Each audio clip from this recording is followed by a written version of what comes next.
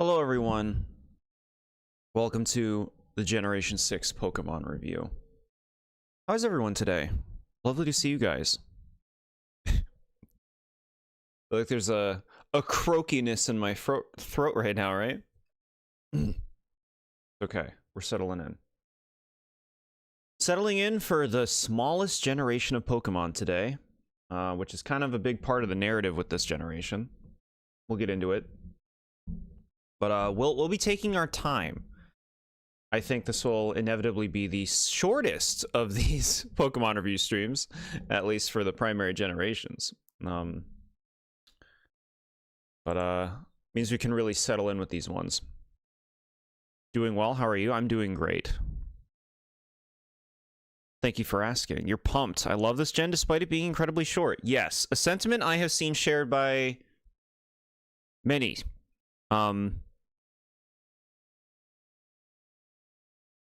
Yeah. Quality is really kicking into gear. I mean, quality, Pokemon have always had a lot of great quality. But, I'd say, you know, Generation 5, which we talked about last time, which was really going in very unexpectedly creative directions. Just with how crazy they got with a lot of concepts. And they kind of keep doing that.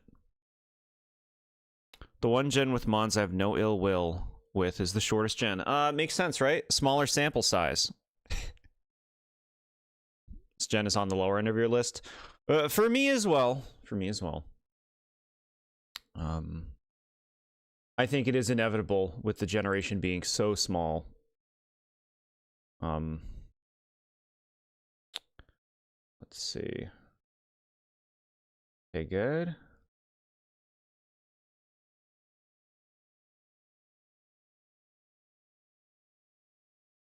So here's our Pokemon.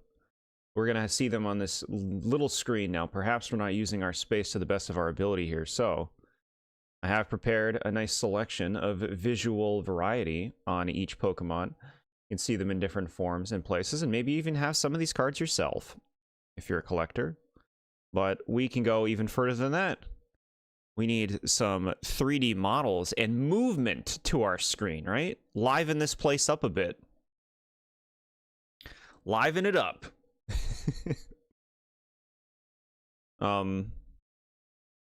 Yeah.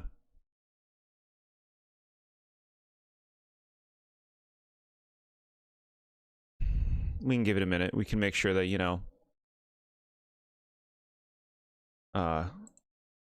people are settled in before we delve too deeply in.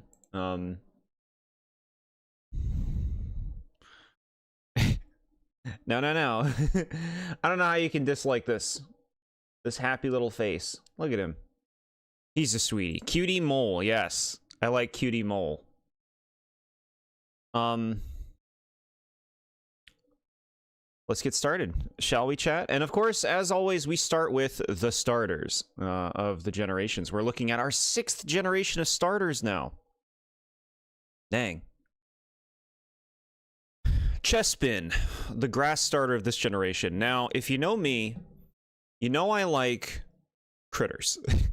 I like tiny little woodland critters. And this is a nice change of pace from what grass starters have been up until now, which have almost all been reptilian or amphibian in their general aesthetic and design, like the kind of creature that they look to be, you know, like they're very dinosaur-like. At least they have been before now, where we just have a straight up like woodland mammal as the grass starter. And I think I always appreciate when they do something different like that. Chespin, I think, is a very, very nice design. The color palette is appealing. The facial expression and just personality of the Pokemon is so likable, so friendly, so cute. Yeah, look at it. Just really nice, well-balanced design, frankly. I like the name Chespin. I like the idea that these all become spikes. Like, it's just a fun idea. Little woodland animal with, like, spiky armor almost, right? And I'll say it right out, Chespin is one of, if not my favorite starter. out of all of the starters. Somewhat tied with the starter from Generation 8, which we'll talk about when we get there.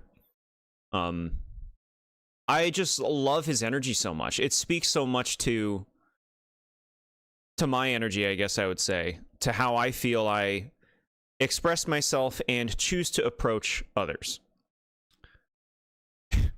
You don't like Chespinort's evolutions? Very, like, surprising to me. I could see, like, its evolutions more than the base form, because they're a little bit more specific, I guess, in terms of their appeal. But, like, base Chespin is just so, like, look at, how can you hate a happy little guy like this, you know? A little critter. Chespin and Quilladin I can get behind, but Chestnut hate just makes me sad. That's the one I feel like I understand that one the most. I mean, okay, I understand the Quilladin hate, too, if somebody has a problem. Debated heavily putting Chestnut as your least favorite, but decided against it because Jord would be very upset with my take. No, you do. You be true to yourself. If that's how you feel, that's how you feel. I don't get it. I don't get it. Chespin are nice, but you're not feeling it that much. Yeah.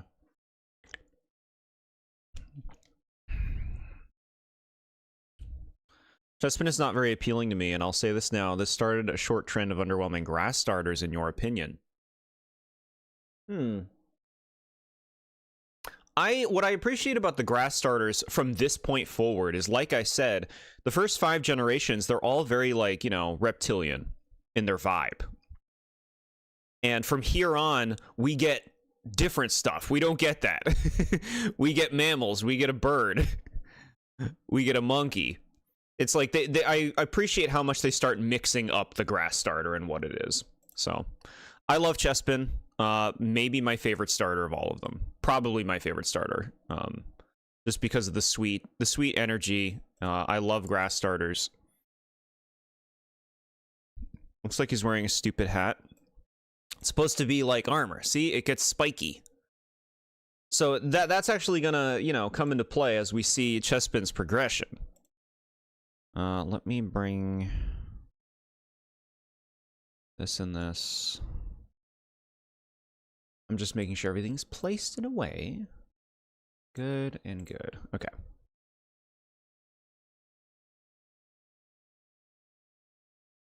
Now, Shiny Chespin, I think that is very attractive. By this point, Generation 6, I want to say that they are fully choosing the shiny colors. By now, they might have even started doing this earlier than this point, but I believe the shinies are deliberate at this point, and this is nice. That is a beautiful shade, even though, like, the little yellow accents look nice. It's great. It's a good shiny. You like the shiny a lot more? Yeah, it plays into the woodland critter vibe really well. I'm a big fan of Chespin.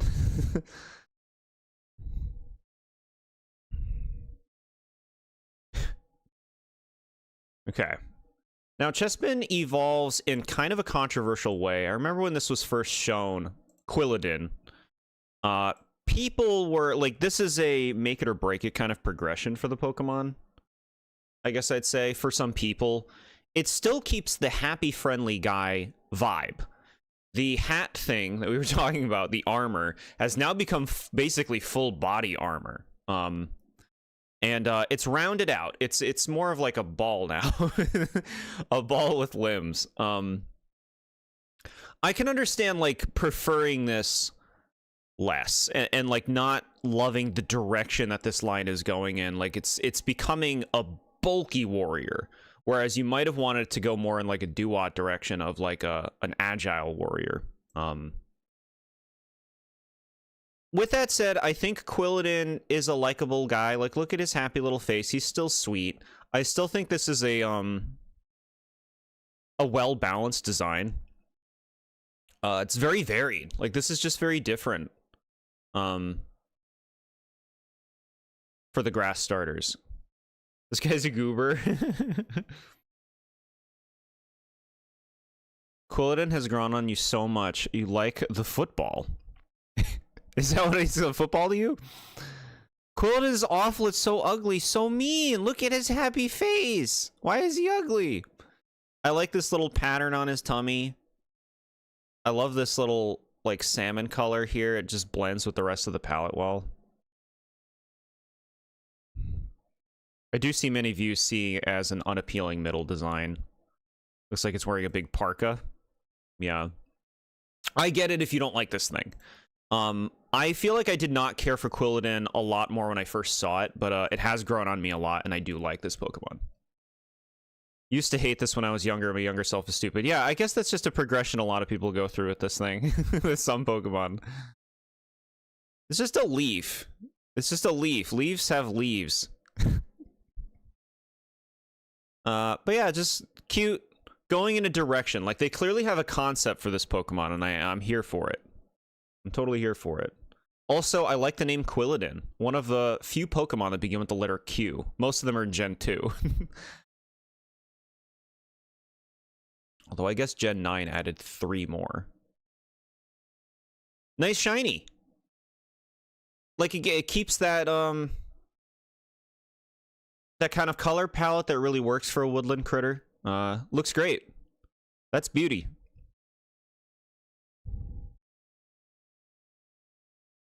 It's just a friendly guy, chat. The shiny is more ugly? No.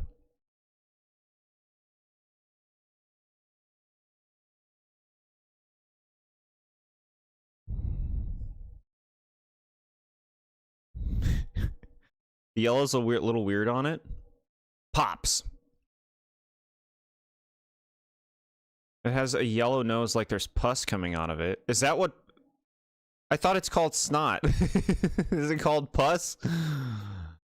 Okay. The final evolution. And what a fucking payoff to this. Chestnut. Wow. Chestnut, like I said, along with that Jade and that Generation 8 starter that we have yet to look at, one of my favorite starter designs. I love Chestnut. This is so cool. This is such a direction. It has now become a giant, bulky grass warrior. The armor has become a shell that it, like, wears over its body. Very distinct form. Just so different, so fresh. For a starter, for just a Pokemon form and design, like, this is so unique.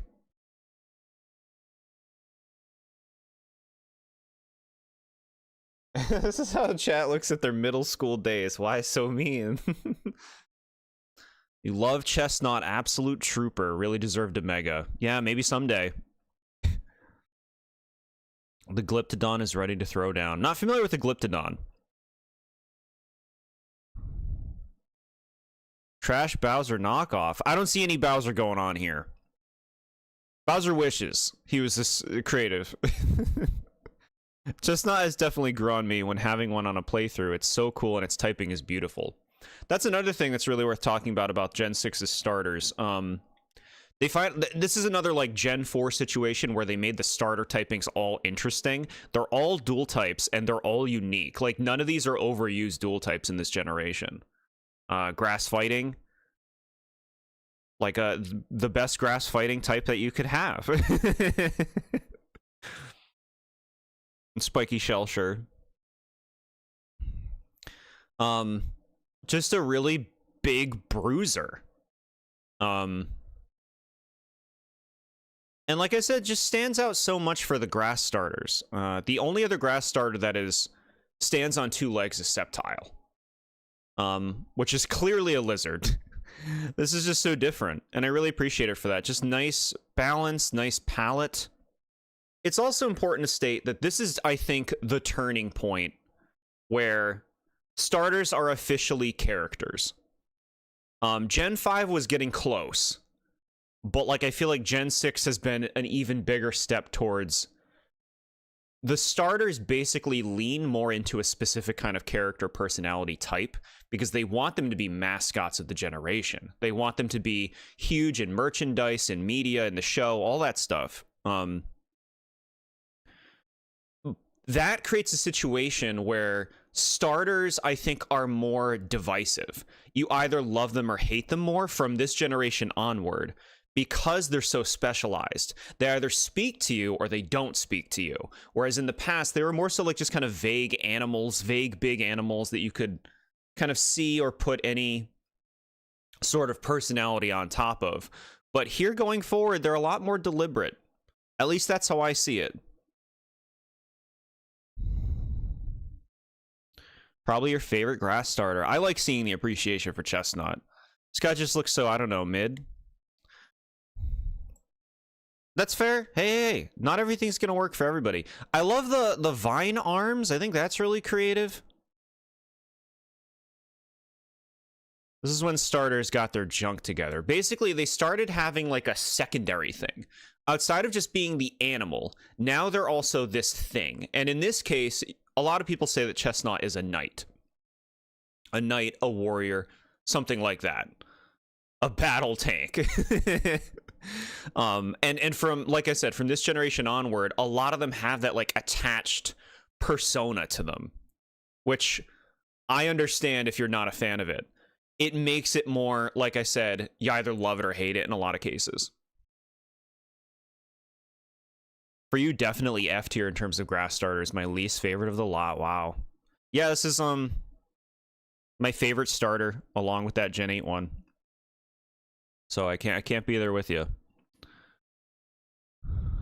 I love that attack animation is elbow checking the air. Yeah, it just, you feel the weight. You feel the weight of this guy, and it's great. Hot take, most grass starters are mid. I think most starters are mid. Personally see Chestnut as barbarian or some kind of Viking. Sure, I can see that. Okay. Shiny Chestnut looks great. It's got that like that burgundy coloration that the previous ones had in their shiny, but now we have this like green and orange on the body that like almost looks like some kind of camouflage. It looks really nice. It's very visually pleasant. You know, my favorite grass starter is the Gen 9 one. I like that pick. Shiny Chestnut's one of the nicest shinies ever. Wow. Big credit. That's some big credit. Now, I did take this.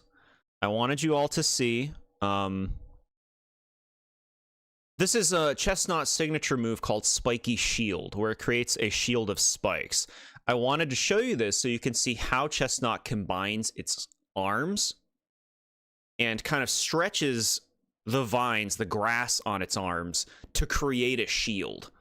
Like this, I think Chestnut's cool for looking so defensive. Like this thing does not look like you could push this thing. It does not look like anything could get through it. Like it looks like it could stop cars effortlessly, just smashed against it and it doesn't even move. So I think that's really cool.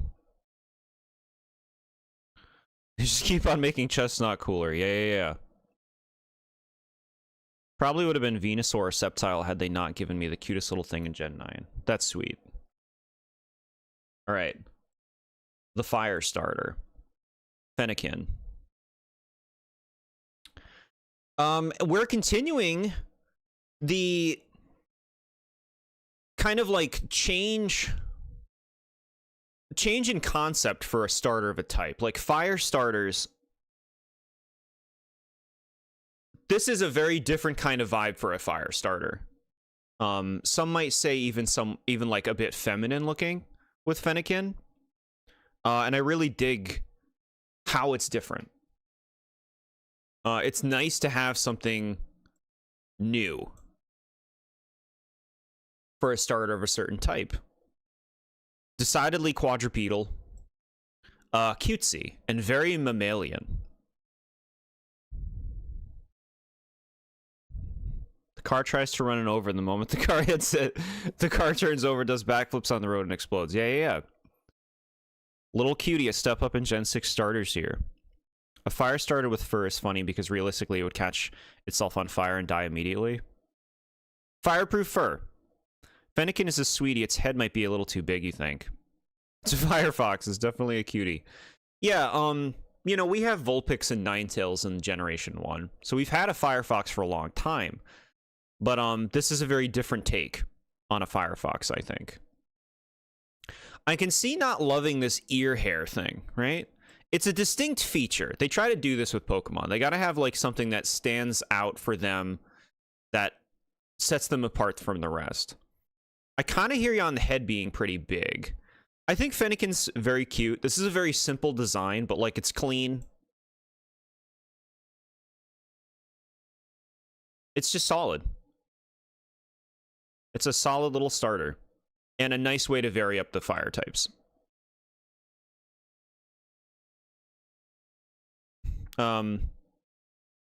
It's got earwax in the fur.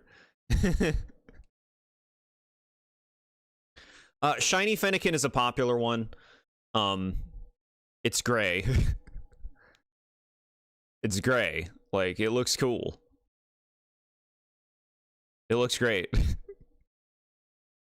It's simple, but it looks great.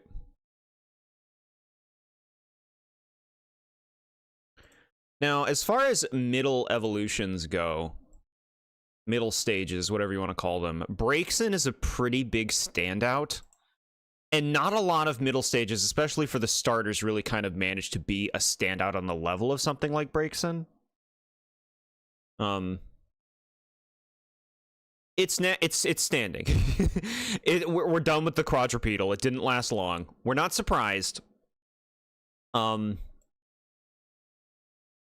It's standing. It almost looks like its fur almost looks like a dress.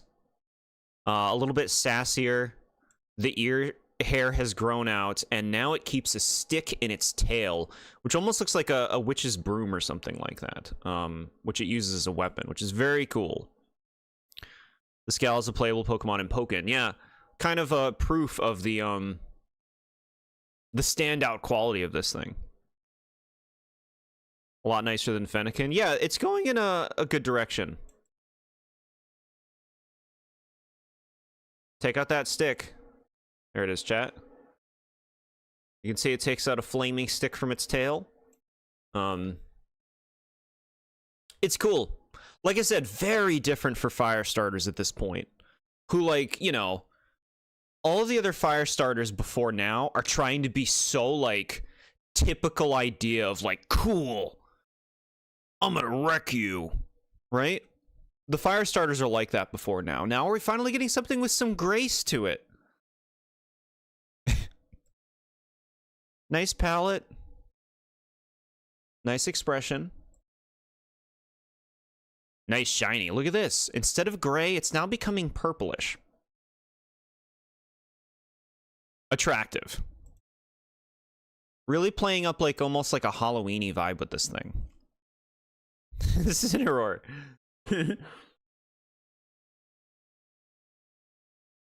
It starts fires for fun looking, Mon. This thing looks like it would be very obedient. You know? Alright, in the final form, which is another, you know, kind of similar to Chestnut, this can either do it for you or not do it for you. I've definitely seen people who do not care for Delphox, but if you're looking for, like, one of the witchiest Pokemon, this is definitely a top pick. Delphox, the final form, is now a tall,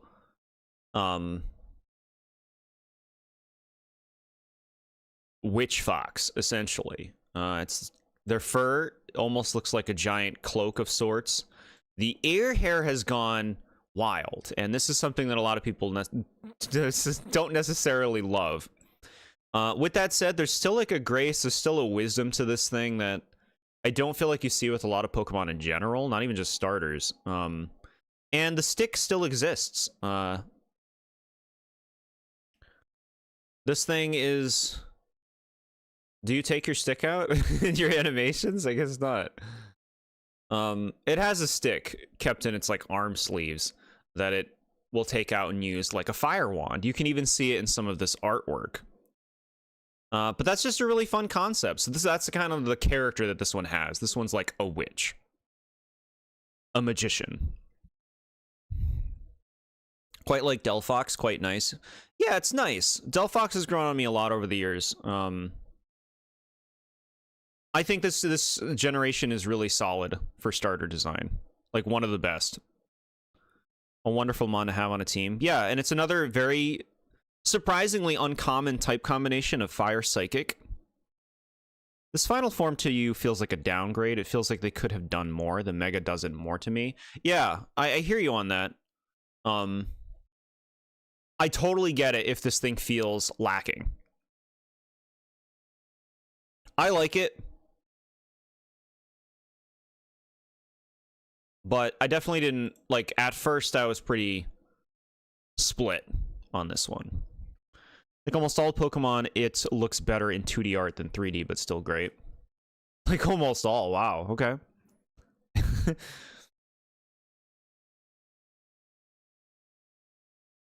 Shiny Delphox, like, they know what they're doing. They're appealing to the people who would like this Pokemon, right? By going in on this purple and gray. It looks fantastic. That's a great shiny.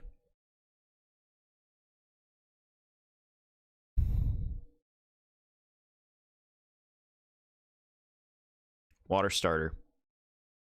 Froakie. The Bubble Frog. Now, similar to the other two, but I would say to a lesser extent, Froakie does feel a little bit different than past water starters. It is still fairly, like, round-headed, but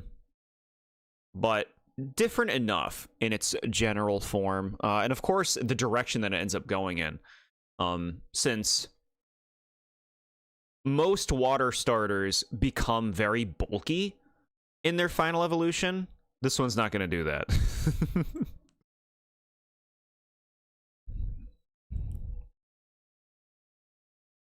Froakie is so friggin' adorable. Probably best base form starter. Wow. See, I actually wouldn't say that. I don't think the personality, he's going for like a serious thing. So I don't think Froakie is like super... He doesn't charm me like something like Chespin does, you know? I love a smiling critter. First starter in Gen 6 and most preferred choice in Kalos. First time I played through Gen 6, I actually did choose Froakie. Am I on time for the Greninja Slam? We'll be there soon. Hi Uniden, welcome in. We're going to review all the Gen 6 Pokemon today. You're just in time for Froakie. It's a cereal mascot? Sure. This is a good design. They have a lot of frogs in Pokemon at this point, and I like that they keep doing something different with them. I love the bubble theme that they went with. It's pretty cute to watch these things swim. They swim in Scarlet and Violet. And it's just really funny. They just kind of like float with their little limbs. It's a really cute frog. This is a great starter. Just like all of the ones from this generation. Despite the fact that Froakie, I wouldn't say really speaks to me personally. We love frogs so much. Yeah, there's so much you can do with frogs. I want to see more frogs. I want to see a fire frog. Yeah, Froakie, really nice balance for like these base form starters between Chespin, Fennekin, Froakie. I just think that's such a good selection. Such a good variety of vibes, of personalities. They did a really good job with the starters in this gen. Okay, so the shiny's like lighter, like a very light blue. It looks good. It's not exciting. And it's almost misleading because of where the shinies end up going with this line. Froakie and Chespin, you really like them? Heck yeah, we were praising Chespin. Most of us are praising Chespin. You love Froakie? Heck yeah. I love seeing the appreciation. Now, Froakie goes in the direction of too cool. With Frogadier. Taller, more agile looking, a little bit slyer looking in the expression, but honestly, like a fairly, I would say this is a fairly unremarkable middle stage, as it does really feel like a stepping stone. It does just kind of feel like a bigger Froakie, to me at least. But that's not to say that anything about this is bad. This is a perfectly solid middle stage. He looks cool. I don't love the name Frogadier. The shiny Froakie gaslights you in ZA. It looks so similar to the base color. You gotta listen. You gotta play the game with the sound on now if you want to find those shinies.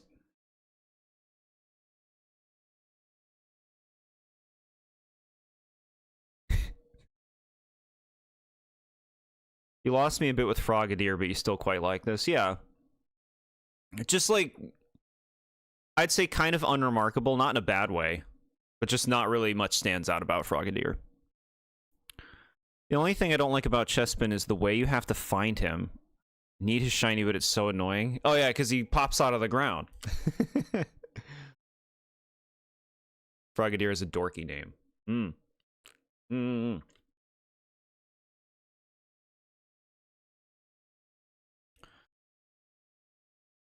Bubble Frog. Okay. Fennekin, you don't like him like you do with Chespin or Froakie. That's fair. Alright. This is nice. What I like here about the shiny is the dark blue pops off of the light blue really nicely. That creates a really attractive contrast. So that looks pretty good.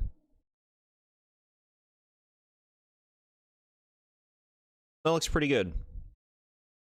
Sorry, not sorry. Sure.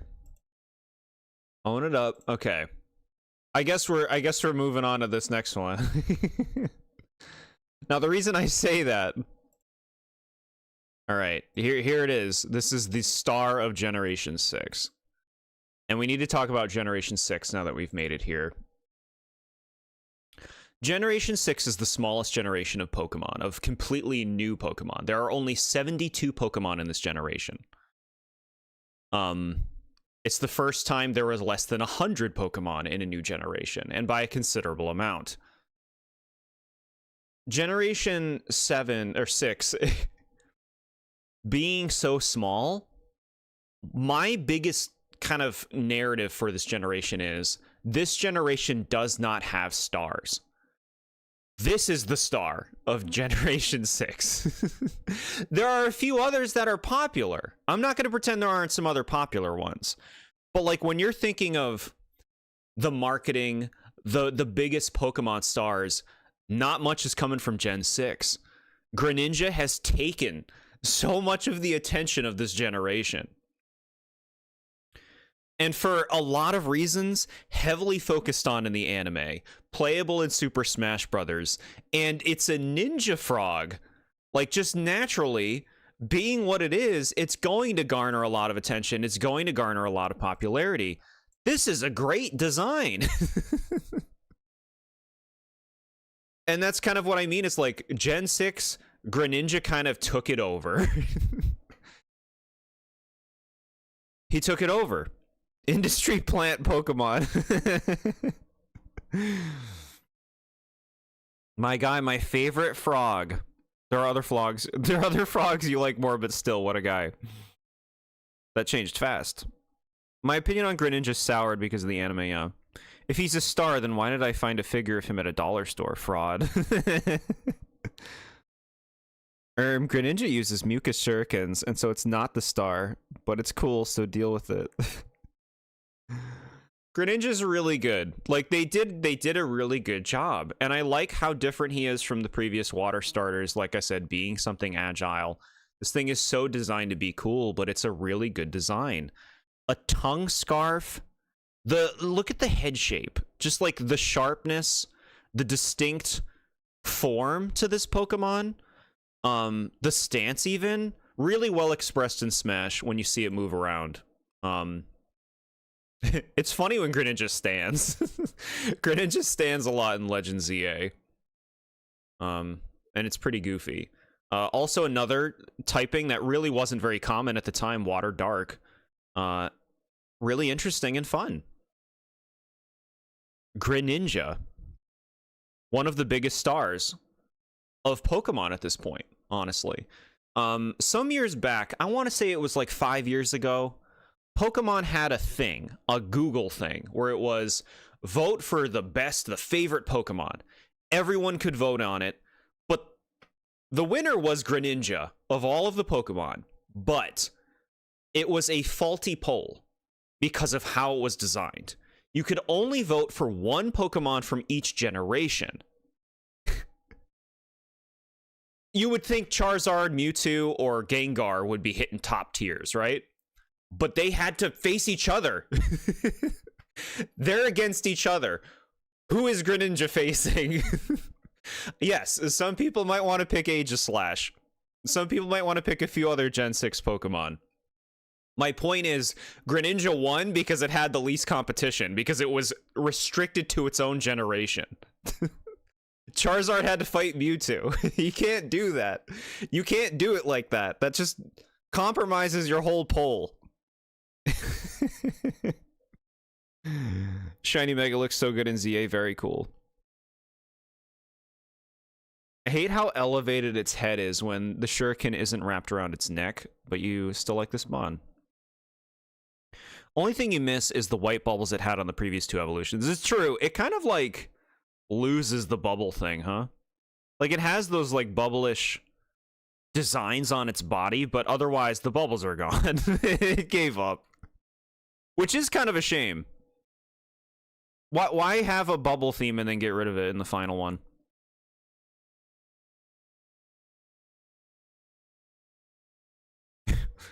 The third water dark type. Sharpedo and Crawdaunt are who I can think of before this point. It's his tongue around his neck, right? Because if so, that's going to get dry really fast. Well, he's a water type. It's okay. It works out. He's in Smash, so he's a star. So why is Lucario here? Also a star. Greninja versus Quilladin. Oh man, I'm sweating. That's the thing. That's what I'm talking about. No competition when voting for favorite Gen 6. They botched that whole poll because of how they structured it. Hi, Yellow. Lovely to see you. We're still early on. Life's been super busy. No, I totally get that. I'll never blame you for not making it to streams. We all got lives and stuff to do. I hope you've been well and had nice holidays. Not the shuriken, you meant the scarf. I see what you mean. Like when the tongue is put away. This is one of those Pokemon they created intending for it to be popular. And like it totally happened. This Pokemon is super popular. You know how many charts this thing's gonna be on at the end of the stream? Hope you had a nice Christmas. Thank you. I did. Simisage versus Greninja. He didn't have to fight against Simisage. Different gens. Okay. Is it on yours, but still cool? Hides nervously as if viewed as my favorite. No, you're fine. Like there was an interview where they in Smash 4, they chose Greninja before anything. They knew they had a winner. Yeah. Like, I believe it was stated that Greninja was being designed for Smash before X and Y were even out. Like, they had decided on Greninja. And I mean, this Pokemon is super popular. Like we're saying. You'll be back, no problem. Okay. And now we must talk about the disaster. Stupid. Look at this. This one has its own thing because it is Battle Bond. Okay. Now, last generation, I talked about Kyurem and the Kyurem forms, and I trashed them. I talked about how they're some of the worst designs they've ever made.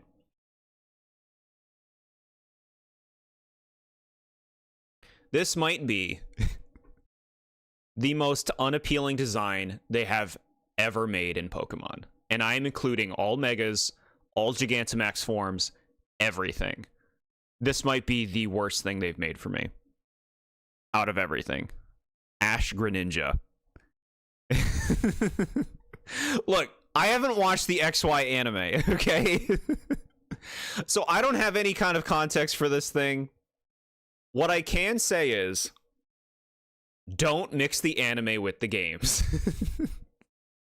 Don't do it. Okay?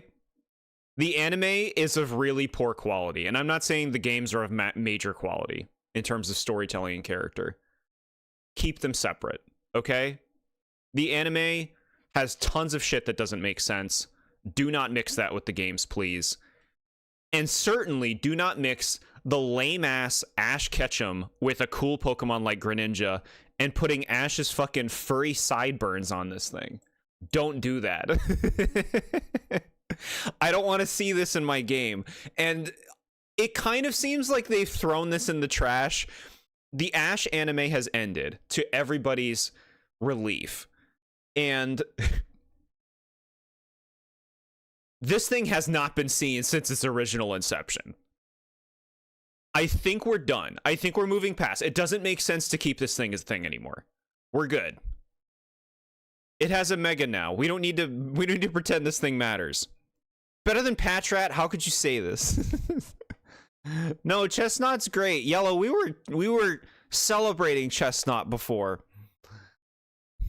Industry plant for Ash, the worst thing of all time. Ash Greninja isn't bad, but very forgettable form as someone who watches the anime very sparingly. I love the Sun and Moon anime, though, even if they did Lusamine dirty. It was overtly unfaithful to the game. Gen 6 anime is really good, though. Chat, knowing me, I could go into this Gen 6 anime with an open mind. Do you think I would like it? Knowing what I'm like, do you think I would like it? I'm open to it. Maybe I would. I'd be surprised if I was. Doesn't have to be faithful to the games to be good. How does that make sense? It can still be good. Sure, yeah. I cannot believe the... okay, I honestly can't fathom thinking of Ash as a cool character. He's a moron. He doesn't understand basic battle strategies, concepts, type matchups. He talks to everybody with questions. Like, I guess I like cool characters. People only talk about the Gen 6 anime because of this thing, really? You don't like Ash all that much, but you like Ash Greninja? I don't understand how anyone can like this fucking hair fur. This Ash hair fur coming out of it. How?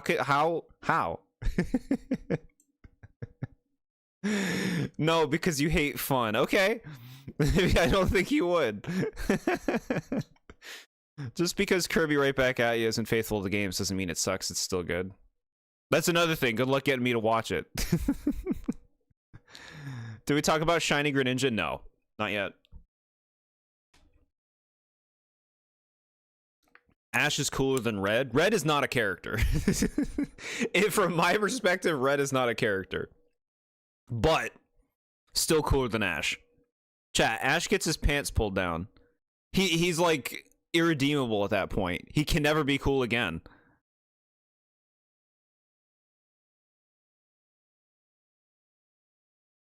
Ash seems like the kind of person who would tell on somebody for saying the word heck.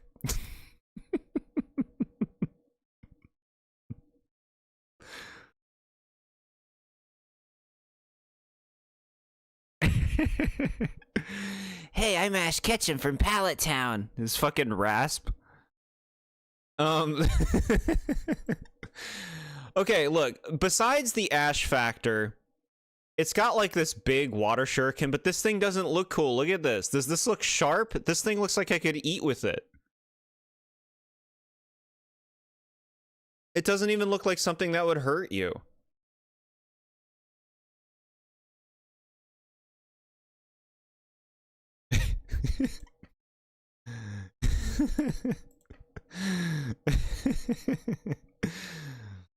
Everyone except me friggin' hates Ash. No, there are other defenders.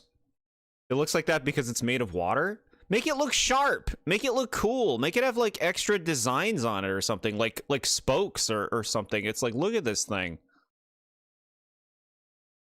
Look at his form, bro. Your legs are gonna fucking pop off your body. Look at how small that is. A Pokemon's gonna hit you, your leg's gonna go flying off. Why do you have Ash fuzz on your face? My word.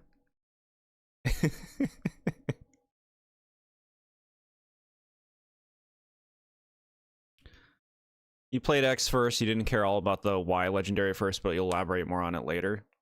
Like, okay, I guess my ultimate point is, if they said, Jordan, you have to destroy one form of anything in Pokemon, I would pick this. I would pick this over Black and White Kyurem. I would pick this over Mega Heracross. This thing is the one to go. And it seems like they've seen that too, because he's not come back, and I swear to God, I hope he never does. But I'll be surprised if they completely leave it behind, because they don't tend to do that with Pokemon.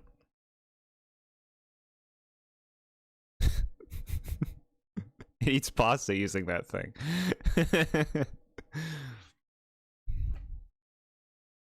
Its legs look even more like pimples. Interesting. That shrunken Ash Greninja is for in case we need to take off the car's tire. The shuriken? Ash is just a dweeb. Yeah. I just think, like, okay, part of it is saltiness, because I think a Pokemon anime could be so compelling, but, like, everything that I watch of the anime is just, like, stories for babies. Like, they make stories for 2-year-olds that are uncompelling with no stakes.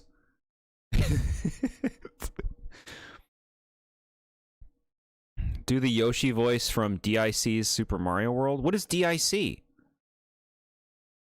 I don't know what you're talking about. Yoshi! Okay. Anyway, yeah, I've made my point. For those who appreciate it, enjoy. But hopefully he never comes back. Shiny Greninja. Now look, I think it's stupid that they show such clear favoritism with shinies, because there are such bad shinies of some Pokemon, right? Some Pokemon just get shit for shinies. And then they're just like, no, we're just gonna make this the coolest thing ever. We're gonna do the Charizard thing again, and we're just gonna make it black. And it looks awesome. It looks fantastic. It's just, it's about the favoritism. Fix the shinies that are stupid, please. Give all of them cool stuff. Why do you just gotta pander to the cool ones? Super Mario World TV show from the 90s? I never seen that. In this episode of Pokemon, Ash attends the Pooh League and gets his second badge 30 episodes in. Yes. You only really watched most of the first season. What you know of the later seasons is only through various media and occasionally catch an episode here and there in movies as well. Sure. I've seen all the movies, so I could speak to those. Watch the Zarude one, chat. That's the best one. By this point, were shinies still due to palette limits, or were they making them manually? I believe they were made manually at this point. By Gen 6, I believe they were deliberately designing the shinies.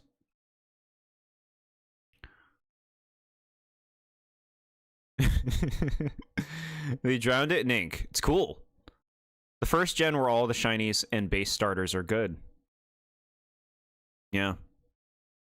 Do not watch any Super Mario show. They all three suck. I had never seen them. I watched we watched 8 of them on Discord like a year ago, of the original one, which I had never seen. They were really stupid.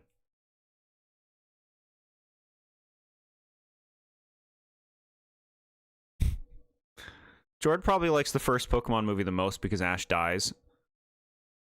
I was surprised at how much that movie is bad. I watched every Pokemon movie last year, and I ranked them all. I was surprised how bad the first movie was. The 2 best movies are the 2 most recent ones. The one with the Zarude and the one with Zeraora. Most of the other ones are awful.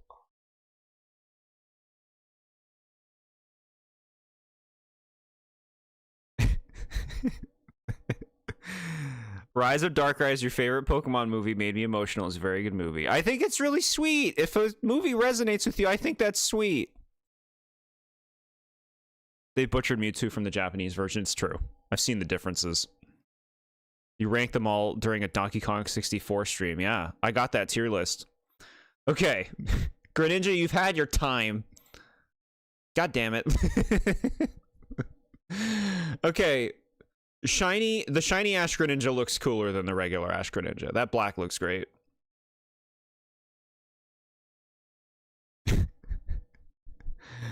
Destiny Deoxys, okay. Remember watching Pokemon The Power of Us or whatever when I was younger because I wanted to see Marshadow kick ass. I remember literally nothing from that movie. That movie's rough. It was cool at first, and then it just kind of like falls apart at the end. Sorry if I came off a bit pissed throughout this half. It's just that the other person calling my argument stupid just because I criticized its unfaithfulness just got on my nerves. Don't worry about it. No. You're all fine. Feel free to express yourself. You might get some pushback, but we're all just jabbing each other. We all respect. Fake fan, it was a Paper Jam stream that Jord ranked all the Pokemon movies. Look at that knowledge. Check out that Paper Jam stream, chat, if you want to hear me rant about the Pokemon movies for like 45 minutes. Okay. The starters. Let's go over here. Let's go here.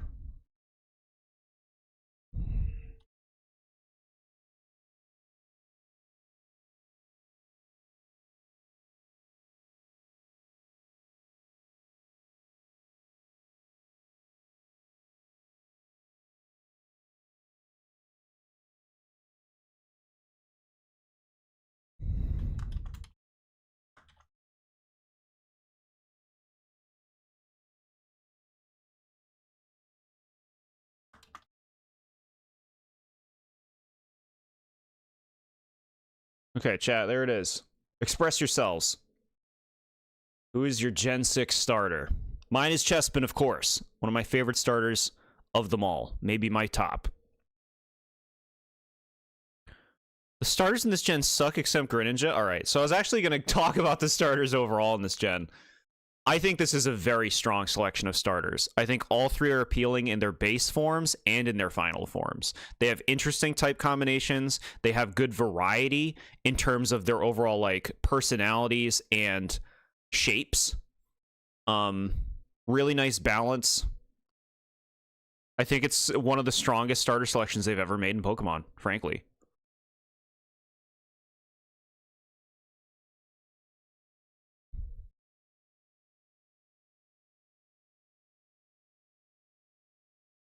The Delphox Mega is a huge upgrade. Delphox has a Mega?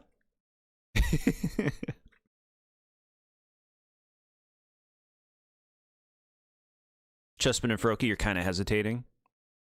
I better see all 100% Chespin line. Hey, Chespin's doing pretty good, 50%. Are we looking? Oh, poor Fennekin. Poor Fennekin.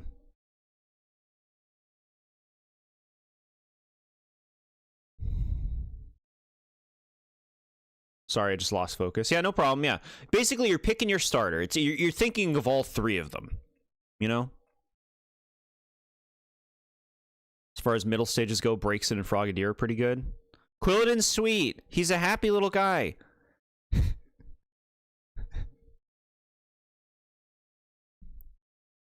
But no, I really think this is a very strong selection. Something else that I really like about this one is the way that the types work. You have grass fighting Chestnut. Grass is good against water, but fighting is also good against dark. So both of them are good against Greninja's types. And the same is true for Water Dark against Fire Psychic and Fire Psychic against Grass fighting. I think that's a really cool little cycle that they did.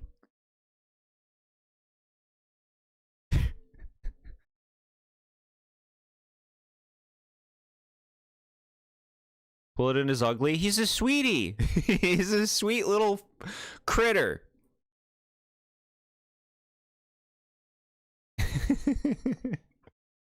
I don't think you can go wrong, frankly, though, with these starters. That's what I mean is, like, I feel like not since Gen 1 have you had such, like, a consistent across-the-board selection. For my taste, personally, I can understand if you guys feel differently about Gen 3 or 4. Like, or 2. Maybe 5. Yeah. Where's my rock-flying fighting starter trio?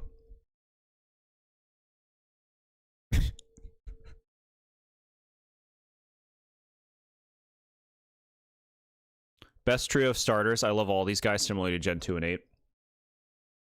Very nice. Everyone is upset that Quilladin is happy in life enjoying his Mario and Luigi games. I'd buy him all the Mario and Luigi games. It doesn't contain your favorite starter of all time, though. It's Gen 7 that has that. You wait for February, chat. Okay. Before we get into the nitty-gritty, I wanted to say about, like, to kind of set a tone for Generation 6. We've already talked about how it's the smallest generation.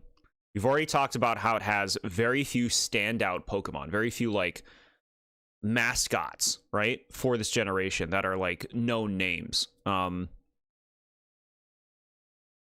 personally think Generation 6 has a lot of forgettable Pokemon. And I guess what I mean by that is, like, I like a lot of them. I think there's a lot of good design here. I don't think a lot of them really stand out. I think a lot of them can easily be looked at as forgettable filler. I know people might feel differently. I'm not saying they're bad designs. I'm just saying Gen 6, not a lot of things did good at standing out. Hence the Greninja generation.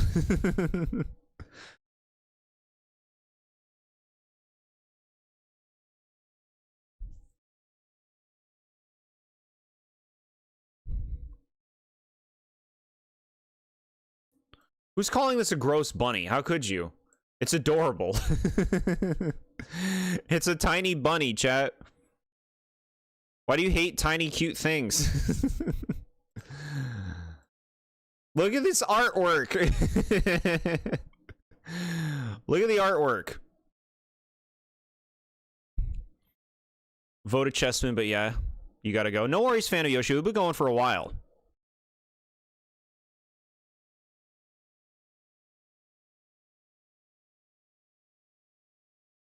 Funnelby is a sweetie. His ears are hands. Yeah, that's a good thing. That's good design.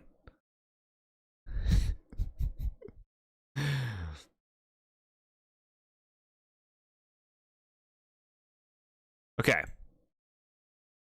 This is nice. You know, like, we have a few bunnies by this point. The main comparison is Bunnery. But this is significantly different from Bunnery. Kind of our starter critter, but it's a cute, silly little bunny that looks like it would be in a Rankin Bass movie.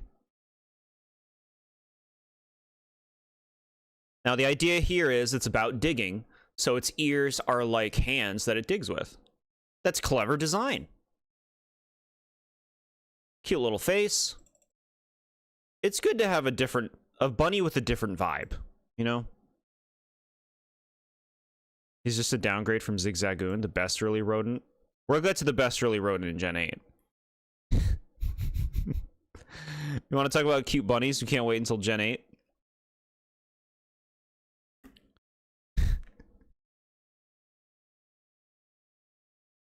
No, this is good though. It's nice. It's nice that it's really different because the first 5 generations, they were really just kind of repeating that rodent idea for the most part. Like, Patrat wasn't super different from Bidoof in terms of, like, general shape and form. It's nice that they did something different here with a rabbit. Hi, Burning Baron. Welcome to the Gen 6 time. We just got through the starters. A lot was said.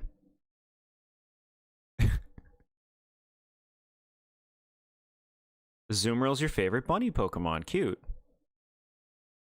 I hate the fact that everyone was too stupid to think the person in disguise was a completely different person. Yeah, I hate that. That's always shit. It's always shit in media.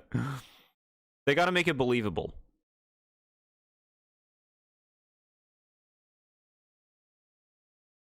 You have those Christmas films in your mind.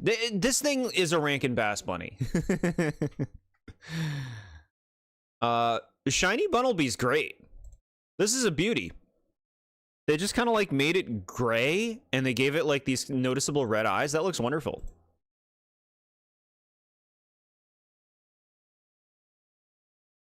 You're recording yourself, so you have to be in and out.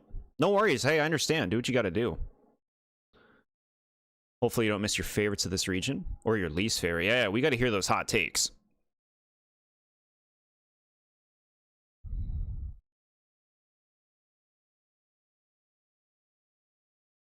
You like the shiny? It looks like it's digging snow. That's so cute.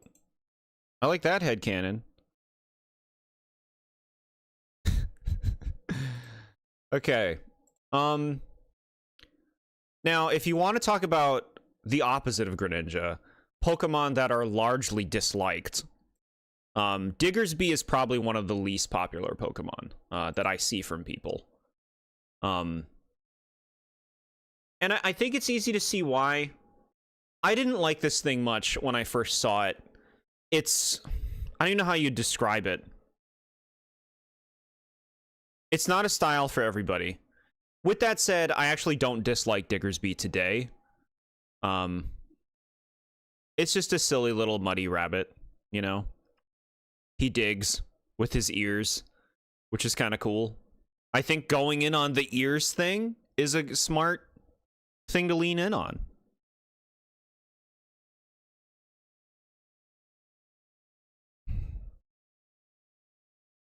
You're a Rankin Bass character. I cry being called the elf practice elf.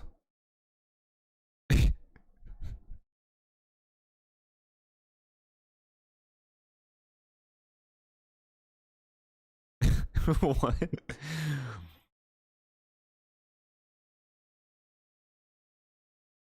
Diggersby looks like a 40-year-old man. Chat, give it 4 years. Who do you think you're going to be watching here?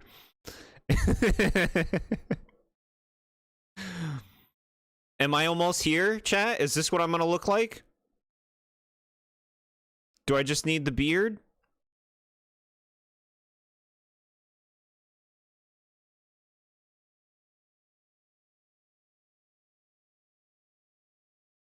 Okay, I see someone who says they like Diggersby. Diggersby looks like an old man, and for some reason, I like that they gave it that personality. It's nice to have variety. Not every Pokemon should be a looker. We've discussed this. What's with the yellow stomach fur? Makes me think of like a pastry. Like you look at this thing from far away and you're like, is that a big pastry or is that a Pokemon?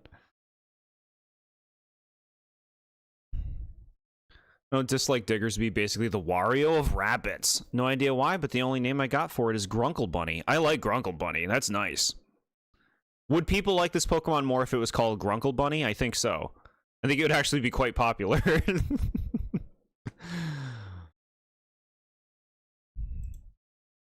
You probably won't look any different by then. Thank you. We'll see how long we can keep that looking the same going.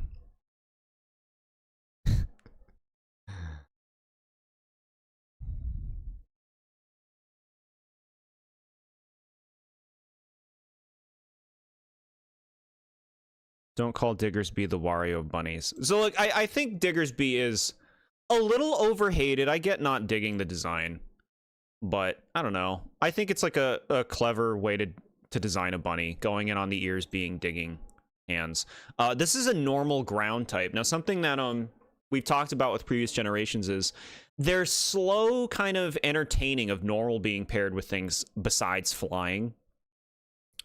Gen 2 like had Girafarig with normal Psychic. Gen 4 gave us normal Water with Bibarel. And the last generation gave us Deerling and Sawsbuck with normal Grass. This generation gives us several new combinations, this being one of normal ground. Which is great. I like that they do that. The Wario bunnies makes it you like it more?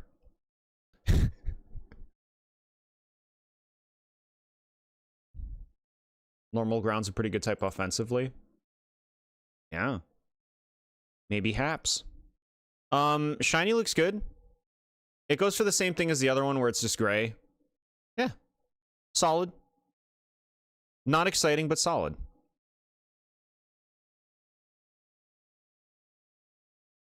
Okay, the bird. And boy, oh boy, is it a cute little bird. I really like Fletchling. It's a really simple design, but cute. Like, cute face, nice color palette, nice balance to the design. Like, it's very simple. But as far as, like, a tiny Robin Pokemon, you did great. It's a cutie. Why do I find the card art more appealing than the renders? Is it more interesting when they're actually in scenarios? I think the scenarios help. I also think it's like a little bit less clinical looking, right? Like you're getting more personality generally from the artwork.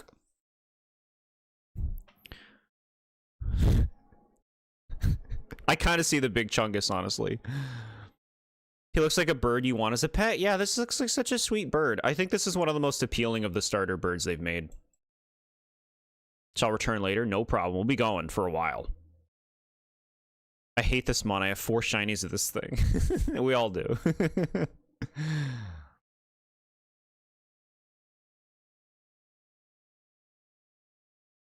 Pidove and Fletchling are the only regional birds you actually like up until this point. Yeah, I feel like they got better with making them more varied and more interesting. Here's the shiny. This isn't a great shiny. It kind of just looks like it has like a filter put over it. Like, it doesn't look bad. It's just like not exciting at all. SMA with the slander. That's so funny. Okay. Now, look at the fucking middle art card, bro. I want that on my wall. Holy crap, that looks excellent.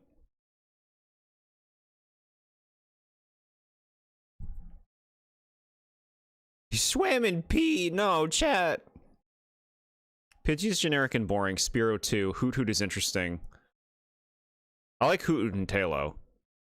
Starly's cute, but not very remarkable. Okay. Middle stages that you will hear me, like, praise. I love Fletchender. I think this is so nice looking. The look in its face, like, this is just, like, bigger Fletchling, big bird, great color palette. The wings look beautiful. The tail looks great. The expressiveness, I just love everything about this thing's design. Like, this is one of my favorite middle stages in all of Pokemon. It's such a nice little bird. Super, super cute. Yeah. You would want Fletchender to sit on your head in the winter to keep me warm. Which you bring up another good point. This is the first time the starter bird is interesting in terms of its type. They've always been fucking normal flying until now. And they made it part fire type, and it's just like, yes, we want more interesting things with our starter things. And that's a big reason I feel like this line stands out for a lot of people. Because it becomes a fire type. That's really cool. I also really like the name Fletchender. If you didn't know, it's one of the longest Pokemon names. It was a sign that they increased the name limit. Because if you remember, Feraligatr has T and then the letter R right next to it because of the text limit in Gen 2. Fletchender goes beyond that. Yeah. You don't think that's slander? No, I think it's funny, SMA. It's just because a lot of people like Talonflame. We'll get to Talonflame in a moment. I just thought it was funny. He would definitely poke my eyes out, but that's the only consequence to petting this thing. I'm petting it multiple times. You be careful, chat. Don't you let it peck you. He walks so Corviknight and Kilowattrel could fly. I like what you're saying. This mon's cries. This mon cries writing its name every day.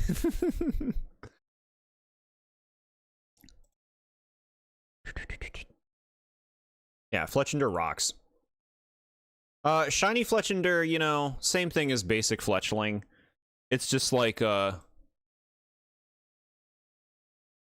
of like golden stained or something. It's okay. It's okay, but it's not like, you don't hunt for this thing unless you really like the Pokemon. The shiny won't change your mind. Okay. Welcome to Downgrade City. Chat's so mad. This is a pretty popular Pokemon, and I kind of like relate that to the Luxray effect. Now, I'm not saying Luxray is not insanely cool, because he is. It's one of my faves. But I do think a Pokemon being early in the games and very accessible that has an interesting type that you end up using for the whole game tends to endear that Pokemon to everybody who played that game. And I kind of feel like that happened with a lot of people with Talonflame. I'm not saying that, I'm not like disparaging you if you like this thing's design naturally. I can see why one might like it, but I do think that a lot of people probably use Talonflame in their playthrough of X and Y. Which does naturally create a bond and naturally create a higher level of appreciation.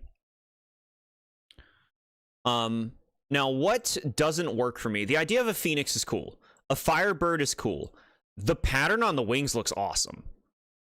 The tail feathers even look pretty good. My problem with Talonflame is its face. It's not a bad face. It's not for me. This thing, it lost all cuteness and it even lost the coolness. He looks kind of derpy. He just looks like a big pheasant. It just looks like a big pheasant. Talonflame is super cool. Best fully evolved bird up to this point. Wow. Yeah, I can't be there with you. Talonflame doesn't do it for me. I don't hate this thing. I think it could look a lot more appealing to me. The white pattern on its tail looked better in the previous evolutions. Yeah, I hear ya. Staraptor is better. I'm with you there. I like Talonflame mostly because I think birds of prey are really cool. Sure, I could get that. I will only give Talonflame this. At least it's a solid fire type for a playthrough. It's a miracle. Yeah. Y'all want some fire types? The other birds, except on Pheasant, don't even come close, especially not Staraptor. Wow. Yeah, I would put a lot of the other birds over Talonflame personally, like the earlier ones. I'd put Swallow, I'd put Staraptor, I'd put maybe even Noctowl. Teach their own. Yeah, I don't know. You lost me. I was really into that Fletchinder, but you lost me. Think your favorite non-legendary bird would have to be Noctowl? What about Sigilif? No. Show me the shiny. Okay. No. Look, the red doesn't look bad. It's just like, this is all you did? I don't know. To me, this is not inspired. To me, this is just like, it almost feels like a generated shiny of like the previous generations, you know? Very orange. Mid-shiny, yeah. Why is this card normal type? Flying is symbolized with normal. So that's it being a flying type in the card game. Does that even count as a bird? We'll define a bird then. Why isn't Sigilif a bird? What creates bird? Do they need beak? Does beak make bird?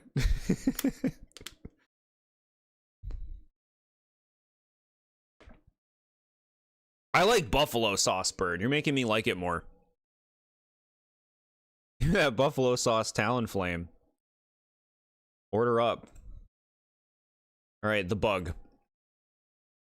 Now, another consequence of this generation being so small, this is the only bug type. This and its two evolutions are the only bug types in the entire generation of all 72.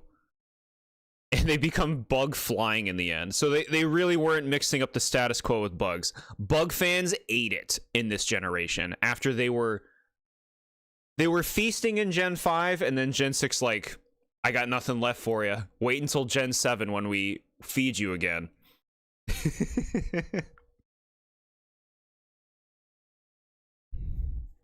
Why does Crobat love Brave Bird? He's a bird. It's proof.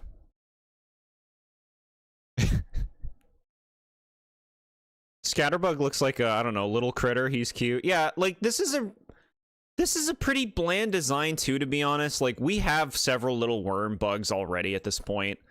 This isn't bad looking. Like, it is cute. It's its fine own little design. It's just completely unexciting as a Pokemon. It's just unexciting. But, like, he gets the job done.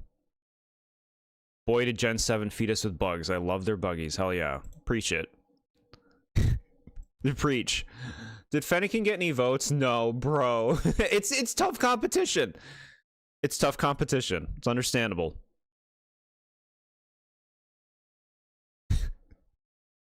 Shiny Scatterbug. I like the white. It looks good. It's distinct from the normal one, sure. It's good. And you love the Gen 7 Ghost. So yeah. We'll be crying tears of joy when we talk about Gen 7 in February. Spupa. Now this is better. This is better than Scatterbug. Like, we're going in an interesting direction, right? This is kind of its like cocoon phase. Its head is peeking out of just this big old fur shag of like scales. And it's cute. It's cute. It's got a nice palette. It's a distinct idea that the final evolution kind of throws away. Not in a bad way, but if you like Spupa, the final evolution is nothing like it.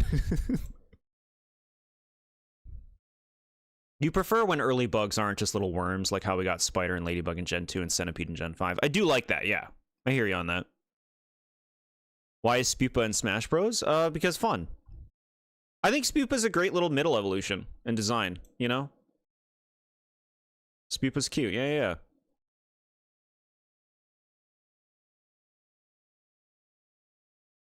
Shiny Spupa, significantly different. I'm not sure how much I like this like cream color for the head, but the black fur looks good. Or whatever that is. Spupa's a cutie middle evolution, oddly enough. Yeah. One of the better middle evolutions, I'd say. Stands out. Love that shiny, wow. Okay, I guess we'll go to the pink one first. Vivian. We're gonna be here for a moment. Here's the final evolution. It becomes another butterfly. And I feel like that's another reason why this line is a little unexciting, because we've done this. We've had the starter bug that becomes a butterfly several times by this point. And it's another bug flying type. Like, the type is not interesting. Usability, it's not, like, this Pokemon's not great, just like the old ones. It's just like a completely unexciting bug after Gen 5 made it seem like they might be giving them more respect. With all of that said, I like Vivian. I think this is cute. I like its gimmick. If you don't know, Vivian's all about having many different patterns for its wings. And the type of Vivian that you get is dependent on where you live in the real world. So, people who are around you, who you knew, maybe in school or something, would all get the same kind of Vivian. And to get Vivians of other patterns, you would have to trade with people all around the world. Some of the more modern games have changed how that works. You can get, like, other Vivian forms in some of the games now, that aren't based on real-life region, but that's how it worked originally. And it was, I think, to kind of support, kind of, encourage utilizing the global trade station, or whatever it was called. Which I did to get all of the Vivian forms, so we'll thankfully be able to look at them all today. This is kind of treated as the default Vivian, the Meadow form, as this is, I believe, the color you get if you live in France in real life, and France is the region this is based on. So this is the Vivian you will see the most. I love Vivian. It's super cute. I love its little face and its beautiful wings. Base Vivian has a great color palette, despite there being multiple colors. Yeah, it's nice. The base color palette works really well with all the different colors they give its wings. So, like, it's smart design. Time to do my chores while listening to a butterfly and its 20 patterns. Do you prefer it to Butterfree? Butterfree is really good. That's a tough call. I feel like I might have to go with Vivian. While you like owls, the grass star to the next gen is not as cute as you'd like it to be. Yeah. We'll get there, SMA. Aren't there some rare forms like Pokeball patterns? True. We'll be looking at that too.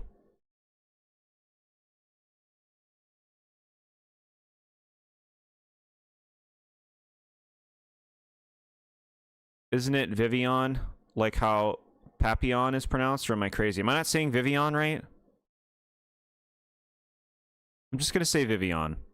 I'm just gonna say Vivian. Yeah. It's a cool butterfly that stands out because of the gimmick about its regional designs.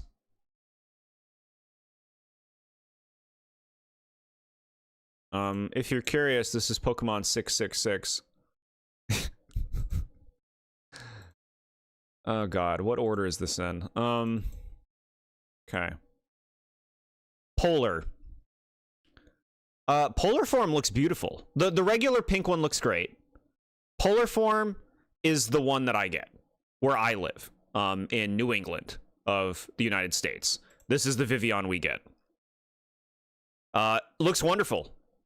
The blue pattern, the little specks.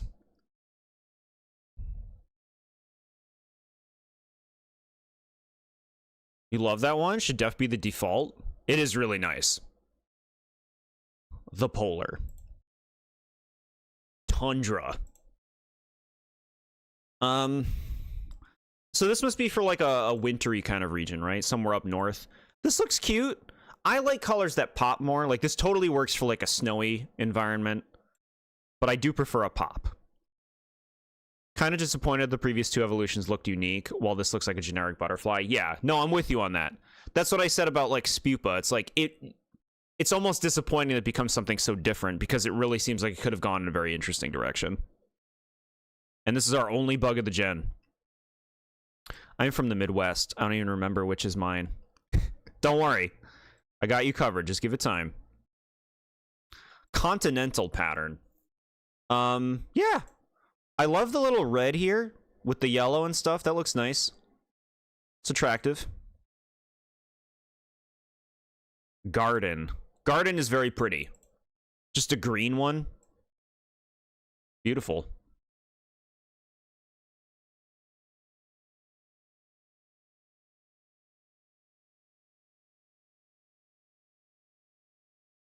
Now, Elegant Vivian, they look great. Purple is beautiful. These were very common on the global trade station because Japan has this one. If you're from Japan, you have the elegant color. So these were very common. Beautiful.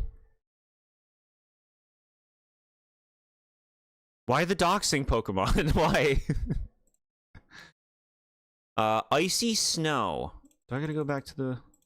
Yeah, there it is. So this is just straight up white. That looks good, you know?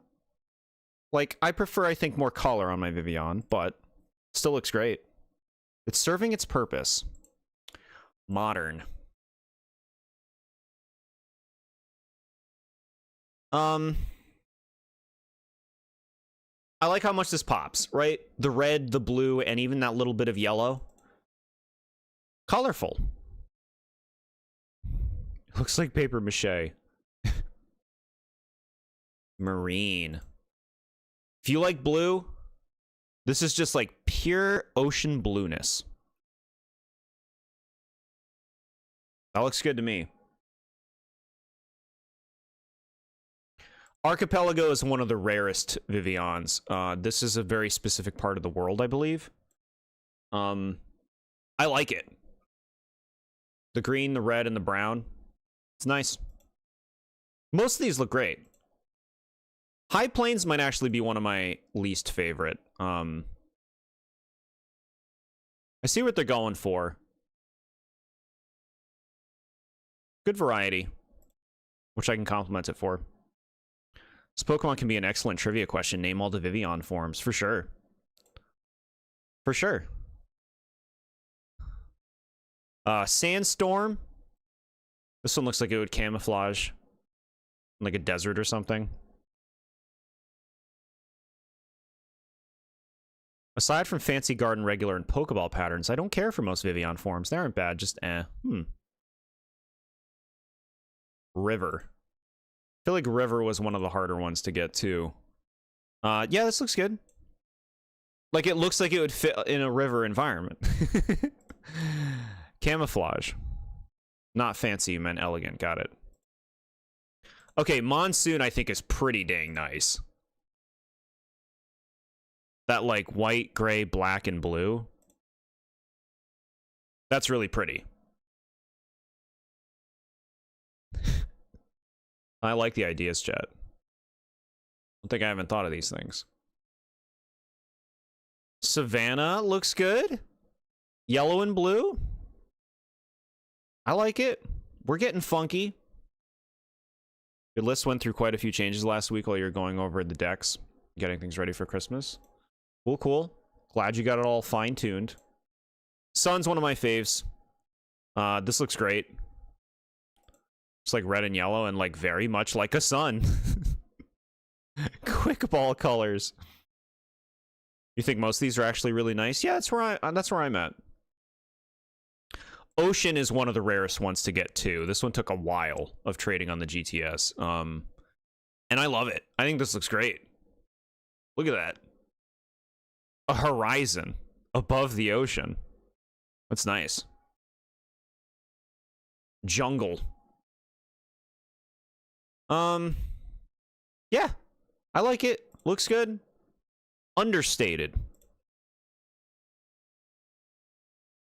Now, Fancy was a special one. You could only get this from an event. Originally. I believe you can get these in some games now. This looks good, though. Right? A little garden salad before your Olive Garden meal? Vivian?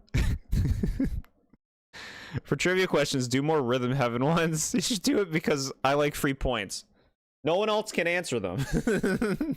They would just be free points for you. And then the Pokeball Vivian. This is another event one where it's got like a Pokeball pattern. I don't think it looks bad. I don't want to think about eating Vivian. Just think about that salad the Vivian serves you.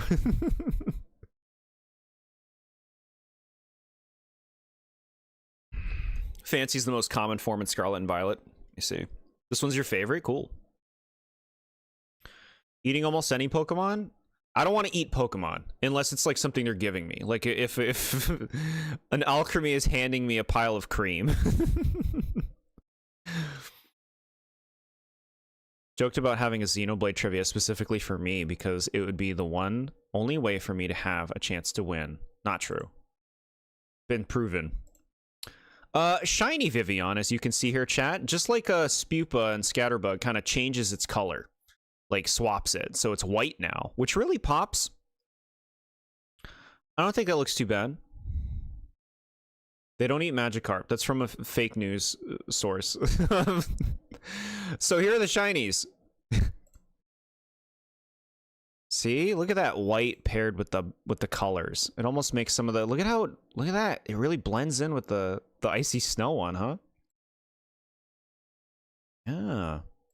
Looks good.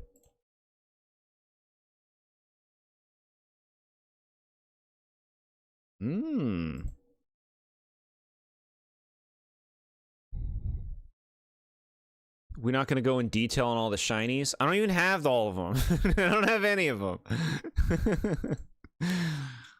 Unless you want me to like talk about each one. I made my commentary. Unless the Pokemon part in question falls off naturally and is eventually regrown, I would never eat a Pokemon. Yeah, I wouldn't want to eat one. I wouldn't want to.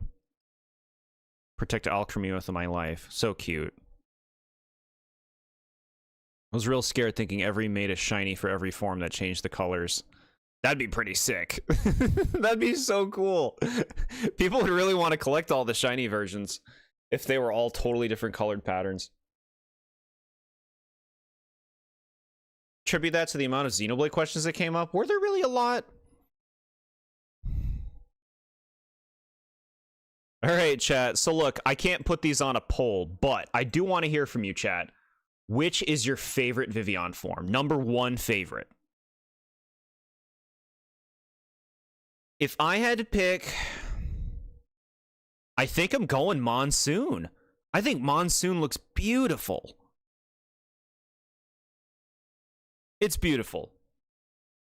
A little trick, if you want to try to get a Vivian form, I believe it's based on your 3DS's location. So, like in the original game, you could reset your 3DS, choose a different region, and then I think you would get a different Vivian form. I think that's one way you could get it.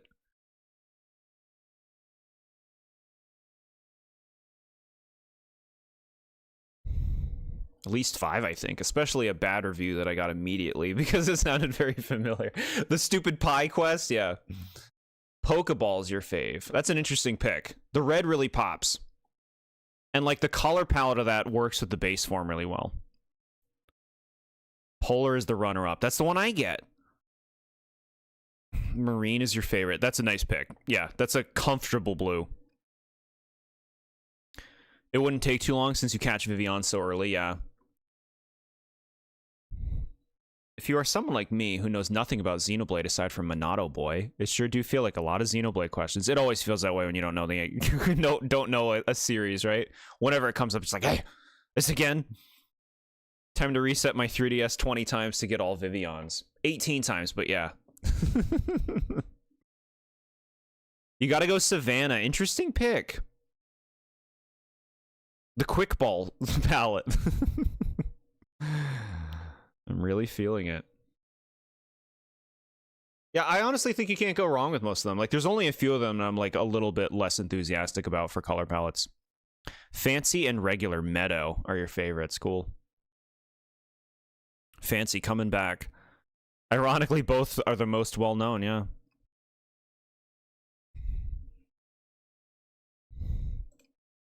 Then finally, here, chat, I've... someone made this lovely image online that I found to show you. In case you do not know the Vivian form that you get when you evolve in the game, this chart gives you a vague idea of what that is. So, like, if you live in the Midwest, you get Modern. Modern, which is the red one.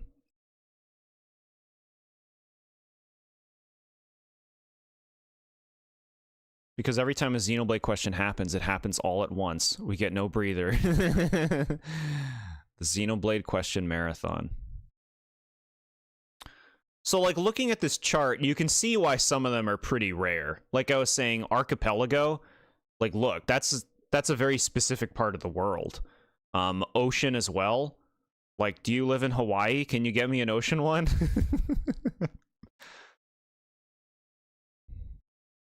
It's actually really cool that they did this. Yeah, it is really cool. At the same time, you know, if you want a specific one, it can be rough to try to get that specific one. But, still cool.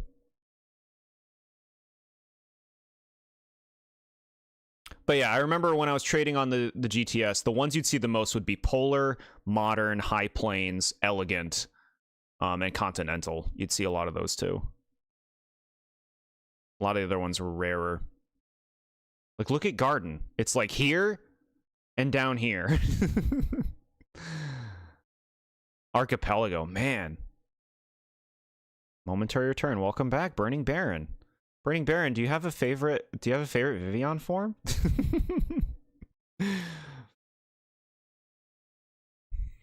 As someone who showed up in this community last year, I openly talked about Xenoblade Chronicles, expecting no one to know what I was talking about. I was surprised that you did, Jordan. I'm glad I could meet the expectations. Well, the unexpectations, I guess. But yeah. That's Vivian, chat. We got through it. So despite this generation being small, they actually did... Like, some Pokemon have quite a large amount of forms. I guess to, you know, offer some more collecting for the players.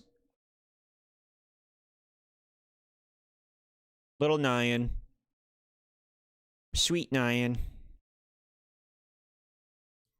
They finally give us like a straight up like plain lion. Like a standard lion. You always got Polar, same. You always love the green patterns. The Elegant and High Plain ones are cool. Interesting. But all the Vivians, I hate them. Why? Get out of full screen, Jord. Thank you, chat. Thank you so much for telling me that. Because it would have affected many reviews. There you go, chat. Look at that cute lion. Look at that artwork. You can't miss that. He's playing in the snow. He's playing on ice. His paws are so cute. Yeah. Litlio's cute. This is another example of them branching out with the normal type combos. This is normal fire, which is cool. Like, get us some nice variety going with type combos. Litlio's cute.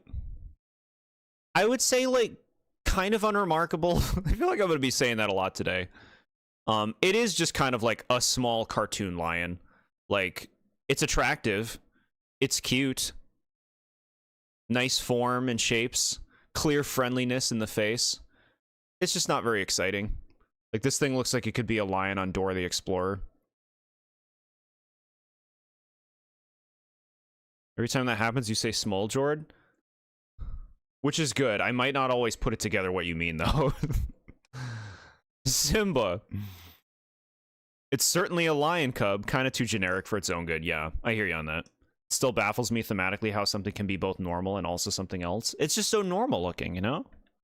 It's a balance. There's a little pause. Okay, open this. And this. Shiny Litleo. So they made it like white? Yeah, alright. Sure. It's fine.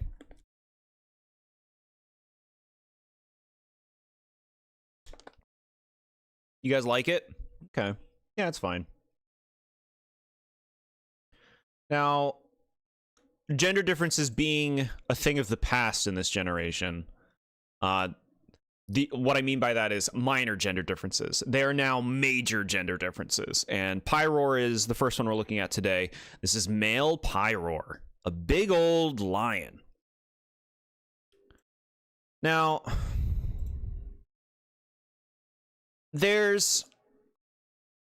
I really like cats. You all know I like cats. And lions are really cool. I think there's a lot of potential to make a really cool fire lion. Pyroar is a little lacking in that regard. Like, I don't think Pyroar's bad. I like the shaggy fur and like the body, the way that looks. My problem really comes down to the mane itself. The mane is very cartoonish looking. It's very synthetic looking. Like, this looks like a toy. This doesn't look like a creature. I mean, I know that Pokemon design has changed dramatically from the first gen in that regard. In how they form them, they make them cleaner looking like this. But because of that, there's just like a synthetic vibe to Pyroar's look that I don't care for. You can see like these lines on its face that don't need to be there. It just makes it look more like a toy to me, you know? That kind of takes away my ability to appreciate Pyroar, honestly, a bit. Like, I don't dislike this Pokemon. It's totally fine.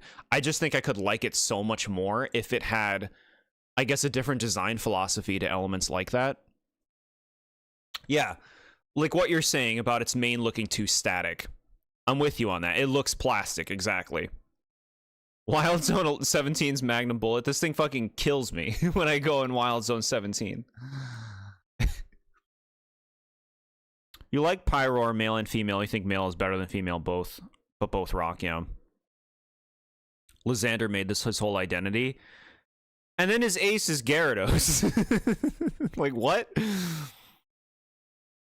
The mane is supposed to look like the kanji for flame or fire, so that's part of the plastic mane thing. You like it personally? Yeah, like, cute.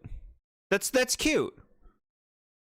I like, you know, smart design there. I just... When I think of like a Pokemon like Arcanine, it looks like such a creature, you know? Like, I feel like I can feel its fur. What does it feel like to touch this thing's mane? Are you like touching like this big like plastic thing? Is it fur? Can you run your hands through it? Why didn't they give Gen 6 any Megas except Deontay? Because they were all new. To me, I think that was a good call. Don't give Megas to new Pokemon. You know, like we're taking them in as new Pokemon on their own. Giving Megas to old things that are more boring at that point, I think, is smart. You run your hands through it and it feels like a gumball machine. That sounds so gross. I don't want to touch that. Yeah, we're gonna have to go to the other one. This sucks. This is bad, bro. What did you do? This is what I'm talking about. Look at what they did with Shiny Greninja and look what they did with this. It's just like cream stained. Don't think about that. Okay. Female Pyroar. All right, so look, we're going to go to the cards now. Look at all these male Pyroar cards. So cool. Let's look at the female ones. Look, I don't care for there being like a less important version of a Pokemon in terms of like a gender form, right? This is stupid. Why show clear favoritism for the male and then be like, yeah, we don't give a shit about the female Pyroar? That's just stupid. There's fucking one female Pyroar card. And then all the other ones are the male. It's like, why did you make this then? If you clearly thought that the male was the worthwhile version of the design, why did you even make a female one at that point? Why not just make all the Pyroars look like the other one? Don't like new Megas for new Pokemon, but you praise Mega Baxcalibur. Mega Baxcalibur was not new. And what I mean by that is Baxcalibur has been out for years. Don't make a new Mega at the same time you're making a Pokemon. Like, if Mega Baxcalibur was in the game that Baxcalibur came out in, that would be stupid to me. Baxcalibur had his moment. He had his 3 years, and then he got his Mega. That's okay. That's okay. We need time to take these designs in before you give us a booster, right? Then you boost it.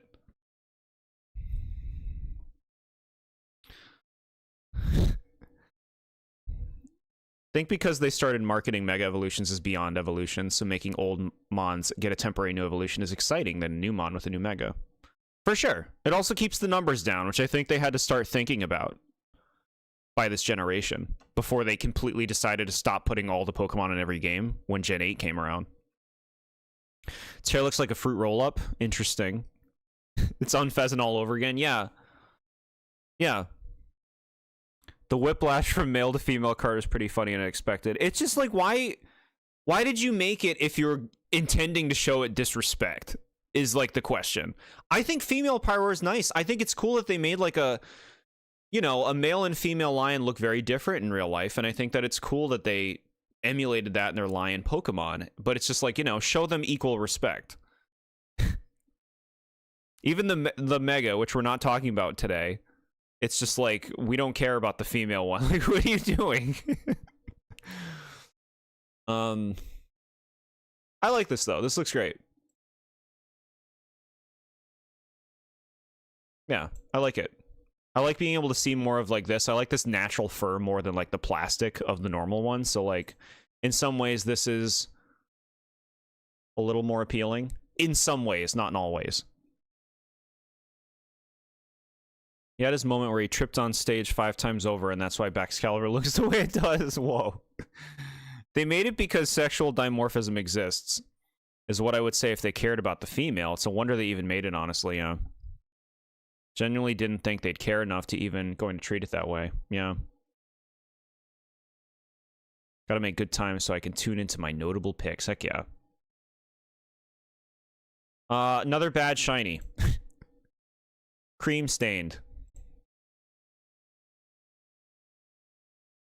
Like, this is so boring, man. This is such a boring shiny to get. Like, you're not excited. The only reason you would be excited is if you really like Pyroar, or if you're just happy to get a shiny. If you're at that stage where it's still special to you. But like, this is like, you don't even care. You want a nap now? You hope you won't miss the rankings? I'll miss you, Yellow. Have a good nap. We'll be going for a while. We've been taking our time going through this. Wonder how it'll go when we talk about the fossils. Yeah, we'll be getting there soon.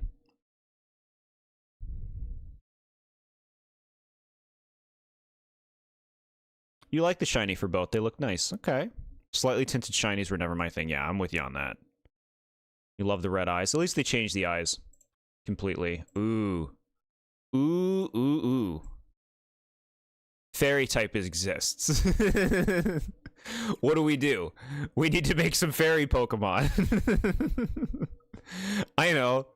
Let's make something really fucking cool. And really creative.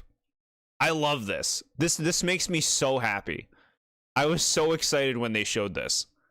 Flabebe. A fairy type that's a little tiny fairy who chooses a flower and then just lives on it forever. It's like its cute little face and its little halo. I love this thing.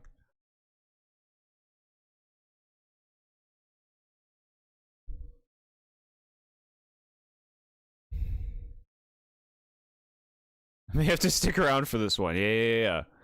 Example of why fairy type is among your least favorite types. I love this because this is so different from any Pokemon that exists at this point. This is so unique. The vibe is so special. Also, smallest Pokemon, along with Joltik. And I think something else. It's so cute. Fairy type, I was so excited about because I think it was like the missing type. People always said light type, but I think fairy is such a better direction to go in. Because it's like a vague concept. So many things can be a fairy if they really want to be. You know, it's like making dragon a type. It's like so many things can be that. So I love this. I love what they did. It's cute. It's unique. Looks like some kind of Loco Roco character. Don't understand why some people hate fairy types. Do you guys not like fun? No, but seriously, cuties and sillies need more appreciation, yeah. Fairy nerf dragon and buff steel and poison. Yeah, a very helpful balancing act, too. I would have liked it if, poison was good against dragon. My headcanon for this is like, you know, dragons are supposed to be big, strong creatures, but like, you know, like old stories and lore about a dragon that actually got sick and dies. Like, you know, all things can still fall to health, right? I think that would have worked. Maybe it would have made poison too good. There's no reason bug should be bad against fairy, though. I don't think every fairy needs to be cutesy, pink, girly pop. And I 100% agree with that, too. I 100% agree with you on that. I think some of the Pokemon they chose to and not to give fairy were a little arbitrary. I love how its weaknesses are such out there types. Poison needed another strength, and steel is just so weird to beat up a fairy. I can totally reason that. Like, fairies are pure. Poison is not pure. Steel is man-made impurity. Not really your style. I can understand that. So Flabebe has colors. Here's the yellow one. Now, see, this is worse than the red one. It doesn't pop as much. The yellow blends it. Like, it matches the headband, but I like the popping of the red. It's better balanced. Steely put the fairy in a cage. Poison was super effective against dragon. It would have been silly seeing Weedle defeat Dragonite. Poison it. Aren't Fae usually vulnerable to metal? I believe that is true, yeah. Orange, sure. Pretty unexciting. The orange one. I'm unexcited. Ooh, now you want to talk about popping. This is nice. Blue? Yeah, blue looks great. Blue looks great. And then white. And I kind of like the white one, even though there's not a lot of popping going on. Because, like, it makes it look a little more, like, magical, ethereal in a sense. In that it looks so pure.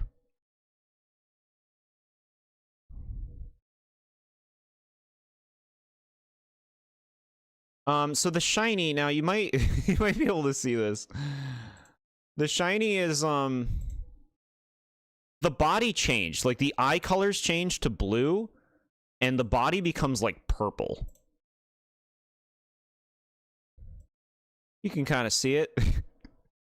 It looks good, but like it's not at all a noticeable shiny. They all follow that same trend. And an unnoticeable shiny can feel a little disappointing in a sense. I'm not going to go through them all, even though I have them.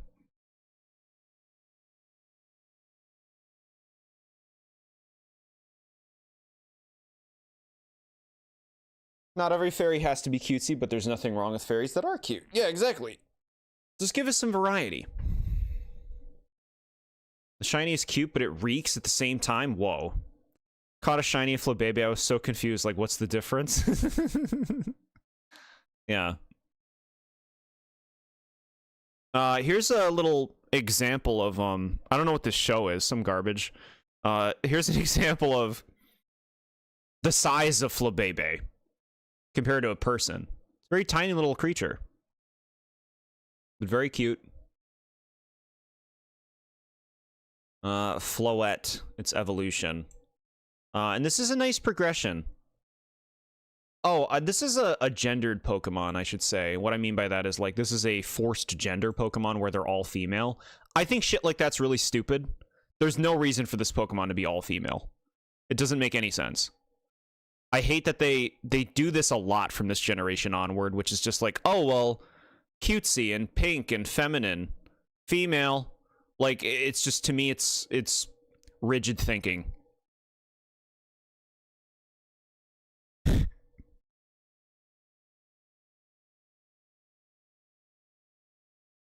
Good progression here, though.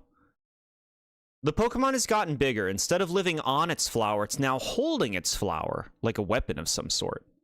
But I like the way that it holds it with such care. I would say it's less cute in its appearance, but it's still cute. Mr. Mime, female. That's okay, I've explained that. The thing that bothers me about that is they made Jinx all female, but they didn't do that for Mr. Mime. And it's just like, can you just be consistent?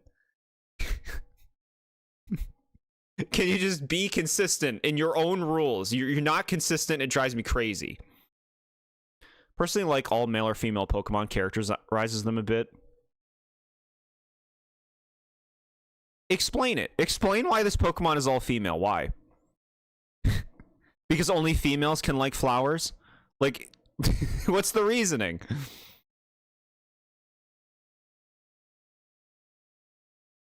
In Japan, Mr. Mime is a different name. What's the name? Yeah, Floette's a good design. Same flower differences. Look, I'll go through them too, because we have the time.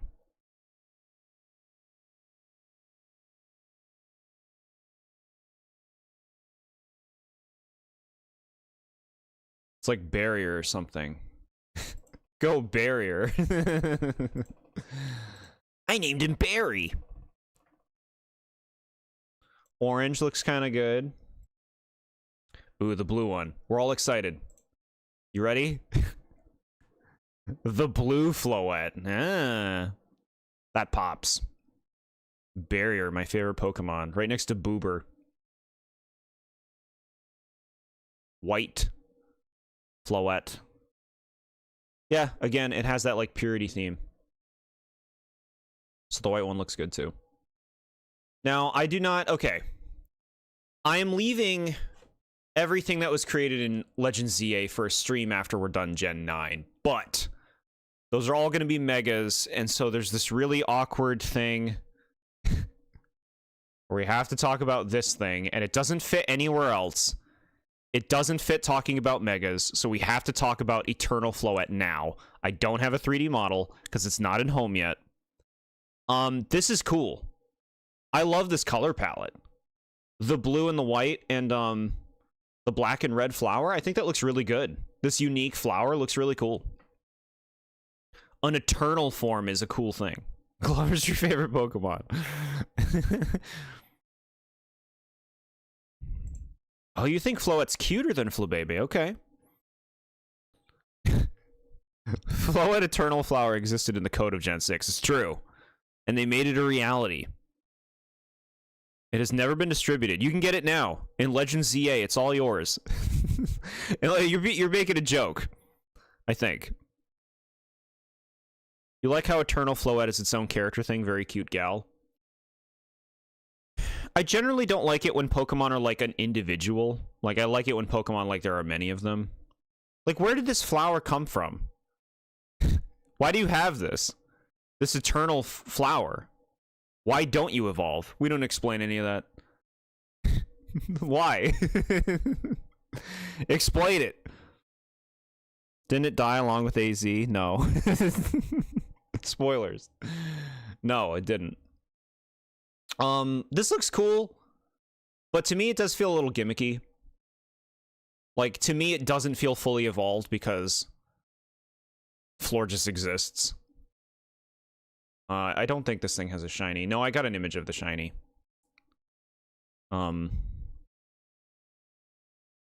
Yeah, it's fine, but it feels incomplete to me. Don't stop.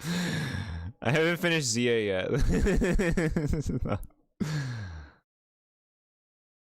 I'm gonna time you out, SMA, for your spoilers. It has better stats than Florges. Yeah, look at that. Poor Florges. Here are the shinies. So you can at least notice this more. It's got that, like, purplish color on its body. It looks fine.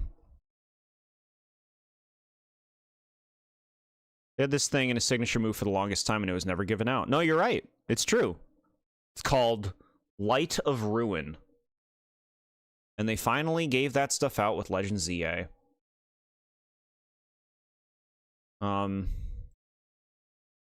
Yeah, here are the different shinies. Okay, here's the image I have of shiny Eternal Floette. That's what I got for you. Why is it... I guess they changed it. It's pink instead of blue, which isn't like the other ones, but whatever. We can't see the rest of the body. Whatever. Okay. Lorgus.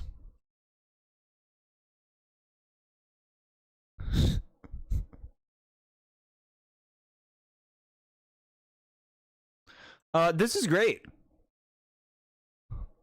Now, I easily see the argument for why is this not a fairy grass type. I think this easily could be a fairy grass type. It almost feels like deliberate that they didn't make it part grass.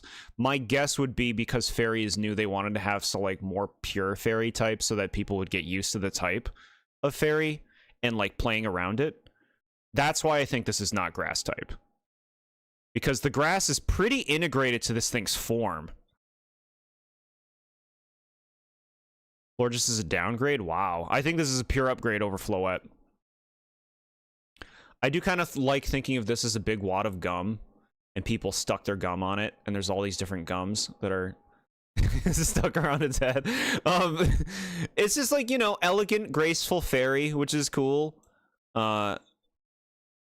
It's a pretty Pokemon. Look at those vines. Take the time out on the chin. Don't worry about it. George, you're gross. What, you got some gum? Call your Florges over. You still really like it, okay. Yeah, pretty cool Pokemon. I like it. The red looks good, it pops well with the green. The yellow... one of the weaker ones, you know? Now she just fell in some scrambled eggs. She was playing some old Donkey Kong. She fell in some scrambled eggs. Definitely a less interesting one. Maybe the least interesting of the Florgeses.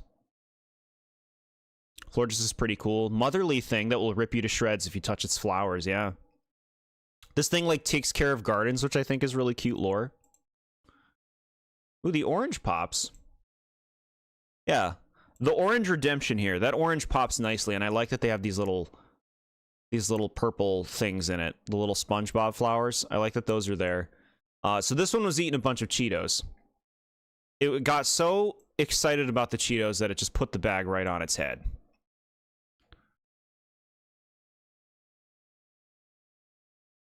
Ooh, now the blue looks really good. That's beautiful. That looks great. That pops. It looks so royal, right?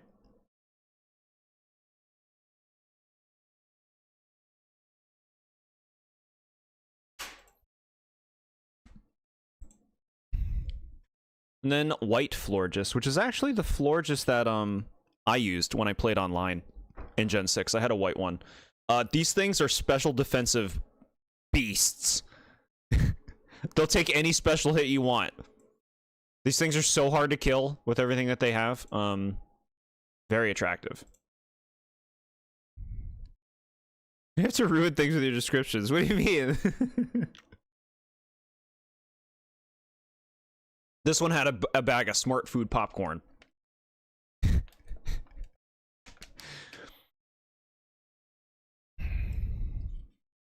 Floor just looks like a grass type, but I love how only it really could have been one. The flower becomes a part of it, while they aren't a part of the other two. Yeah, exactly. I'm with you on that. Like, it makes sense to me that the other ones aren't part grass type. But this one, I could easily see it being. She doesn't have a move to hit fire or steel. Then you hit the forfeit button. He ruined my view of Crawdaunt and Timpole with his descriptions. I'm not letting it happen thrice. What can I ruin for my chat? Shiny is significant. This is much more noticeable than the other ones. Just straight up giving it this big purple overhaul to its body. I think I prefer the original version, but this doesn't look bad. It combines better with certain colors. Like, this actually works better with the yellow than it does with the red. Look at that. Because the contrast. Yellow and purple are opposites. So that pops better. It pops better. Purple and orange I've always really liked the combination of. Because they're such awkward colors. Like, when paired. Look at that. It's fun. It's so Halloween-y. Ooh. Here's the blue and purple. I prefer the standard green working off the blue, but this looks nice too. And then white and purple. I think this looks good. This is some, like, cake. You bought this cake at a Walmart. You're taking it to your aunt's birthday. And then she only eats, like, a small piece, and your friend goes over, and the friend takes the cake home, so then you can eat all of the cake. Okay, stop telling stories. Yeah, you're great, Florges. Here they are, chat. Here's everything food, because I like food. Here's the lot. Excluding the eternal form. That one's fake. That one's not real.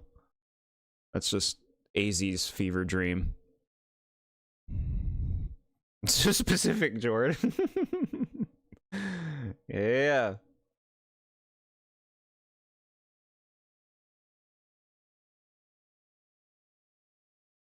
Actually just caught a shiny orange flower Florges today. Cool.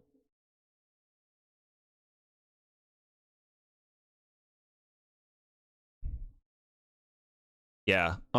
As far as a favorite, the blue one might be the best one. I really like white and red too. Very nice. Okay. Where are my things? Go here. Remember to switch off the smole. There we go.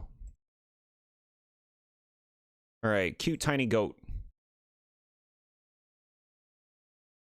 It's nice to see them experimenting more with combining grass types with mammals, since so many of the grass types up until now have been just straight up plants.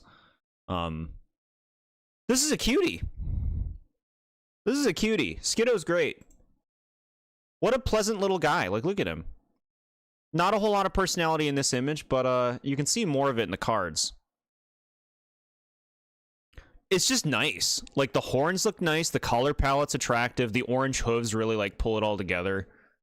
The grassy coat, like, really, really clean concept and execution. Do you know he's the only Pokemon other than Miltank to learn Milk Drink? Yeah, I used it on my Go-Goat. Go-Goat's another thing that's hard to take down.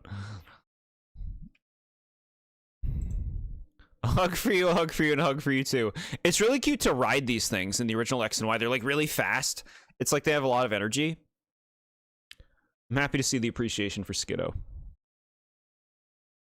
I love Skiddo, sweet baby. Aw. Yeah. Shiny Skiddo. How do we feel?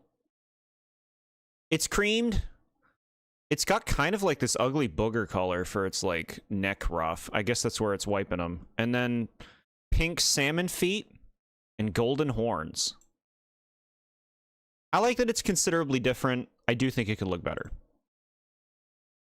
You love his shiny. You don't like Skiddo or Go-Goat? No, it's not because I got knocked down by a baby goat once when I was a kid. No. Why did they cut the Go-Goat rides in ZA? Because it's old news. Technology is king, and Pokemon has proved that.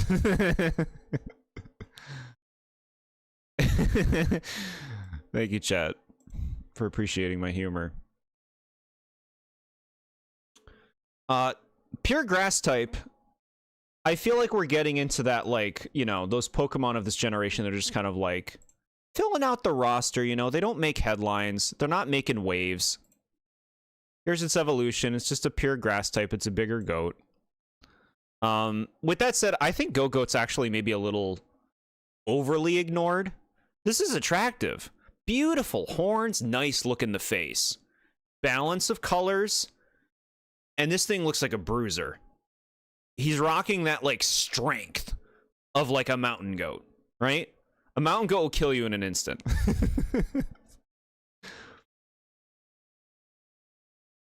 We learned to fast travel on ZA. Yeah, faster. You don't need to go when you can fast travel.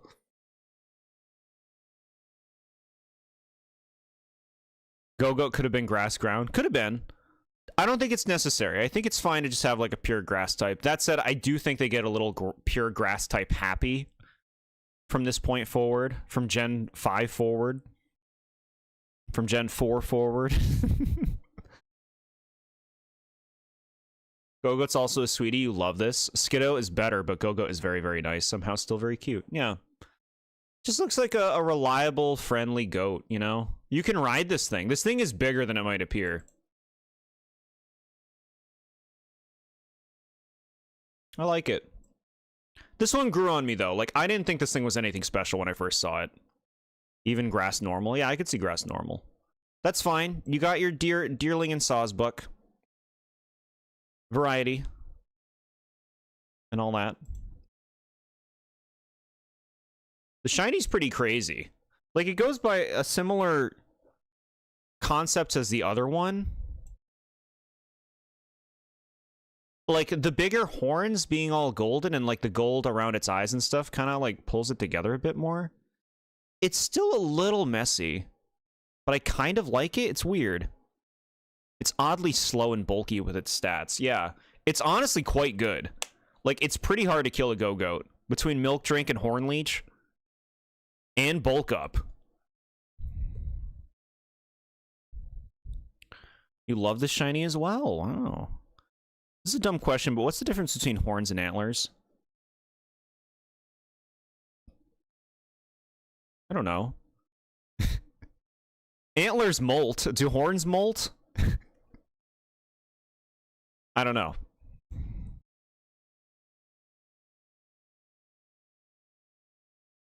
Who's cute artwork in the bottom right?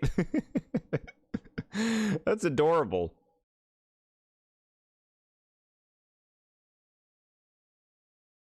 Mickey. Pancham.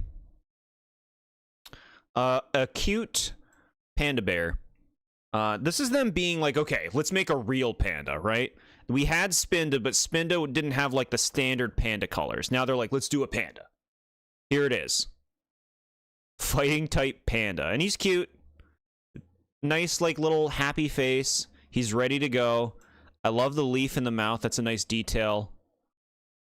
Just a little runt, right? Antlers molten are shaped differently, but other than that, you don't know the specifics, I say. Pancham has a lot of personality, yeah. Yeah. You didn't care for it at first. It's cute, not much else. Spinda's the best panda. I do prefer Spinda. But I like Pancham. I like him. Shiny Pancham. I don't feel like you want this, you know? I don't feel like you want this because, like, you're going for the panda colors, and then this one just gives it, like, this chocolate filter.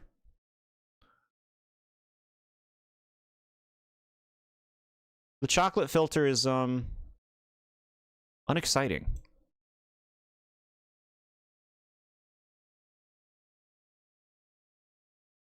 Pangoro. All right. You lost me with this. You lost me with this. I think it's good to have a Pokemon like this. It's not for me, and I recognize it's not for me. I just don't really like the vibe here. I don't like this weird, like, exposed belly with fur coming up from above and below. There's no real friendliness in the face. And, like, the giant cape around the back, this thing looks like it has a hard time moving around or getting out of its chair. Becomes part dark type, which is interesting. This Pokemon's just not really for me. The green leaf with the brown, yeah. This guy is a beast. Pangoro is cool, but I don't think of it often. Yeah, I honestly find Pancham and Pangoro to be one of the more forgettable lines of this gen. You like the story of Pancham falling into the wrong crowd. Gotta be here for this guy. Pangoro is one of my favorites of Gen 6, yeah. Yeah, see, it really works for some people. I've seen people say that beyond just you. It's a big old menacing bear, but, like, the bear for me is gonna be in February. The bear for me has yet to come. I appreciate it for the variety. It's different. I just... doesn't do it. I don't see the appeal. You name yours Big Jiggly after the YouTuber Big Jiggly Panda. Okay.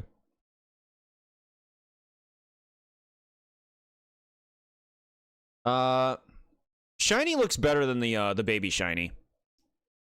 It's got, like, more of a reddish coloration, which, like, you know, contrasts a bit more with the body. Like, I still think I prefer the standard, but this looks better. Roar. It's nice, like, the leaf evolved.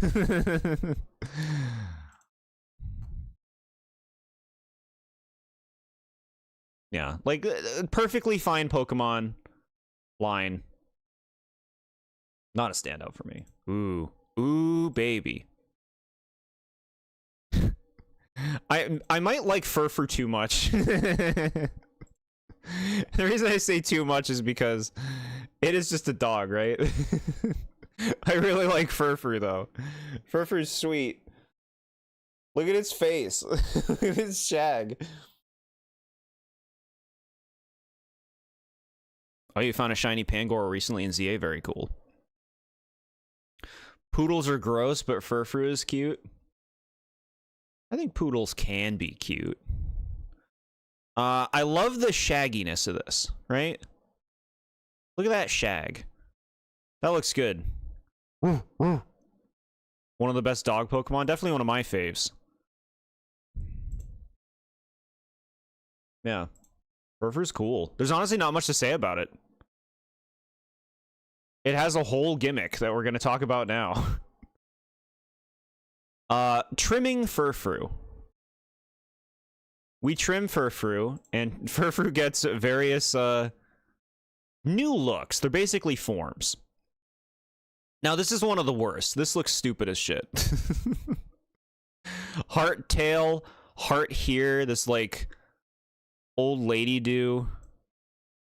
The booties. I don't care for this one. You love all of them. Wow. It's Trims as a Pete gimmick. It is a really good gimmick. Yeah.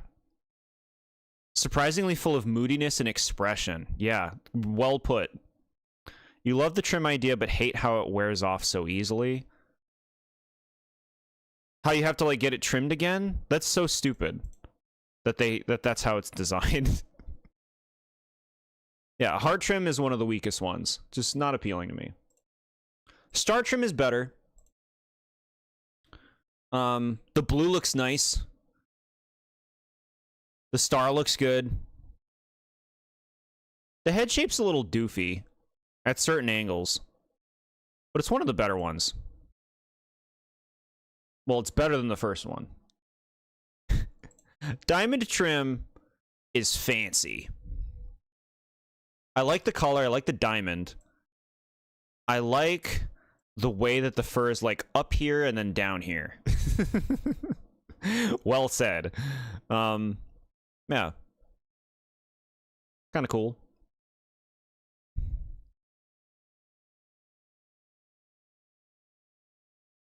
Debutante trim. So this is stupid.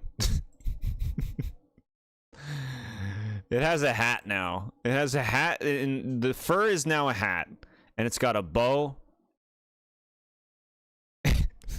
This is so stupid. Cute. It's playing into the poodle thing. Not for me. Okay, now it's getting even worse. Matron trim, bottom tier. Look at this crap. I don't want this. My Patty and Selma dog. I don't want this. You love its hat and the ears peek from below, yeah. Matron is also really nice, okay.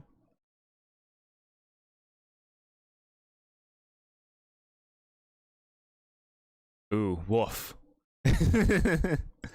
This looks like shit. I know you like it back in time, I'm sorry.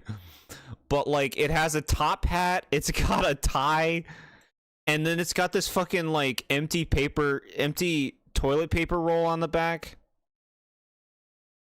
Like, bro, I gotta put a new roll on my fur-frou. Look at him, he's so snooty. It's so stupid. AI design. Yeah.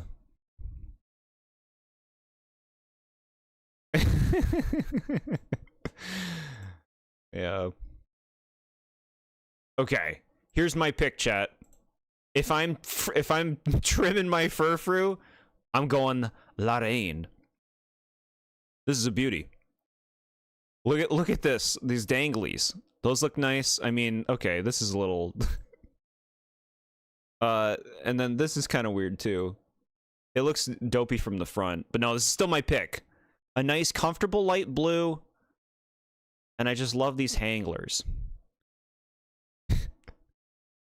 You love dandy trimmed to pieces. Masterclass of dogs. Alright. No, I'm happy for you. That might be your favorite one? Okay. Okay, Kabuki sucks. This one looks so stupid. Look at how ugly this looks. Who the hell wants their hair to look like this? Where it just fucking stops. Tail's kind of cool. Colors even look nice. I just think, like... Ew. This is like a bad customer at a store.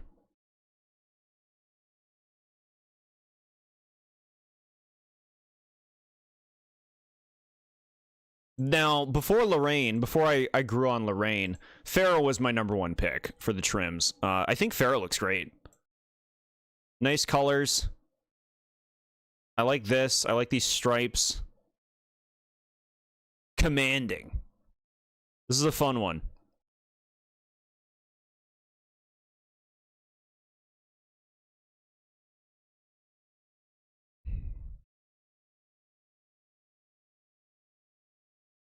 And then Shiny Furfrou, which is very nice. It's black.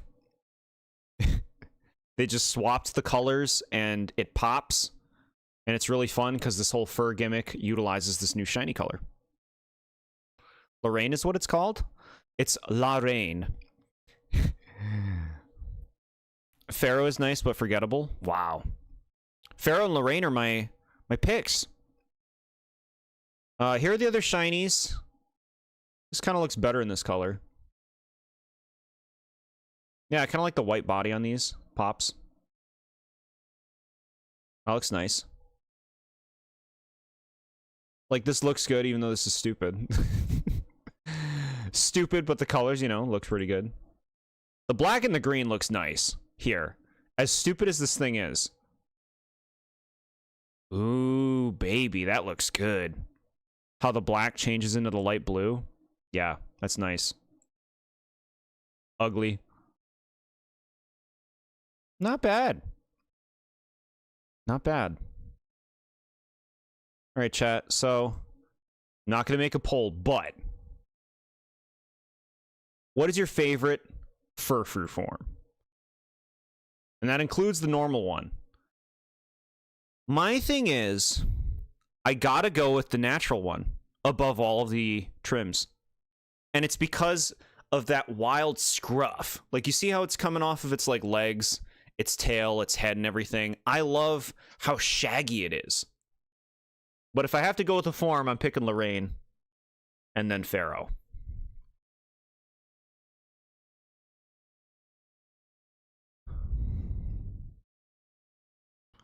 Star or Pharaoh?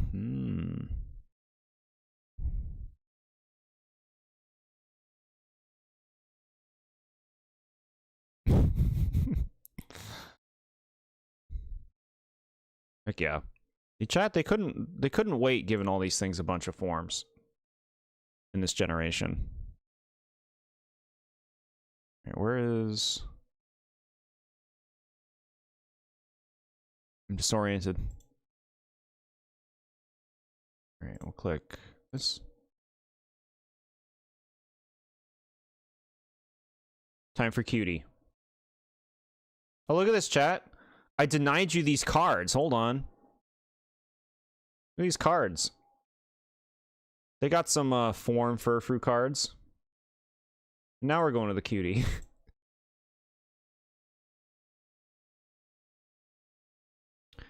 Esper. This thing is insanely cute. Look at it. Look at its face. Great color palette. Little curls. And the little ears kind of close down. It's adorable. It's too adorable. Esper is super cute in 2D art, but in models it looks a little off. We'll agree that the art is very cute. Still adorable. Look at that card on the left. I hate when they do this shit. Don't put this shit on my card. Don't put this, like, bows and stuff. I don't want to see those bows. Esper's great. An adorable little psychic kitty. Show me your ears. Okay, well, there are little things under its ears. Can't look at this thing and not think of the artwork Nad showed on Discord.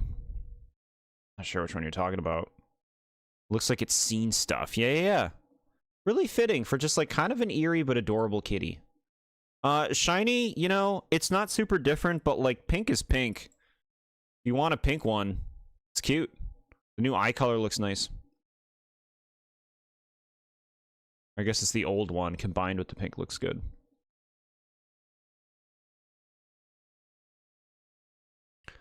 So, it evolves into Meowstick, and we have another gender Pokemon where they look different based on their gender.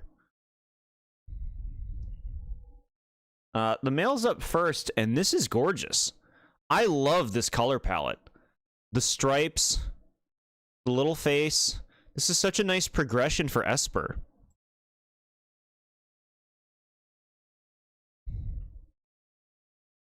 The one where it got sat on. Okay. Yeah. I love the multiple tails. Looks really nice. The shaggy elemental, even its, like, stupid little hair thing. It's just a really calm-looking Pokemon. Like, it's got such a nice personality for a little cat. It doesn't look, like, mischievous. It looks more like absent, if that makes sense. I really dig it. You love Meowstick. Heck yeah. Nice to see the appreciation.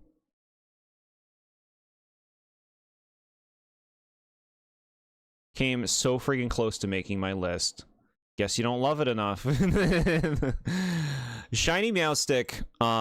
This looks good. It's significantly different. It's yellow. It pops. I like it. The Pokedex says the female one is more aggressive. It's true. They made the male one defensively inclined, and like people use him with status effects in competitive, and the female one is more geared towards offensive attacks. Meowstic is so cute. Hey, I'm glad you like it. Wasn't sure if you would.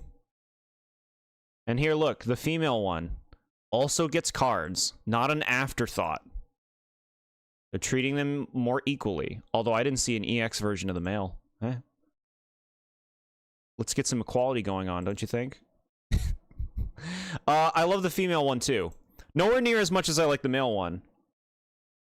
Because the male one's design just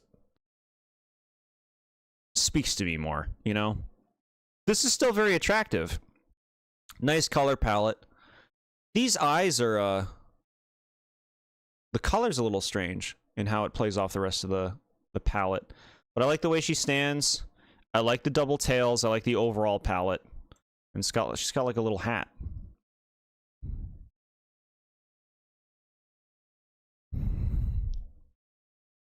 George saying that is like the cutscene in ZA where Mabel says that your Pokemon don't count for anything when you say you came alone into her office.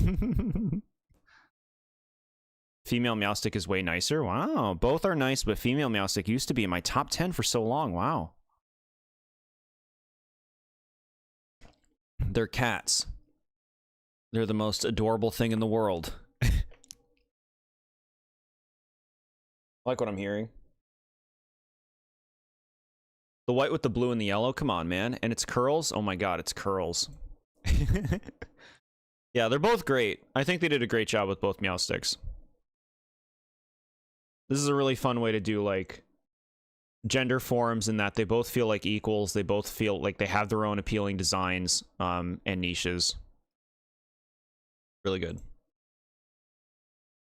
Really good. Shiny, just like the male. Trade out the blue for the yellow. And here it kind of balances with the white. It looks good. I think that the standard versions of these Pokemon look better than their shinies, but like as far as shinies go, they're fine. Sword.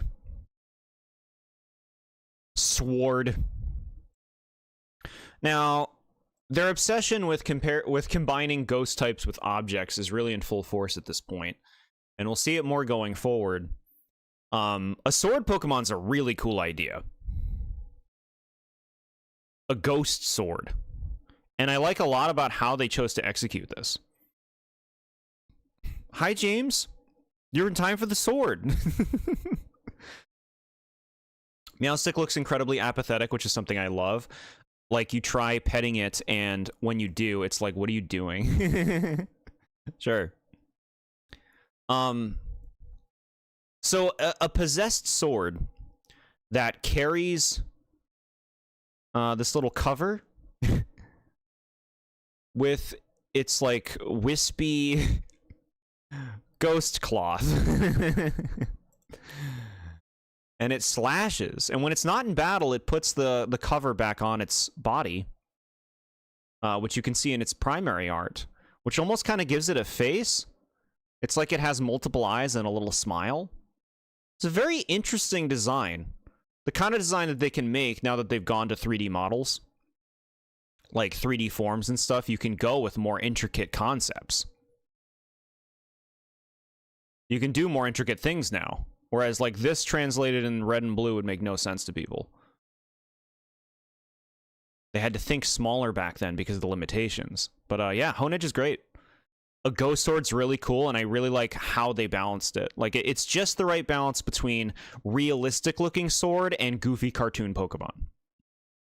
It's Sheath. Yes, that's what it's called. Thank you.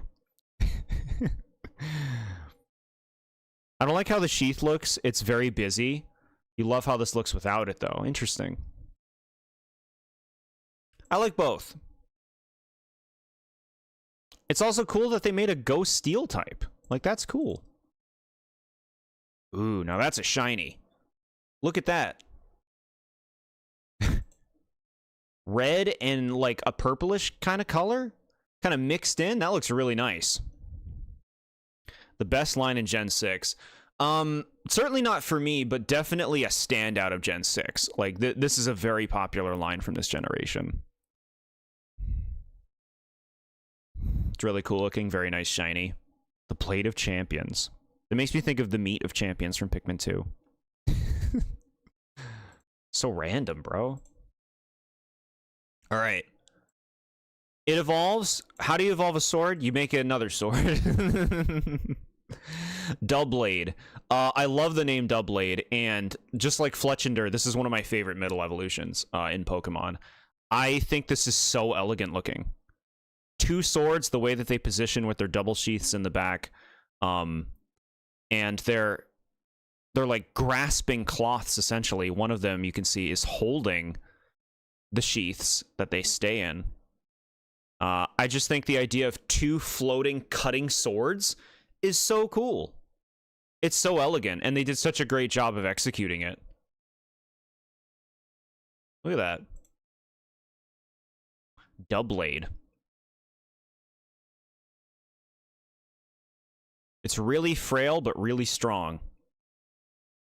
Just to prove how good this generation is, this is my least favorite Pokemon of this generation. I don't even dislike this thing.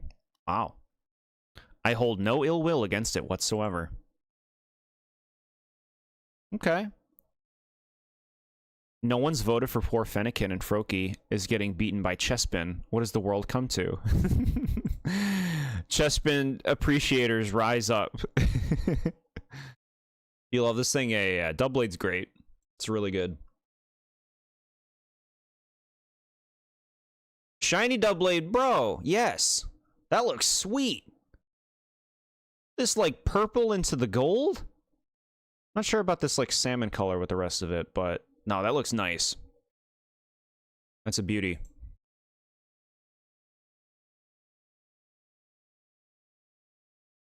The final. Aegislash. I think this Pokemon's fine. It's fine. It's cool. They made a big sword. This is its shield form.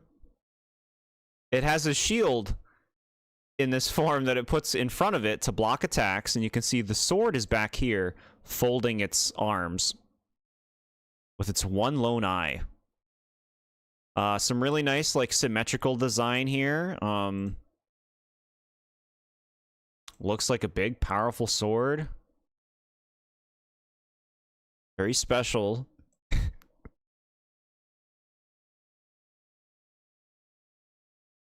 All right, let's see the sword form. Here's the sword. So look, see, it's using its sword is ready to hit. It's got one arm doing nothing, and then the other arm is holding the shield in the hand, but it's not actually doing anything either. This Pokemon is pure gimmick. It switches between shield and sword form, and it is very powerful either defensively or offensively, depending on the form. That led to this Pokemon being an annoying prick in competitive play when this generation came out. Every fucking team was running it, and it's super fucking gimmicky and ruined the entire meta. Aegislash is super cute yet eerie. You like it a lot. Yeah, I think this is a really nice balance, like, for a ghost sword. I'll get to my issue with it in a minute. Top tier Pokemon. I name mine after Fire Emblem swords. Cool. Like, Falchion? Look, when Jord says something, then talks to himself about his response representing someone else. Most likely chat. So wholesome. And to an extent, some of us do that too. You really do love Aegislash.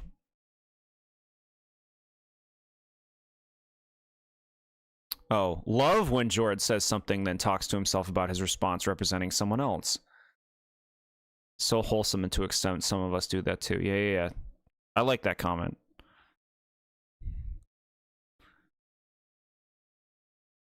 So, my thing is, I think this is a downgrade from Doublade. Like, Doublade is two swords, really elegant in how they move around, and then they trade into being one sword? So it goes one sword, two sword, one sword? Like, why? That's just weird to me. That's weird to me. This is a good design. It's a good sword Pokemon.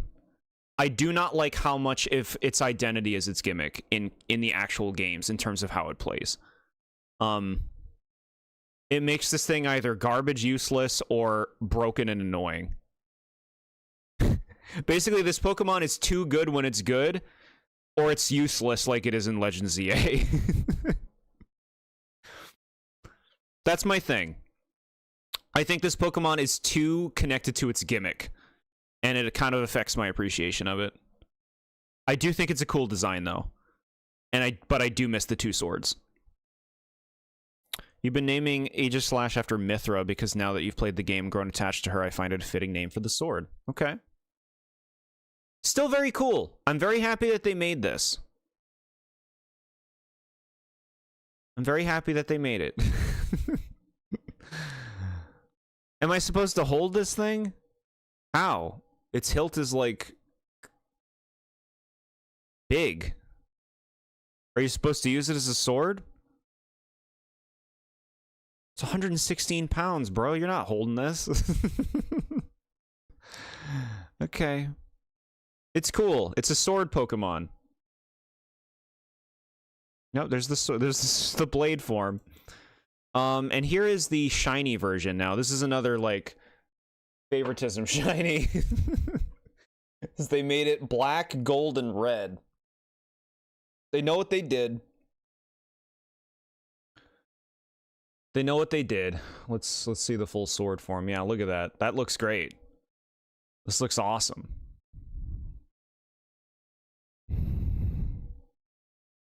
You grab it, doesn't it steal your soul? I don't know if the final one does. I believe Honedge does. Nice shiny, awesome shiny incoming, yeah. They know what they do, and it's just like, why do you, like, we know you did this intentionally. Why can't you do that for Pyroar or some of the other ones you clearly didn't care about? If the shiny is a cool black, it's automatically rigged against the Pokemon. Yeah. But yeah, cool. A sword Pokemon is really cool, and I think they executed it very well. I wish it wasn't so tied to its gimmick. Alright, we need more fairies, right? Fairy type is new. It exists. We gotta make some. I don't know. Let's make a bird. Let's make a bird whose whole thing is perfume. Sure, that's fairy-like. I actually really like Spritzy. I think it's a really cute design. I love its eyes. I love its palette. I love the balance of its design. How it floats around. And its general theme of being perfume. To me, this is a very original creature. I like it. Ew. Spritzy looks yummy. No. We're almost to the yummy one. Another mediocre fairy type Pokemon that doesn't look all that good. It's a cute little perfume thing. It flies around. The nose is your only problem, sure.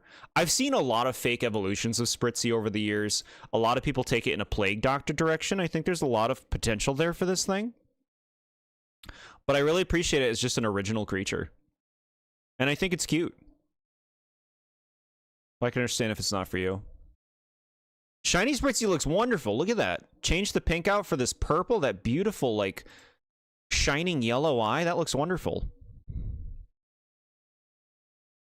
I find it humorous that everything I and Jord show a liking to, SMA just doesn't like. You do not like this line, one of your least favorites across the whole series. Okay, I can respect it. See, we needed more pure fairies, so people learn how fairies work. Now, this is a divisive one. Aromatisse. It has kind of lost the birdness. It still has, like, the birdish kind of beak, but it now has legs. It's on the ground, and it almost looks like more of a diva of sorts. The weird bow on the back is weird.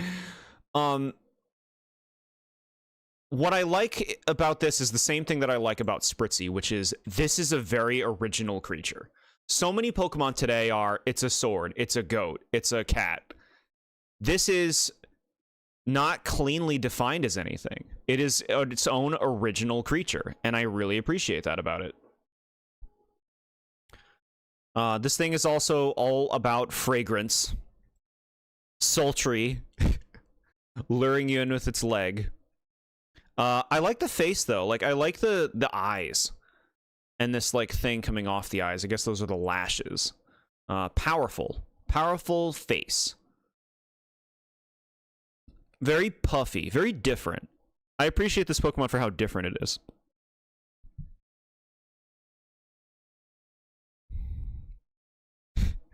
You like it when things look cool and edgy. Yeah.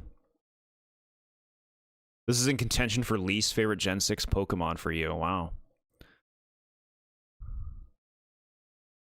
Smelling like Axe body spray. Welcome back, Burning Baron. You like Aromatisse. It is super goofy and probably smells like fresh leather purses. Interesting. I believe their scent actually can be different depending on the trainer.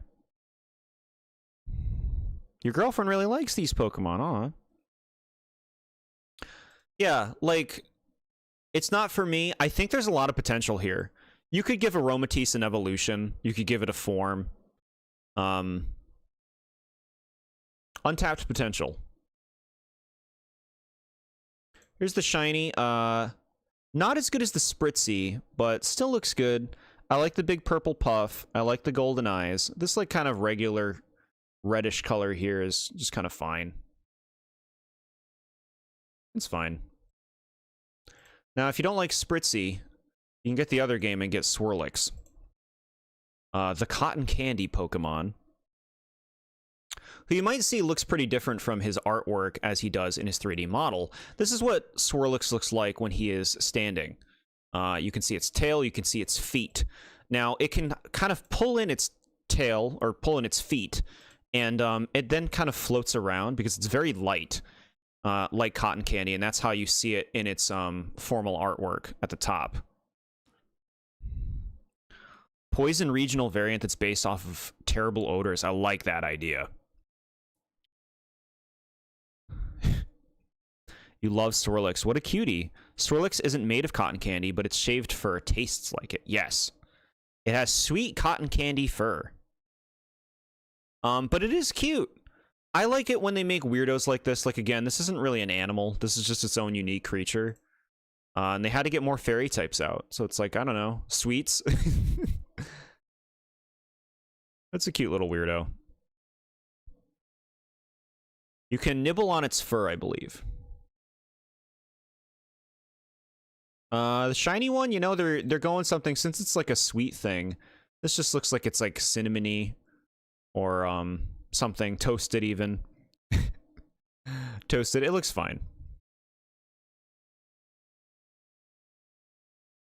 And its evolution, Slurpuff, the meringue Pokemon. Slurpuff, he's a big old goob now. It doesn't look so much like he has fur. He just looks like a big goob, right? A big squishy goob. It's cute. It's silly. Got his little tongue hanging out. Stupid little hair hat thing. No more tail for you.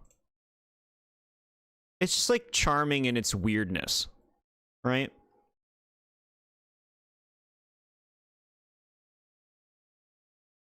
Slurpuff on its way to be a goober, yeah. Swirlix and Slurpuff also have potential for alternate variants based on other candy concepts. Yeah, 100%. You love Slurpuff so much. Goobertastic. Dunktastic. The Slurpuff looks like it works at Weenie Hut Jr. Sure, I could see that. Super silly and adorable, yeah. Yeah, he's a pretty lovable little silly guy. There's a really cute side quest with him in Legends ZA. And then the shiny is pretty distinct. Look at that. Like, it's got the toasted element, like this big old blood red color. Makes it really pop. I like it. I like it. Chat, it's actually worth taking a minute. We'll be right back. This will be our little halfway break, but it won't be long.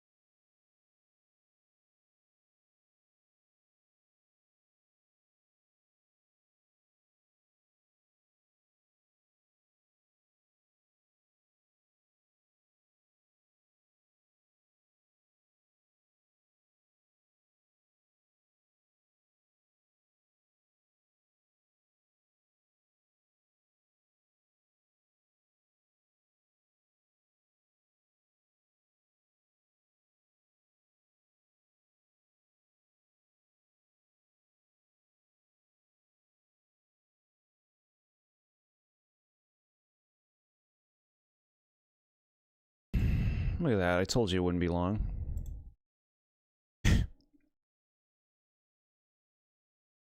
Chocolate cupcake. I once saw a regional form where it holds 2 graham crackers and looks like a lightly melted marshmallow. It was adorable. I like that. And that shiny. Oh my god, one of the best in the series? Whoa. Chocolate Slurpuff. I honestly feel like my next list will have something in it that would turn the Pokemon community against me. Don't you worry about it. No, no, no. I don't think it could be possible for such a thing. Okay. Ready to continue, chat. Give me this. This. Next up. Inkay. There's just more of the creativity of this generation, you know? Like, this is a very original idea. A dark psychic type. Which is a very creative combination. And they made like a little squid. Look at how cute it is. What a funny little guy.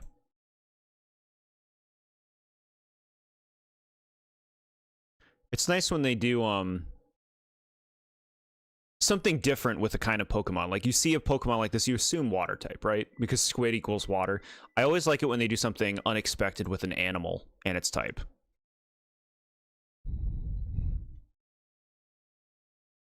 But yeah, I like it. It's cute. It feels original. I like this kind of like light theme that it has going with its head. Yeah, just nice, cute lad. You found a shiny of this in Moon or Ultra Moon, yeah? Shinies are cool. Look, there's one now. This is not a very attractive looking shiny, I would say. The colors just don't blend nicely together. Weak. All right, flip that computer upside down, chat, because it's got to evolve. Look at the artwork. Jesus Christ. Malamar. Malamar is really dang cool, chat.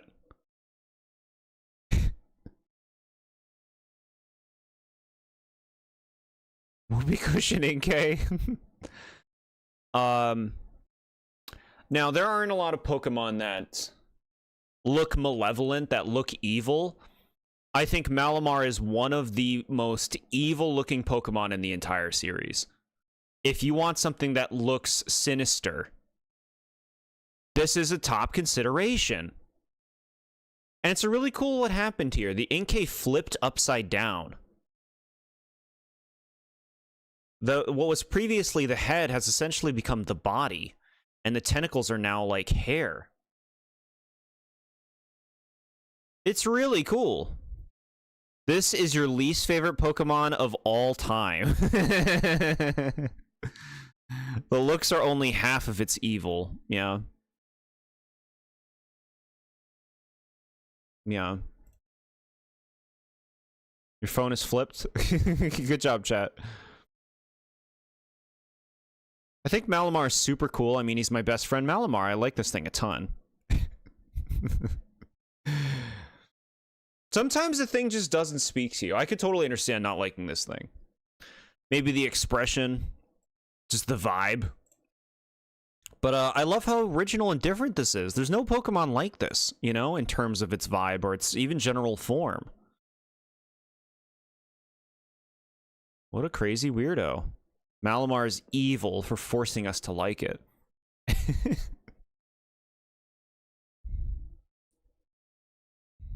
Ugly Pokemon. See, some people think it's ugly. I like the palette. I like the sinister.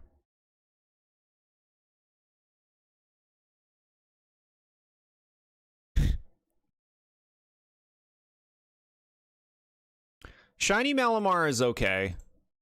I kind of like the green, the red, this kind of like bronzish color on the head I'm not sure about.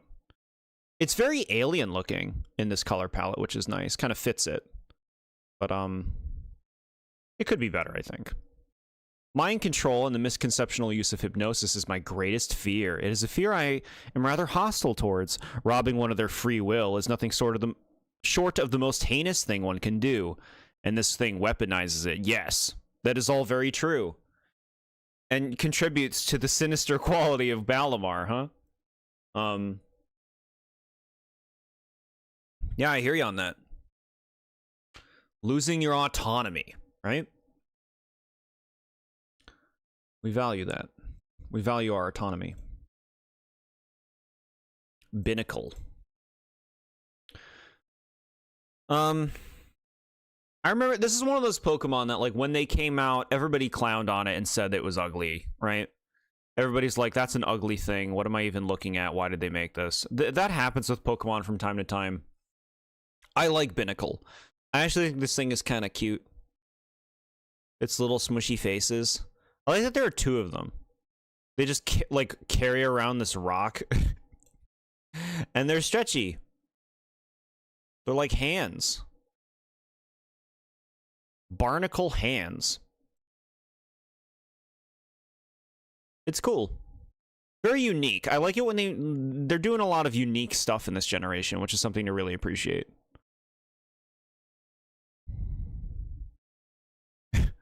Peculiar Pokemon like this are definitely more my thing. Just handy little barnacles. I like this thing too. The middle card is so cute. Yeah, look at them. They're just happy little hands. I always kind of saw this as like, you know, if you go to like McDonald's or Burger King or something, you get like hash browns. And they put them in like these little containers. These always look like little hash brown containers to me. Pokemon are never ugly. People with that mindset just need to grow up and appreciate the ugliness. Yeah. There you go. Do you think Ash Greninja's ugly, Brock? It's an abomination. What? I don't see it, but I love McDonald's. I work at McDonald's. This is now canon to me. Cool. Get those Binnacle wrappers. Shiny. Somebody has it out for this shiny. We'll get to that later, but kind of awkward color palette on this. I don't think it looks bad. It's kind of like tropical looking. But it could be better. It could be more deliberate. You know?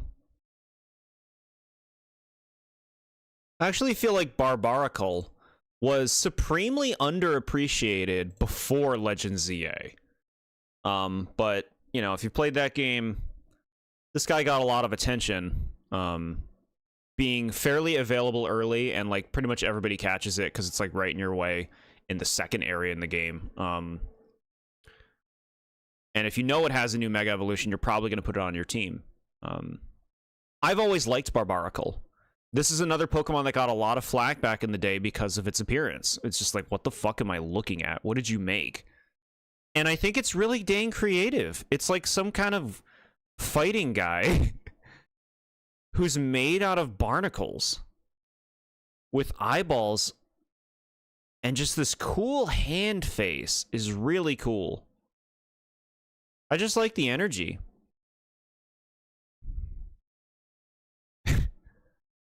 Ash, I hate it more than you could ever know.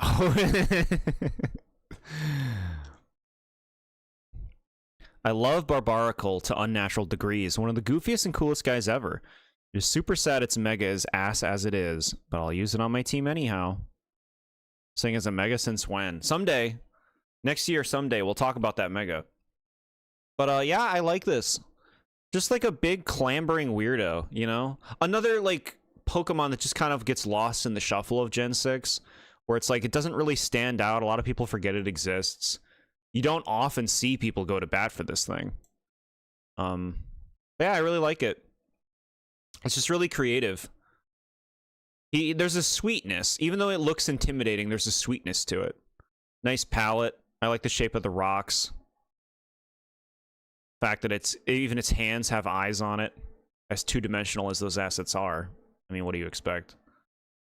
They gotta update these models. Shiny. Same as the previous one. I don't dislike it. It's weird. Very green. It's just kind of awkward looking. Like, it looks like it was put through some kind of weird blacklight filter.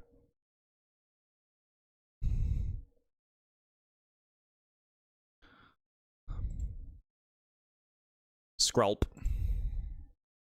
This is more of just like, yes, Gen 6 just making cool things. Before now, Horsey, Seadra, and Kingdra were really just running the show with sea dragons. And here's Skrulp, a very different concept, where it looks like old or decayed kelp in a sense. Very different expression that I really appreciate. I think Skrulp's really cool.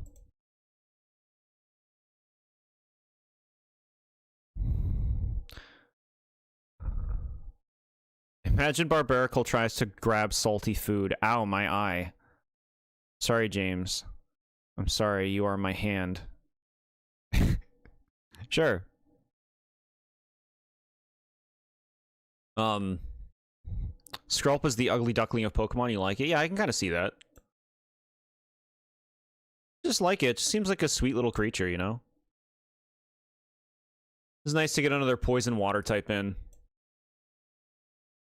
And it's just different. Like, it's just expanding the possibilities of what certain Pokemon can look like. It's nice to have multiple sea dragons, you know? Here's the shiny. It's fine. It's blue and purplish and got some, like, clear dangly colors. It's fine.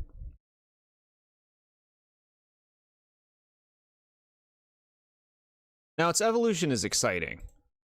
This is cool. And it's really well animated. Dragalge. It loses the water typing and becomes Poison Dragon. And just look at the way it's animated. This is a very large Pokemon. But I love the look in its face. The form is so unique, and just the concept is really well executed. They did a great job. Look at it go. The Mock Kelp Pokemon.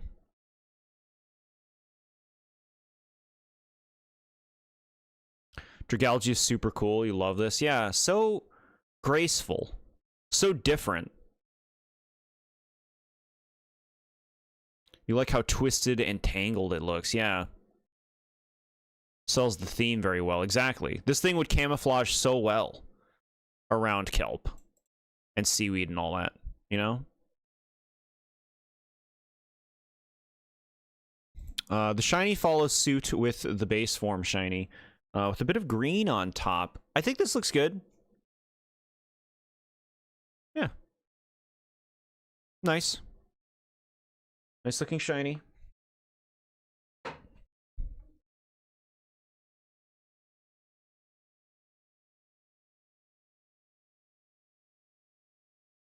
Clauncher. Kind of the counterpart to Skrulp. Clauncher is a pure water type, and it's another crustacean-like creature. I think this little guy is really cute and really likable. Really nice color palette. I love the one big claw, the look in its face, even these three little things down here. The black and blue stripes that kind of lead to its tail. It's just like really clean. It's a nice looking little crustacean that thankfully is very different from the ones we've had up until now. Like Krabby and Corfish were fairly similar in like several design things. This is really different. Zoidberg. Sure. Aiming to get each shiny mega in ZA, so this will be a goal. That's such a cool goal.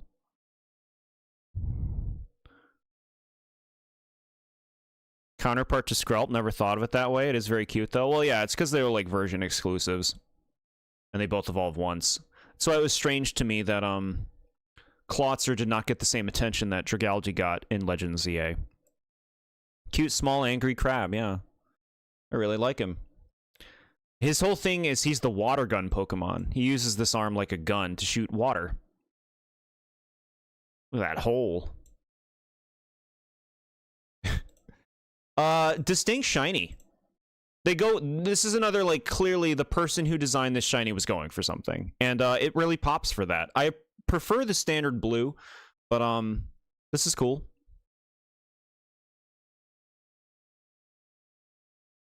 It really should have, yeah. Yeah, Klotzer's got potential. Literally goes even further into the Dr. Zoidberg idea. You know what? You're right. He really does. Klotzer is great. This is a really great concept and execution. The arm has gotten much bigger. This Pokemon's all about shooting its giant arm cannon. That almost looks like a face. The antenna even moved over to this. But I like his normal little face. He's still got the nice color palette. It's just like a cool design. You know, I love an asymmetrical design. Generally. And did a really good job with this one. You love Klotzer a lot. Nice. Getting pinched with this mod is scary. Yeah, I bet. Yeah, pure water type. Cool guy. Dig it. And another very distinct shiny. Look at that. This looks even better on this one than it did on the Clauncher. But yeah, that red and blue and white kind of like mingling together looks good. I still think I prefer the standard, but deliberate shiny is always appreciated.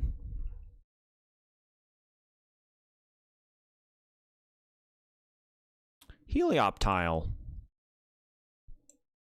Another step of combining normal with different things. Now we have normal electric for a small lizard-like creature who creates its electricity by using the power of the sun. This is a really creative design, I think, as it uses its ears, its flaps, to, I guess he's not going to do it here for us. He uses his ears, or flaps, as you can see in, this card art, to soak up the sun's energy and create electricity. That's really, really clever. For, like, a dry lizard that would live in a desert kind of area. Cutie yellow baby. My only problem with Klotzer is that it definitely has trouble moving around. Well, that's why it floats. Here comes the boy. I love Helioptile so much, dude. One of the cutest Pokemon of all time. I do think it is very cute, yeah. This Pokemon grew on me over time. I didn't think much of it at first. But I like it. I like it. I don't think I like this shiny. It's weird to me that these, like, triangles stay yellow, but then the body turns red. It's weird. I don't think it looks very good.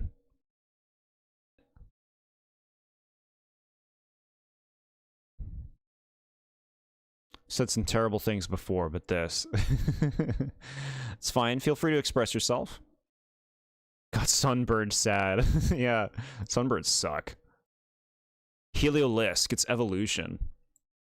And now what do? You make a frill-necked lizard, right? That's also a really clever progression of this Pokemon. Now I will say, when Heliolisk was new, I did not like this thing at all. I'm perfectly fine with this Pokemon today. It's still not really for me, but I can appreciate him. Like I said, I love how his neck frill becomes, you know, like folds out and soaks in the sun. I think that's just really smart aesthetic design and progression for Helioptile. I like the color palette. I like these patterns on its legs.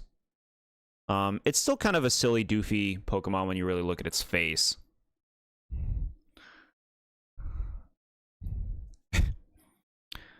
This is tied with Nosepass and Probopass as my most hated Pokemon. And honestly, I can get it. I can understand it. I think Heliolisk is nice since I like reptiles, but they took away a lot of what I liked about Helioptile. Still nice, but come on. Yeah. Yeah, I could see being disappointed with this progression. It's definitely a different aura coming off of this than was coming off of Helioptile. This mon is so cool. It's fast and packs a punch. Yeah. I've used this thing in some Nuzlockes. It's quite good for those.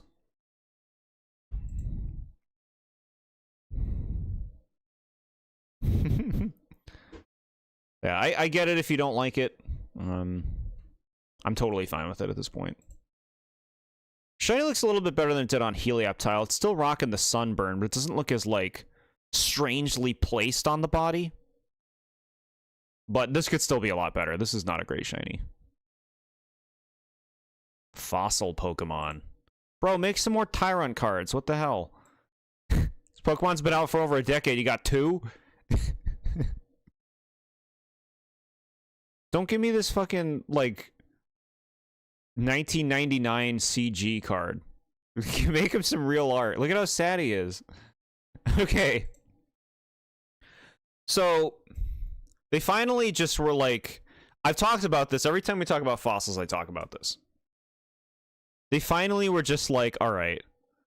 We keep making fossil Pokemon, but we keep making, like, weird things as fossil Pokemon. It's like they've dabbled a few times in regular dinosaurs in, like, Gen 4. It's like, okay, we're getting closer to regular dinosaurs, unlike every other generation where they just made weird things. And now Gen 6, they're just like, okay, let's just make obvious shit. We're going to make a T-Rex, and we're going to make a long neck. Here is the most T-Rex of T-Rex Pokemon you could ever want, Tyrant. And it's a really nice design. This is a really nice, tiny T-Rex. A rock dragon.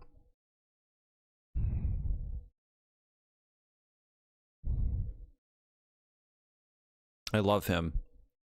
I love this little dino. Yeah, it's good. It's just nice. I like the palette. I like these little hints of orange, I think, really play off of the rest of the design nicely. I like its expression. I like how compact its body looks. Like, this thing looks strong. Yum, yum, yum, yum. Meh. So cute. It sure is a dinosaur. It's just funny how direct it is in terms of its concept, just because it's so weird that they had this fossil idea, but for so long they made this weird stuff, which is cool. It's cool that they made weird stuff. It's just like, did they not want to just do plain dinosaurs for a long time? I didn't need them to make plain dinos, but they finally did it here, and I do think they did a good job. Shiny Tyrant's great. It's blue. It's distinctly different from the other one, and it looks nice. They did a good job. So what does a basic dino, basic T-Rex evolve into? A basic big T-Rex. Tyrantrum, this is a really, really, like, I want to make a T-Rex Pokemon. You did it. You did a great job. A rock dragon T-Rex, look at that look in its eyes. This thing looks kingly. It looks powerful. It looks menacing. It has a nice palette. It has nice accents to its design. Like, it's really well balanced.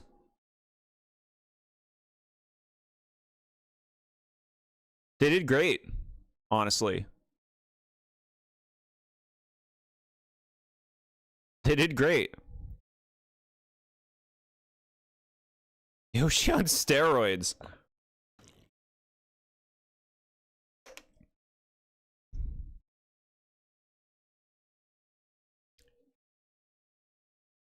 Tyrantrum is super cool. I has fear her. Excuse me? Hello, King. It's a cool dinosaur, at least. No megas, though, yeah. They didn't get special attention. But yeah, like, if you just like dinosaurs, this... I just feel like this is such a... We made a T-Rex Pokemon. They executed on it really well. Clap.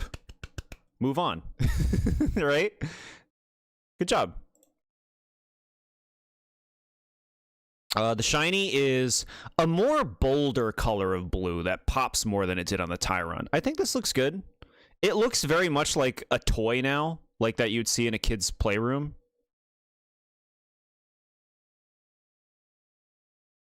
It has feathers, fun fact, got you. Yeah.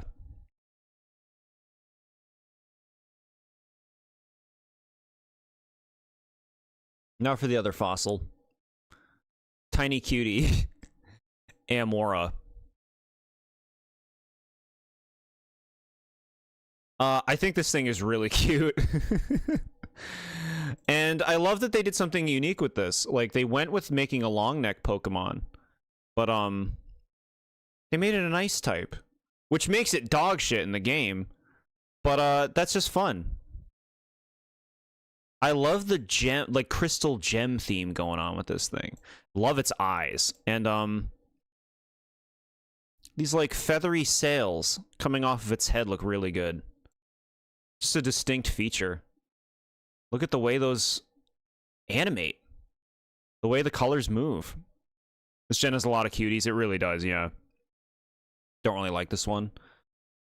This is a toy straight from Toy Story, the T-Rex, yeah. Can you imagine if they made it green?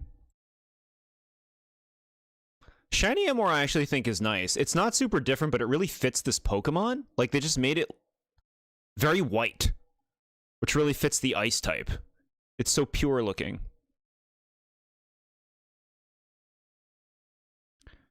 Now, it's actually hard for me to kind of choose between Amora and Tyrant.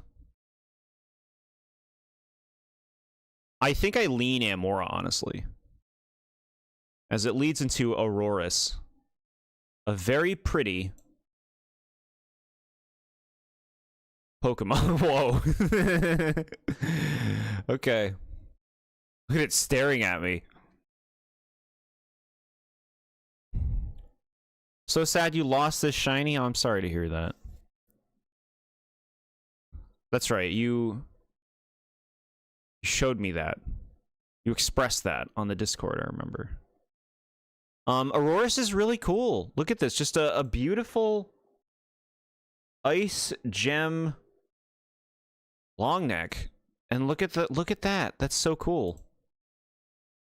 Just like Serenity. It's just so varied. Like, we don't have a Pokemon like this.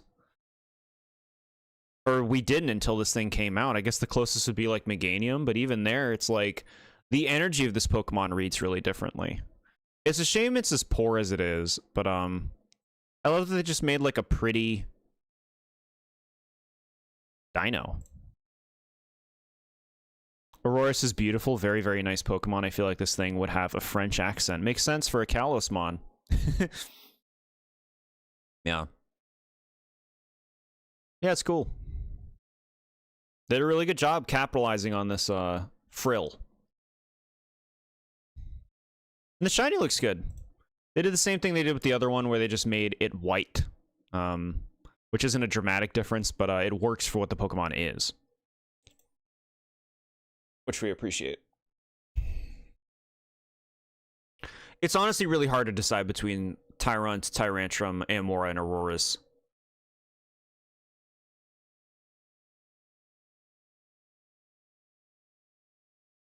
I don't know. I might lean Amora over Tyrant, but Tyrantrum over Aurorus, I'm not sure.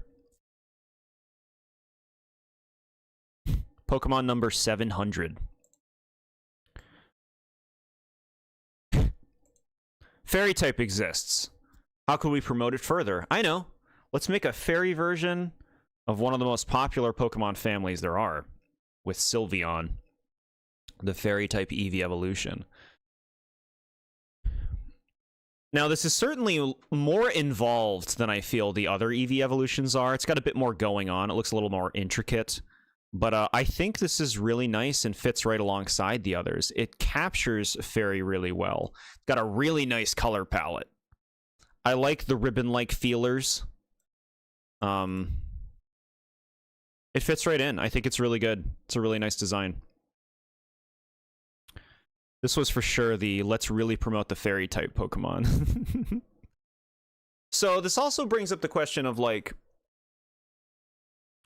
Generation 2 added a lot of pre-evolutions and evolutions to Generation 1 Pokemon.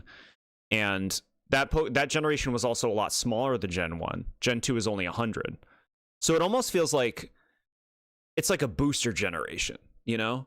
Because it's smaller, it's adding a lot of things related to the previous generation, while still having new stuff. Gen 3 then goes ahead and does a lot of new Pokemon again, about 130 something. with only 2 babies in Gen 3. So it's like, okay, let's focus on making new things now in Generation 3. And then Generation 4, it's like another booster generation, where the generation is smaller and there's a lot of Pokemon related to old Pokemon. What do we do with Gen 5 then? It becomes a big Pokemon of new Pokemon, all new Pokemon. And so if you look at that kind of pattern, you would think maybe Gen 6 would have more Pokemon related to old ones. Sylveon is the only one in this generation. And going forward, they kind of take a step back, both in this generation and in Gen 7, which has nothing related to old Pokemon. It kind of had people for a time wondering if it's like, are we done? Are we not making new evolutions or anything for old Pokemon again?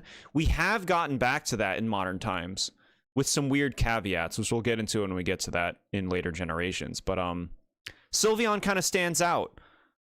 Sylveon was the last new evolution of an old Pokemon for quite some time. Very, very pretty. One of the best evolutions. Yeah, Sylveon's really nice.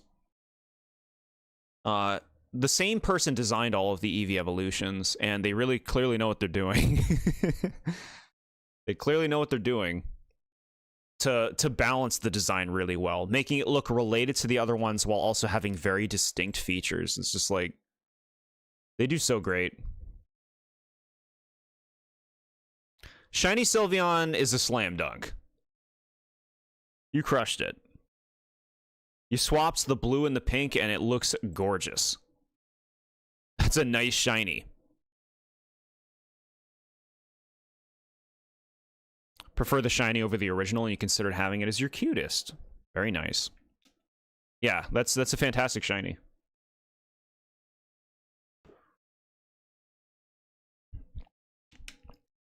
We don't have new Eevee evolutions because fan arts look too similar to designs they would have made. Yeah, that's what we've heard. The more fan art people make, the more difficult it is for the designers to make a design that doesn't involve, like, you know, having to go in there, dealing with these people, dealing with these artists, and trying to make your own thing. A flying type Eevee was planned at some point. It's been stated. Hold on. With that, we have talked about all of the Eevee evolutions, chat. So I want to hear from you, chat. Who's your favorite?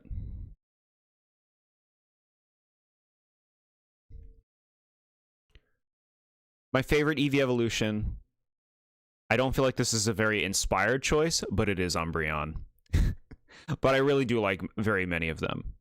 Umbreon's my top pick, with the next 3 being Jolteon, Leafeon, and Espeon.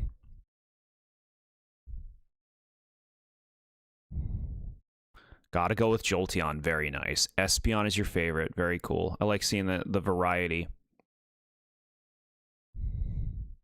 Vaporeon number 1. Flareon, Jolteon, Umbreon, Leafeon, and Glaceon. 1, 2, 3, 4, 5, 6. So you wanted to throw snub at 2 of them. Get snubbed. I guess you could pick Eevee. Vaporeon is always your favorite.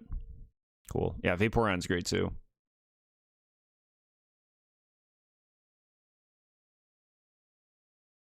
Weakest for me, I gotta go with Glaceon. But they're all good. Like, even Glaceon is still good. Wonderful.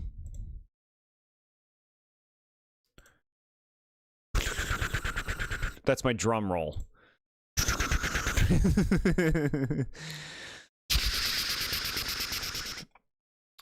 We have arrived at the pivotal moment of my favorite Pokemon of the generation. And oh baby, is it a beauty. I introduce Hawlucha. Thank you for telling me, Small Jord. Appreciate it. Especially when I'm showing off Hawlucha of all things. This is my favorite Pokemon of the generation. It is not close. I adore Hawlucha. I'm honestly surprised that, spoilers, as far as I remember, I'm the only person who put Hawlucha on their chart. The only one. And then here's the thing: I don't like wrestling. I'm not into it. I've never really watched it. To me, like from an adjacent angle, it always seemed kind of lame. But Hawlucha is so cool. I love the palette. I love the form, the look in his eyes, his little tiny feet. Just, man, the wings. Look at the color of the wings here. The red and the white. That determined expression, and it's like wings, but it's also like a cape. It is so elegant. What an elegant design.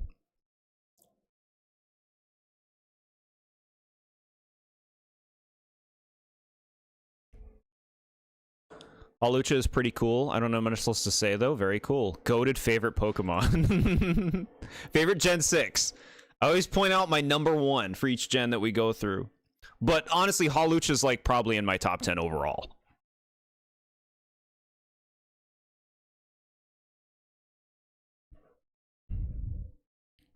That's hilarious because you love this thing and I don't. Yeah, and you watch wrestling. Hawlucha is cool, I guess. Okay.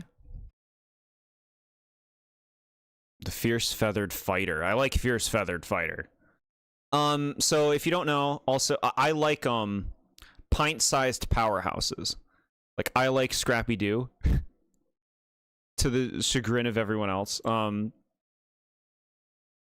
This is a pint-sized powerhouse. My Hawlucha that I have in Scarlet and Violet, I used a sandwich to make them small. And so I have a really tiny one, and it just flies around. And I sick him on things. He just flies over, and he crushes. That is a bold statement. I also do not hate Scrappy Doo. He's the best character. He's the best character in Scooby-Doo for me.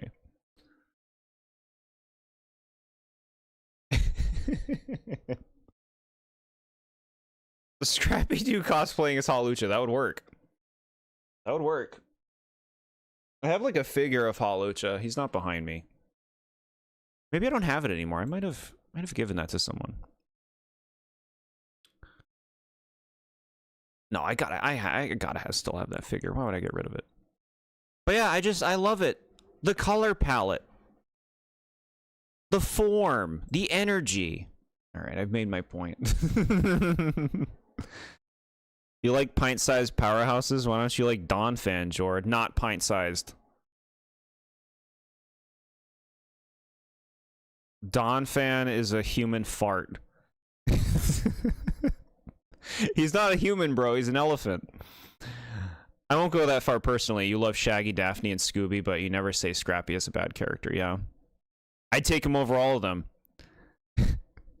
I can't stand, like... Shaggy and Scooby are fine. I can't stand the other 3. Flush them down. It's like 3-foot Jord. Top 10 Pokemon and you don't have a figure near you. It's around here. Let me rephrase that. Why don't you like Phanpy more than Jord? Phanpy's very cute.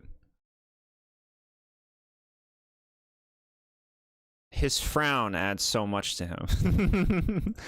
Phanpy's too happy. No, it's fine. I like happy Pokemon. But I really tend to like little scrappers, you know? Give me those scrappers. Alright. Bring this up. Bro. Look at that shiny.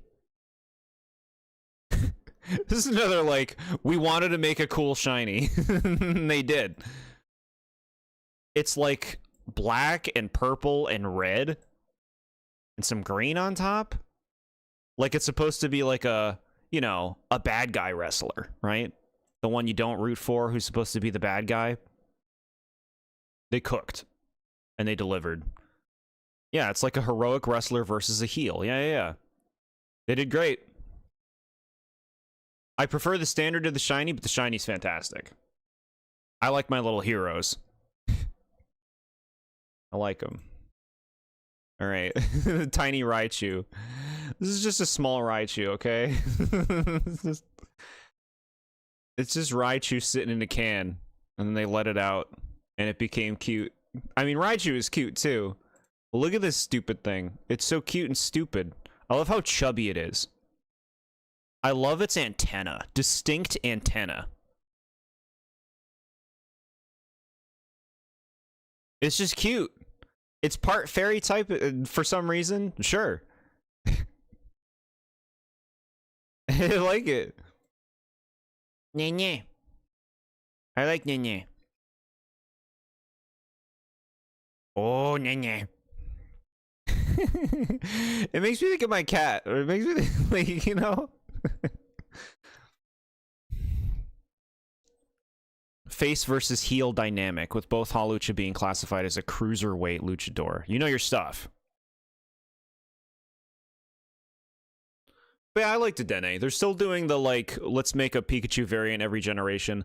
This one feels like, you know, the last few generations we had Emolga and Pachirisu, which felt a lot more different. This one, visually and, like, you know, palette-wise and everything, it's a lot more similar to, like, Pikachu and the originals. So I can see why one might find this boring. Nya. Yeah, the nya sells me. I never saw that its colors are just Raichus. Yeah, it's a small Raichu, and it's adorable. Look at it in this fucking image over here with mushrooms. Mad party. I want this card.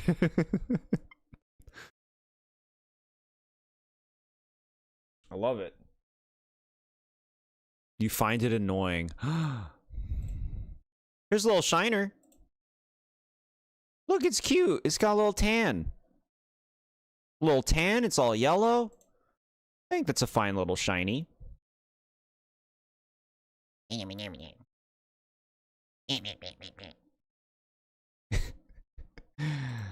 is a cutie.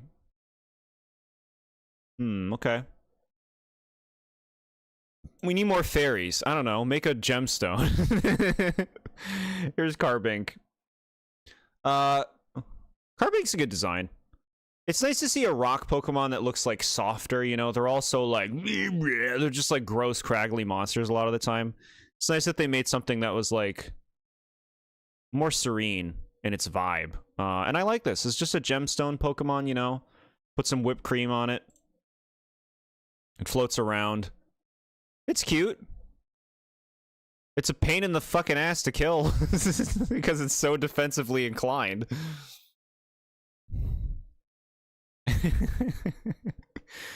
You love this gem guy. Look at his freaking bunny ears, dude. Yeah. Unique. Unique little design of Carbink. We appreciate you. Ooh, that's a nice shiny. It pops. Right? Kind of dark color with the blue. That's like Rankin Bassian Carbink. Regional variant.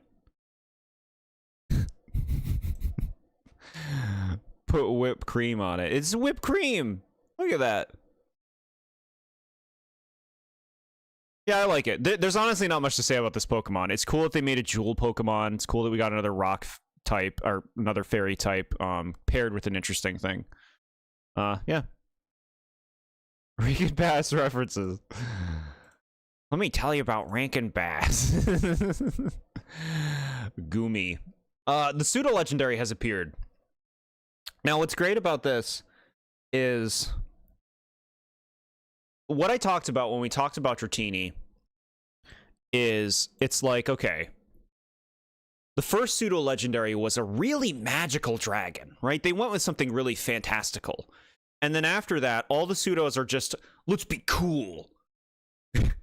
Let's be cool. Here's Tyranitar and Salamence and Metagross and Garchomp and Hydreigon. And then this generation's like, okay, you know what? Let's take a break. Let's take a break. Let's make this Blorb. Here he is. Let's call him Goomy. And he's just a puddle. He's just a living puddle of black. Why weren't you at TheBoredJord Generation 6 review? I want to be a dentist. Yeah. A dentist? You're gonna catch Pokemon like everyone else. Rankin Bass is in the ether. You love this evolutionary line. So yeah, Gumi's really fun, man. When you see Gumi for the first time, it's like your brain goes on a roller coaster that almost like the expectations can't be met because you think this thing could become so freaky, right? The expectations are high when you look at Gumi. But honestly, really charming. I love how its mouth is uneven. It's just like a squiggly line. This whole thing, look at how well animated it is. It's such a borb. Like, you can just squish this thing. But, like, I like the palette. I like the look in its eyes. Just like a really lovable little fella, you know? Look at him. Wow. I like it. This was your first shiny since the shiny Rattata and Heart Gold. Yeah, very cool. Its name is Gumi. Like, what a weird thing to do. And the fact that this is a dragon type. Now, I will say, I do feel like it's kind of a wasted opportunity that this thing is pure dragon. I think you easily could make this a dual type. I would have loved to see this be a poison dragon type, personally. I don't think it needs to be one. But I do think that would have been cool. It's kind of weird that this line is pure dragon.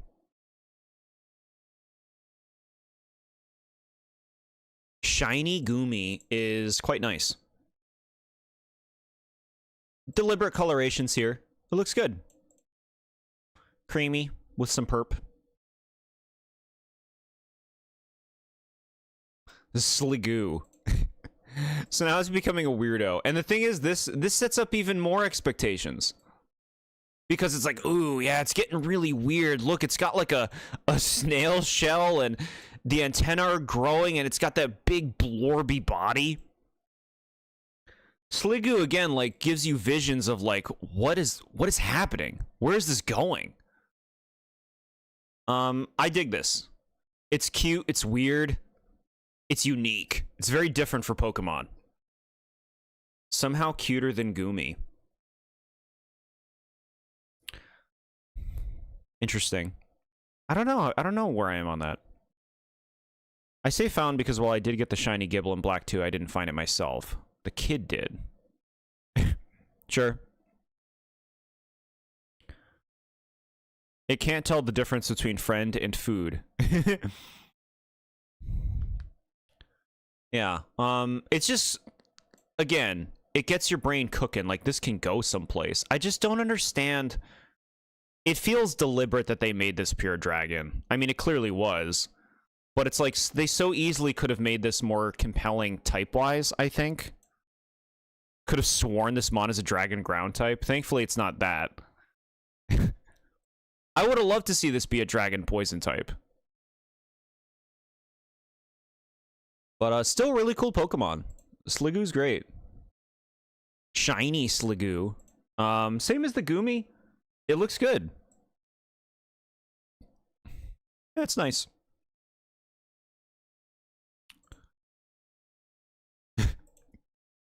Hisuian Sliggoo.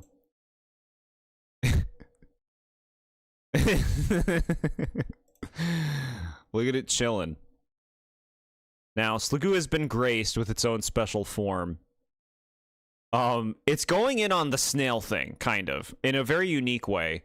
The shell is a big ol' shell now. It's overtaken its body. It's now part steel type. His silly face. It's just chilling in there.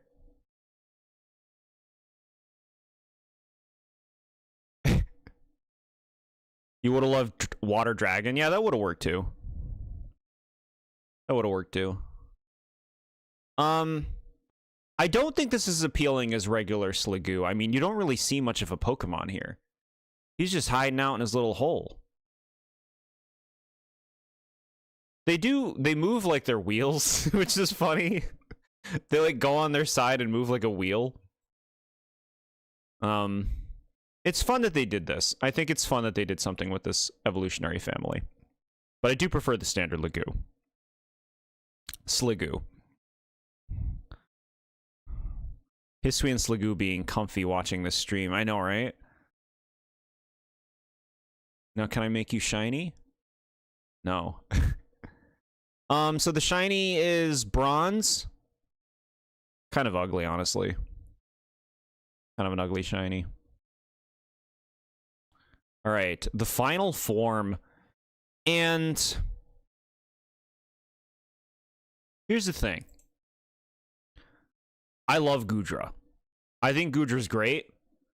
I think this evolutionary line is pulling one over on you. I think when you see Goomy and you see Sliggoo, and then this is where it ends up, it's like, oh, I kind of thought you were going in a different, crazier direction with all of this. Okay. I mean, this is still cool. It's just like, that's it, huh? It kind of seemed like you were building to something more. I love Goodra so much. Best pseudo. I hate how they animated this thing in the anime when it gets mad. Goodra is good, but not a top tier pseudo. Goodra gives you big, goofy hugs. That is adorable. Yeah, here's the thing. Like I was saying, they made a pseudo legendary that wasn't trying to be try-hard cool, like most of the other ones, right? This goes in more in line of what Dragonite's vibe was like, of big, fantastical, cuddly, lovable dragon. And Goodra really nails it. Very, very friendly face, nice color palette. Big gooby body that looks very huggable. I love the giant antenna horns. And it's gooby, which is a nice quality to put on this thing. Now, again, it comes back to the weird question of, why is this a pure dragon type? I think dragon poison would work beautifully for this Pokemon. But it is pure dragon, and that is, I think, kind of a shame for it, frankly. Hi, Ichibun. It's lovely to see you. I hope you had a nice holiday and that everything's been well. Goodra is a goober, yeah. Very well put. Even they know that, based on the name. But I do like the form a lot. I do like this Pokemon a lot. I just think, like, there's a bit of expectation set up with Goomy and Sliggoo that the final form is like, oh, okay. I guess I wasn't really thinking that that's where you were going. But sure. I want a freak. I want my sluggy freak they denied me. Give me my slug freak. But Goodra's still really cool. I particularly like this, how it's like color starts here. I think that actually adds a lot to its face composition. In a Pokedex entry, when the deck says it gives you big goopy hugs, the entry ends with, don't get mad. Holidays are brutally busy. Yeah, I can understand that. At least it should be calming down as we go forward, which is nice.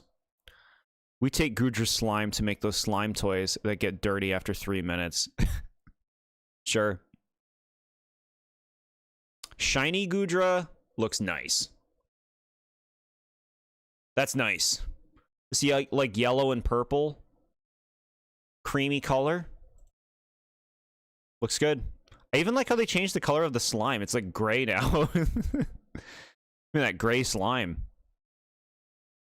Slick, shiny. Very well said. Now for the sad Goodra. So, of course, Hisuian form Goodra. They're going in for the snail. Now, look, I think this is really sweet, okay? Look at its face. This thing looks so sad and sweet. It's got its giant snail tail body that it can hide in. And it's part steel. I think it's cool that they did this.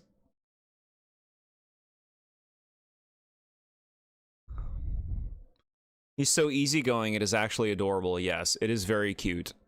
And like I said, they can retract their entire body into their shell. I'm not sure if I have an image that'll come up afterwards that'll show it, which is really adorable and very endearing. Fennekin getting a vote? Hell yeah! Fennekin's on the board. I'm happy to see it. To think its goop can melt everything away. Its idol and Arceus has it go into its shell. So cute. It's really, really nice personality. Yeah. I really like Hisuian Gudra. It's kind of hard to say between the two. I like them both, like, fairly equally. But this one definitely has, like, a real sweetness to it. That's cool. The shiny, I don't like this. Don't do this. It fell in mud. I don't want mud. This is, like, not curated. You can do better.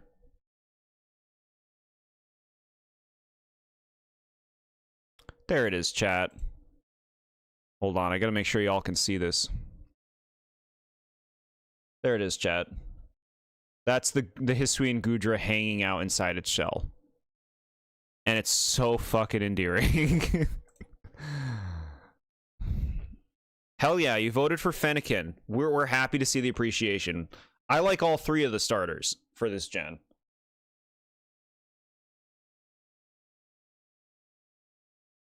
Yeah, that's a sweetie. Bad shiny, why? Yeah, they should know better by now. Don't make a bad shiny. All right, chat. Which one of you lost your keys? Trying to do a stream here, and you're throwing this at me. Klefki is. Thank you, SMA. Big thank you. Klefki is like Trubbish and Vanillux, infamous to people who hate modern Pokemon. The Keyring Pokemon. The Pokemon that is keys. Gets a lot of flack for that, but I actually think this is a really creative design and a really fun thing to do for a fairy-type Pokemon. It's a keyring, but it is very much a creature. Like, the keys it collects are real keys, and I think it's really nice to see that variety of keys on its ring. It has an awkward little face. It's a strange thing, but it's really cool that they made this. Klefki on its way to key your car. Now, that won't happen to any of us. Fire bias, but Chimchar Def wasn't my thing. Sure. Klefki is peak. Whoa, the appreciation is out. Steel Fairy, which is a really good type combination. Klefki's cool. I do think it took, like, a moment of adjustment when this thing first came out. Like, what? But, I am totally on board with Klefki. A lot of potential for this thing. And I like what it is. I actually think it's really creative. Well, it's not creative because it's this thing. Shut up. It's decidedly creative because it's new. They did their own interesting idea with it. Shiny Klefki looks cool. They made it gold. And it's got like a little blue body. It's not bad. Could be better, but it's not bad. Don't let Ivor get near a Klefki. He'll just fucking punch him. He'll just punch him. Oh, no, not there. Klefki is cute. Is that all you could muster out of your gullet to say about Klefki? No, you're good. Here is an image of Klefki's size. Look at that thing. It's a small little Pokemon. It helps you kind of see, though, like how the key size lines up with the size of the human. Klefki could be better if it was a cooler Pokemon, but it's just keys. Whoa. Yes, it is, Jord. Don't get all keyed up. I'm very clever.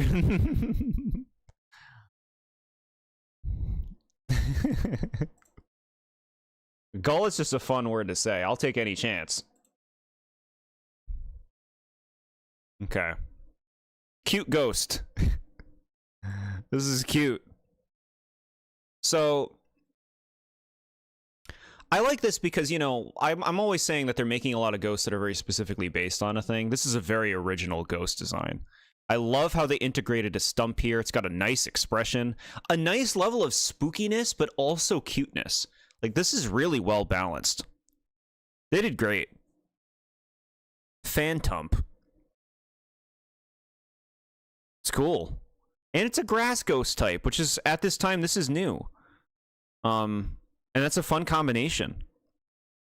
This is an adorable-ass Pokemon, better than a keyring.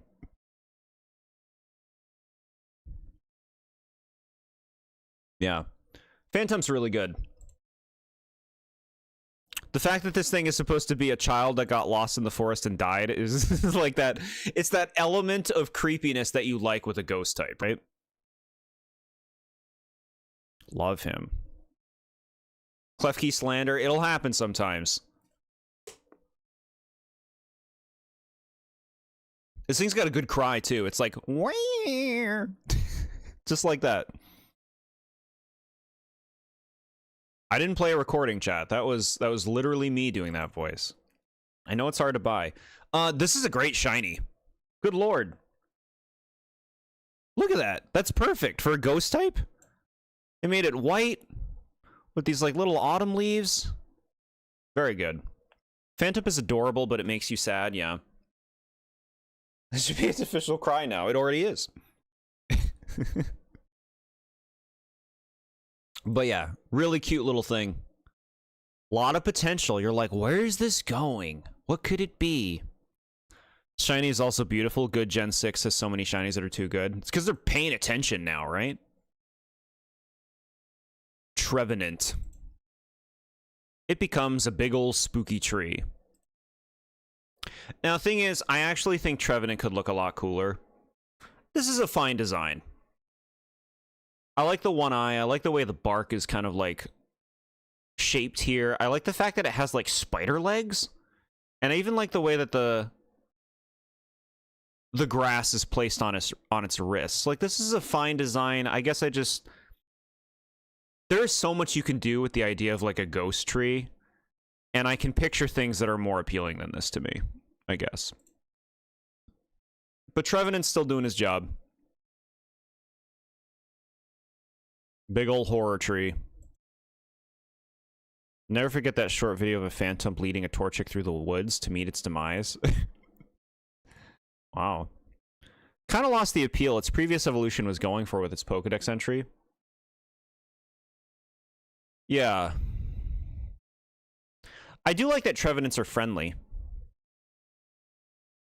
I think this is a good design. I just feel like there's so much more you could do with a ghost tree that would tick my boxes.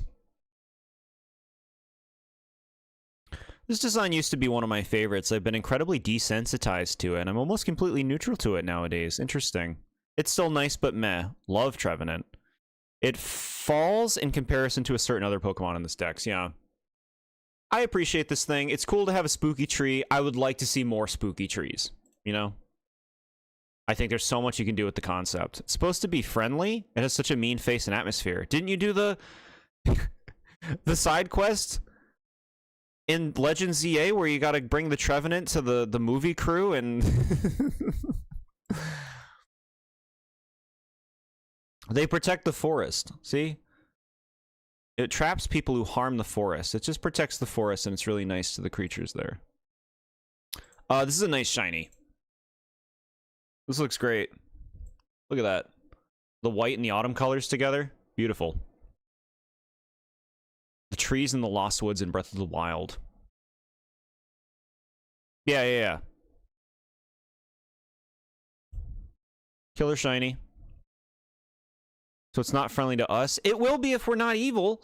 It's just that it's worried about you. It's worried that you're going to be mean to the forest. That you're going to throw something on the ground, a candy wrapper. And then it will end you. So we have another grass ghost type. And another really, really nice design with Pumpkaboo. A pumpkin Pokemon is something that was basically like, you know, it's one of those ideas. It's you're like, oh, they should make a pumpkin Pokemon or something, right? Like in time. And And they finally did it with Gen 6, and I think they really nailed it. I think there's a lot you can do with a pumpkin, though. Like, I think they should do another one, because there's a whole other kind of vibe you can go with. This is a pumpkin, but it's kind of like a little spirit that's popping out of a pumpkin, as opposed to the pumpkin itself being sentient, if that makes sense. But, it's really cute. I like the vibe. I like the curls. Nice color palette. Nice face. Even this little curl up here is really good. But, very cute. We have, this little pumpkin friend right here. Adorable little plush I've had for a long time now.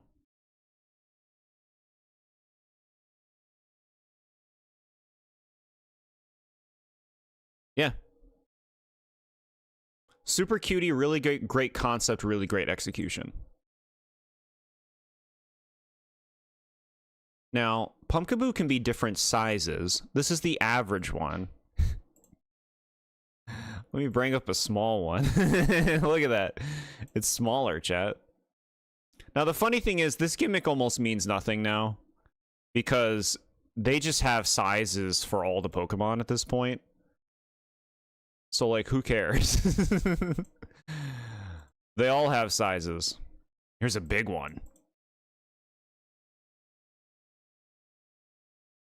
Jord, why would you do this? What do you mean? Welcome back, fan of Yoshi. And here's the super size. You want to look at a big one? Look at that. That's a big Pumpkaboo.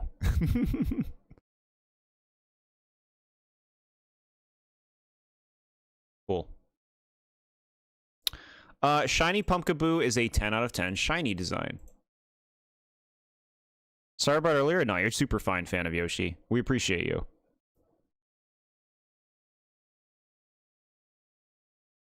That's a plumpkin. George showing us the big ones. Hell yeah. Here's a shiny big one.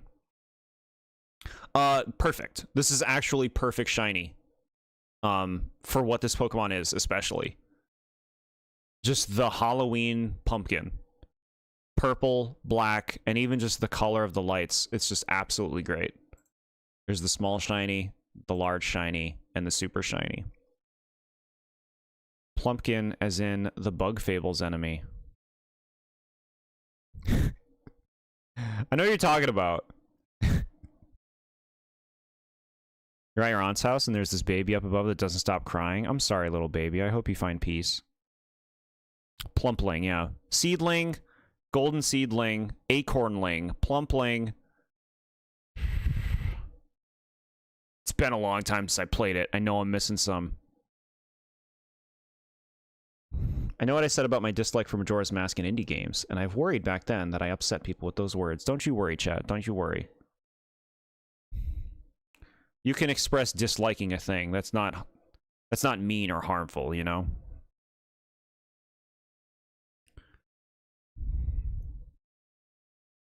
It's an apartment, not a house. Okay. Okay, so, pumpkin. Now look. I think this is really disappointing. I don't dislike Gourgeist. I just think you can do so much with a pumpkin, and all you did was make it a little bit bigger. It's more of a gourd now. It's got like a jack-o'-lantern face on the belly, with also this silly little face here, and dangling hair that kind of acts as hands. This is a fine design. I just think you gotta give me some more pumpkins. There's so much you can do with a pumpkin, and this is all you choked out. This is the real stuff right here. Absolute beauty in every single way. I love the enemies in that game. Dune Scorpion used to be my PFP for years. That's so funny. I love that Leaf wants a pet seedling someday. I love that game myself. I'm with you.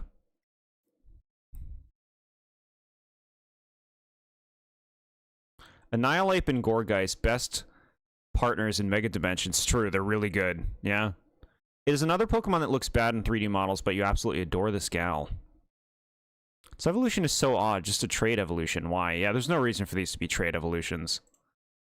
Just pointless. This Pokemon's known for being especially cruel in how it delights in torturing things. Its name is supposed to be a pun on gorgeous. Yeah, maybe. It could just be Gordon Geist, but yeah. Smack-O-Lantern. Those are his hands? Yeah, they're kind of like hands. See how, like, they move? It uses them as hands. But really, I just feel like this is such a boring progression for Pumpkaboo. Like, you just made a gourd and put a face on it that looks like it's from Adventure Time. Here's some hands and that's it. It's like you're not even utilizing the pumpkin. Make a big pumpkin monster. Absolutely amazing. Also proves Pokemon hates me since it's a trade Evo. I just don't see it, I guess. I don't see, like, the inspiration of this design. It just seems so boring to me. It's not a bad Pokemon. It's just the potential. Gordon Geist, my favorite Pokemon name.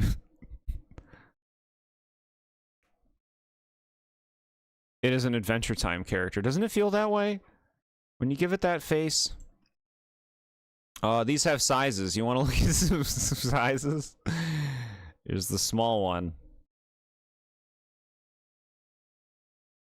Here's the large one. Getting bigger. And here's the super one. So yeah, it's kind of a shame, like both... That's a big one. Both Trevenant and Gourgeist, I feel like are disappointments for what the potential of what those ideas could have been. They just feel like kind of tame, I guess, in their designs and executions. Phantump and Pumpkaboo are so promising.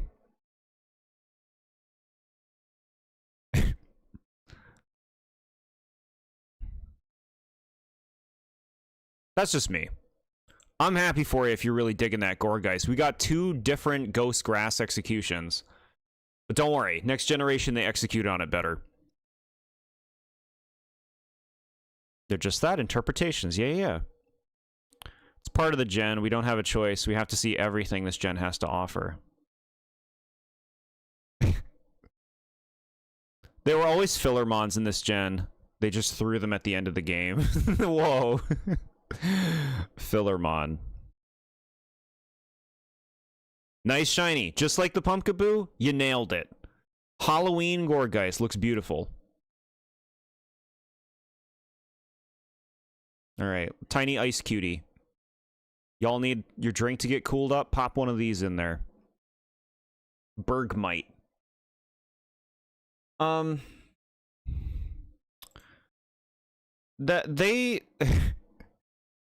feel like we're in an era right now where they just don't respect ice types. We need more than this. We can't just, like... This feels like it exists because I like Bergmite. I think it's adorable. I actually like that it's a little ice mite. With that said, this feels like there's no passion involved. This feels like, well, we needed an ice type. I don't know, a piece of ice with eyes. Like, we just came off Gen 5, which had the ice creams, the polar bears, and the snowflake, which are all pure ice type. And this gen's like, here's another one. I don't know. It's a piece of ice. Like, fucking seriously? Can you come up with anything more interesting?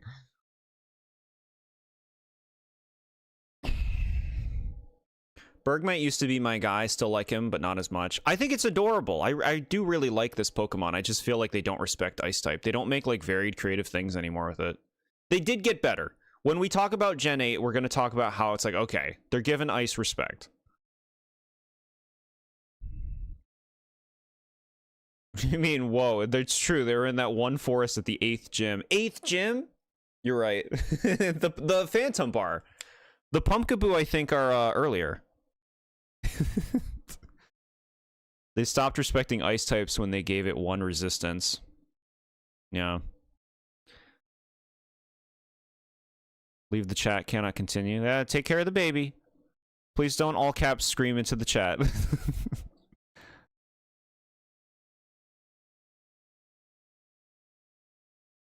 I like Bergmite. Proceeds to trash its existence. Never changed, Jord.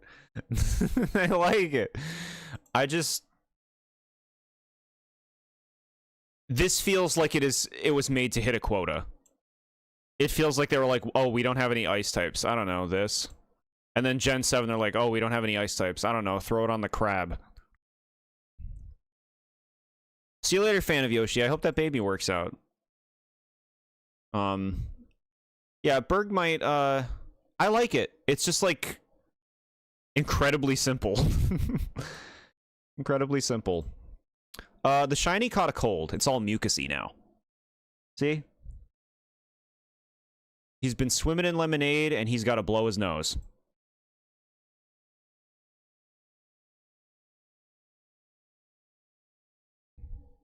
It's okay. Klefki is a quote filler, just like this Pokemon. Quota filler. Whoa. Now, Bergmite's evolution, it's at least, like, becoming an interesting idea, but it's still just, like, I don't know, a big piece of ice. Avalugg. The iceberg Pokemon, and bro is wide. Bro is wide. Little frozen booger. Kind of like that yellow color, yeah. It does pop. Very neon.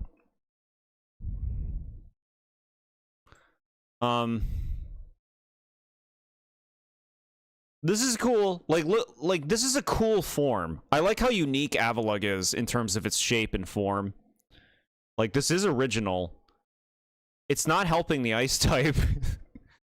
Just, I'm a big piece of ice. Also, my stats suck ass. Unless you're hitting me with a physical move. Oh, you're not? Okay, I die. Unique face, which I appreciate, you know, like, this is a really jagged creature. It looks heavy. It looks bulky. It looks serious. Really like the coffee table Pokemon. What a friend. Now, here's the thing. This thing is much bigger than it appears. Like... Okay, so... Here, we put it here. If I'm standing next to Avalugg, I come up to about... Here? I come up to about here. Avalugg is very big. It's an iceberg. It's over 1,000 pounds. You put your coffee on this thing, it's gonna get cold immediately? Yeah. I like Avalugg for how weird it is. But it's definitely another one of Gen 6 is just like, your average person doesn't fucking know this Pokemon. We do, because we're Pokemon fans. But, like, you show this to anyone, they'll be like, I don't fucking know what you're showing me. It can easily be seen as filler.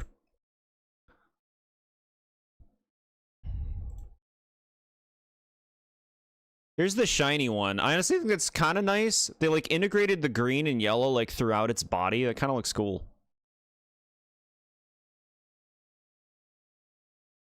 All right, here's... keep in mind, this is a big man.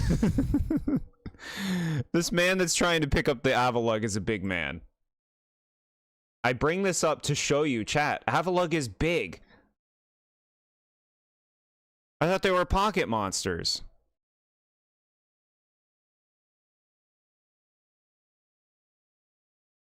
He's bench pressing that thing. He's gonna throw out his back.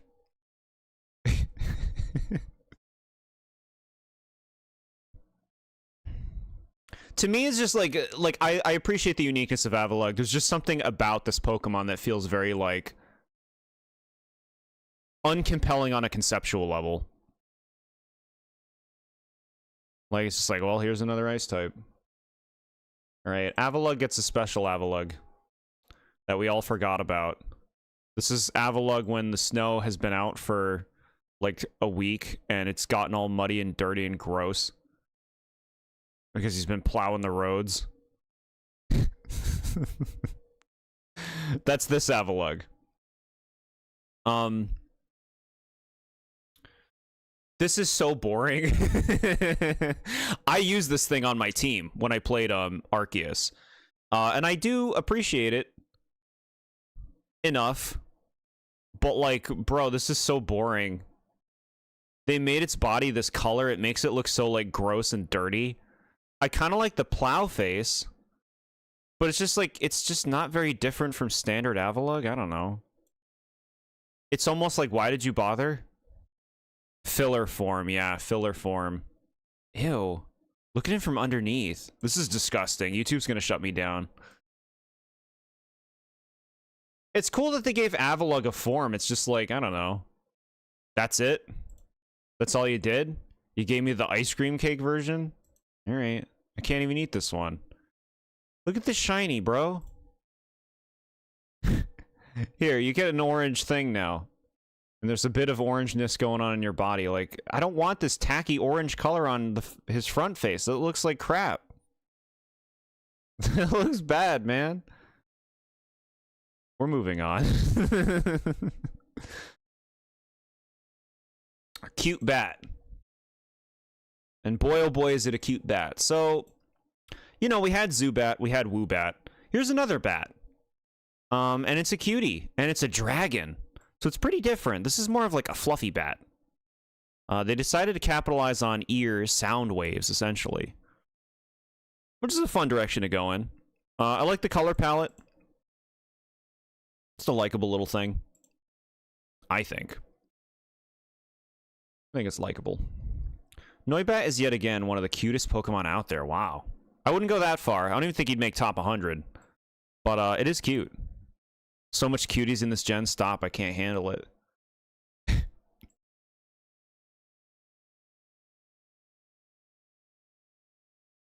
Now, this is a nice shiny. That's nice. It's like green, brown, and black. The shiny is better, but not cute. I like both the shiny and the standard. Standard I might even prefer, but this is a really nice shiny, I think. Yeah, it's cool that they made a dragon bat. And it becomes... I feel like they were marketing this Pokemon when the generation started. Like, when before this game came out. I feel like they showed off Noivern pretty early. And this is nice progression for Noibat. It's a huge flying bat now, and I feel like we don't have a lot of Pokemon with this kind of form. Like, you immediately think Aerodactyl, but we could do more with this, like, almost gargoyle-like shape. Now, the thing is, I do feel like these Soundwave things will either make it or break it on you on this thing. I love the color palette. I love the wings, the smoothness of it, and the agility of it. Even the neck frill on the back. But these, and don't listen to me if you don't want this Pokemon to be ruined for you, these make me think a little too much of the stepmother from Cinderella. So I don't love its ears. But, it's a really cool Pokemon otherwise. You don't really hear about Noivern these days. Somehow still really cute when it evolves. Interesting. Surprised Noivern didn't get a Mega. That would have been a slam dunk. Yeah, easily could have gotten one. You thought those things on the top of its head were its eyes at first? I can't really process it that way. It looks kind of creepy if I try to. But that's fun. Love the tail. Look at that little, like... little cleft on the tail. It's got some cool features. I didn't listen to it. I immediately took off my headphones the moment you said this. I refuse to have yet another Pokemon ruined by you. Alright, I won't give a warning in the future. You have your save for now. Shiny Noivern, let's see.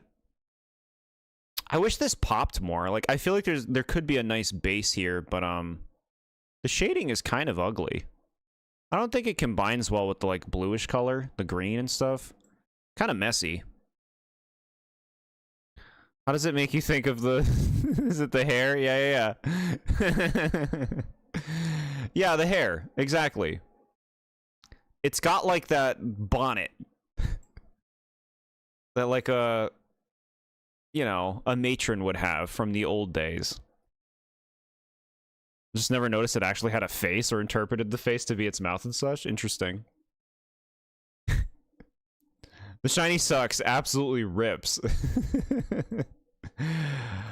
Look at that, chat. It's time for legends.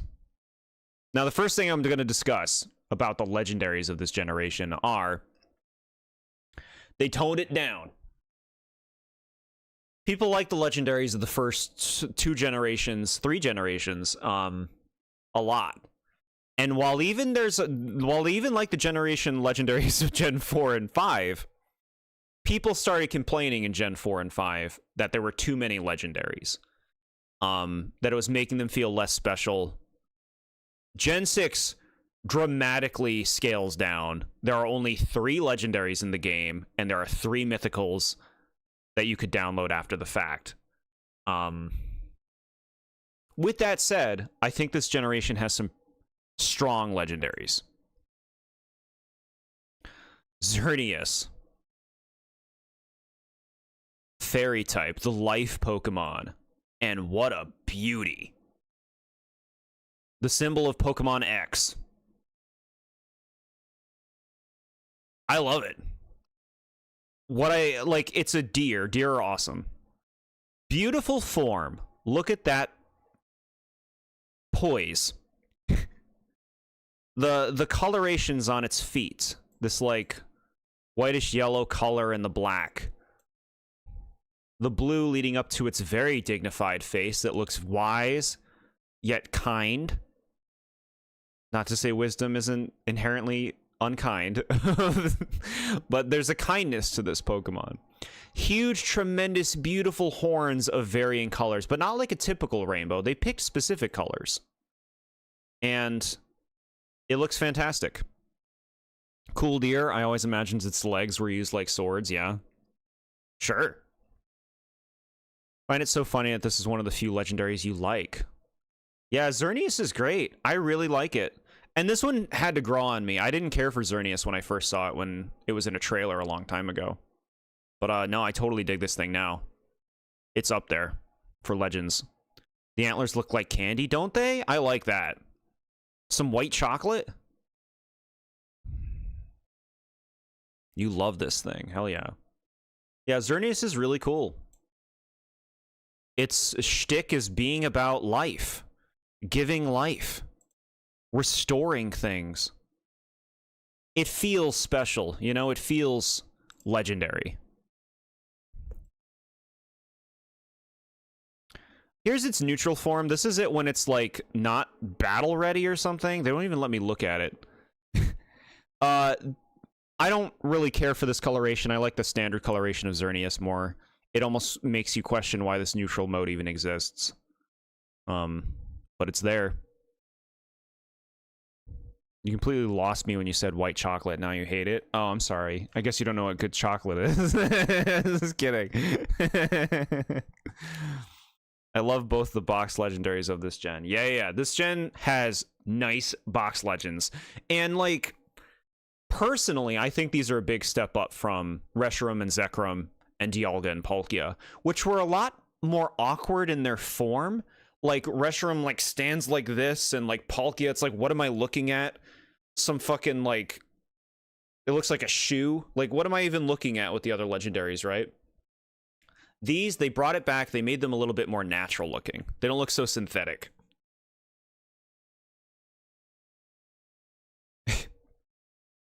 Shiny Xerneas, you got me. This, like, light blue with the white looks great. Oh, I have a shiny Xerneas. Hold on. That's right, they had an event years ago. I like it. I think it looks sweet. The blue and the white. Yeah. That's a beauty. Shiny neutral mode. Yeah, okay. You look like you got a problem, bro. It's like when a cartoon character like can't breathe and their head gets red, except this one got blue. Perhaps you just need to give Dialga and Palkia some time and space.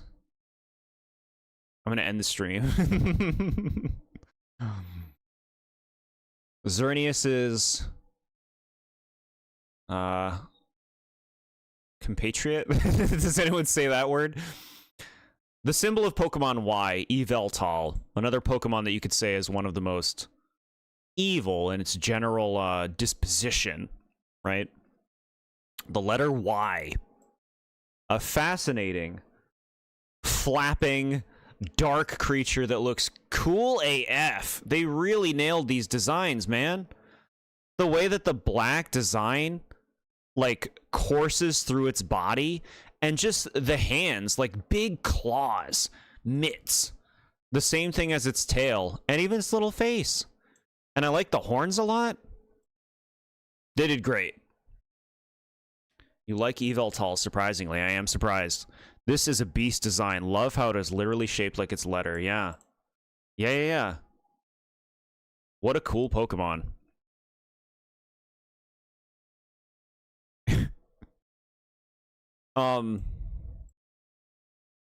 Yeah. They did really good with the legendaries in this gen. At least Xerneas and Yveltal, the two cover legendaries, very impressive designs. And I like that it's like they've also cooled off. They started doing this with Gen 5 a bit. They've cooled off on legendaries being like the source of all life and stuff. Like they're just making like legendary creatures that have really phenomenal powers, which I really like. So sweet. This is such a funny shiny. Like, I kind of like it, but the regular one is better. I like that this is distinct. It's just weird looking. I don't know. It's kind of cool. It's growing on me the more I'm looking at it. Crispy bacon shiny. Bacon bird. He says about the embodiment of life and death. Yeah.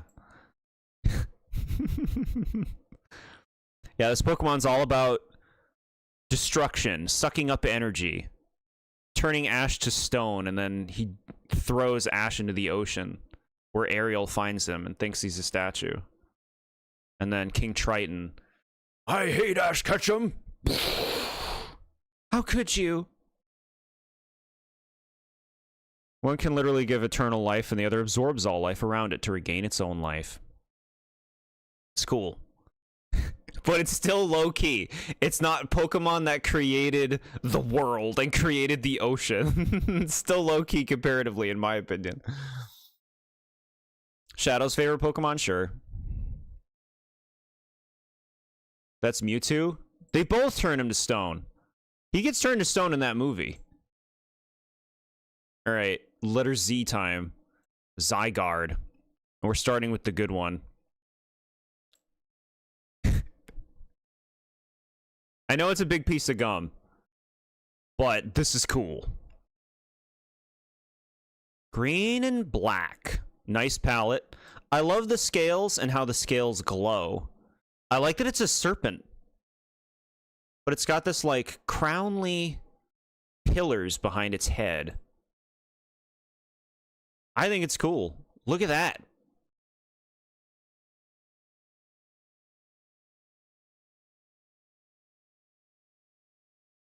Yeah, Zygarde, 50% form is the Zygarde for me.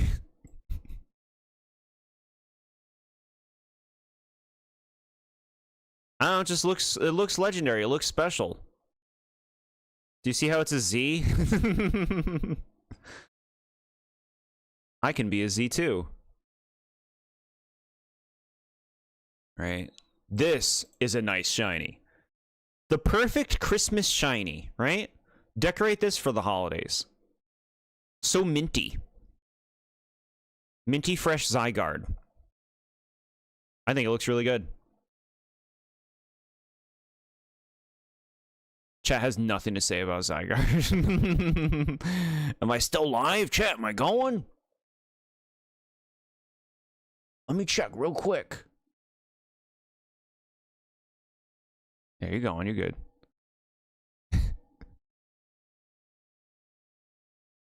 Okay. I'm making sure. I'm waiting. Okay. Zygarde, that one mon that chills in a cave for no reason, kind of freaked me out encountering it, yeah.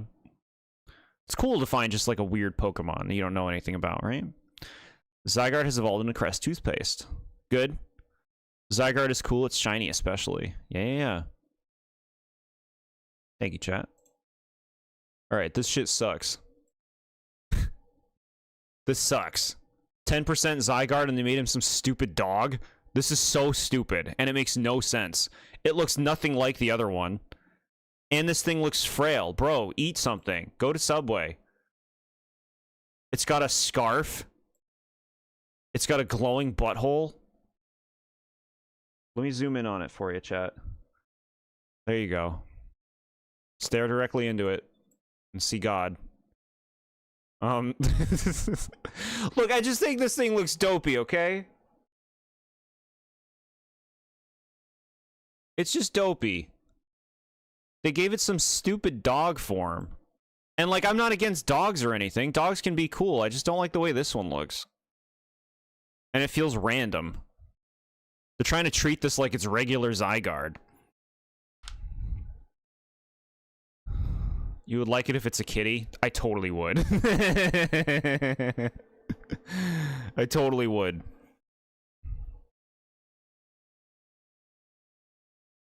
You're still live, by the way. Thank you. I appreciate that.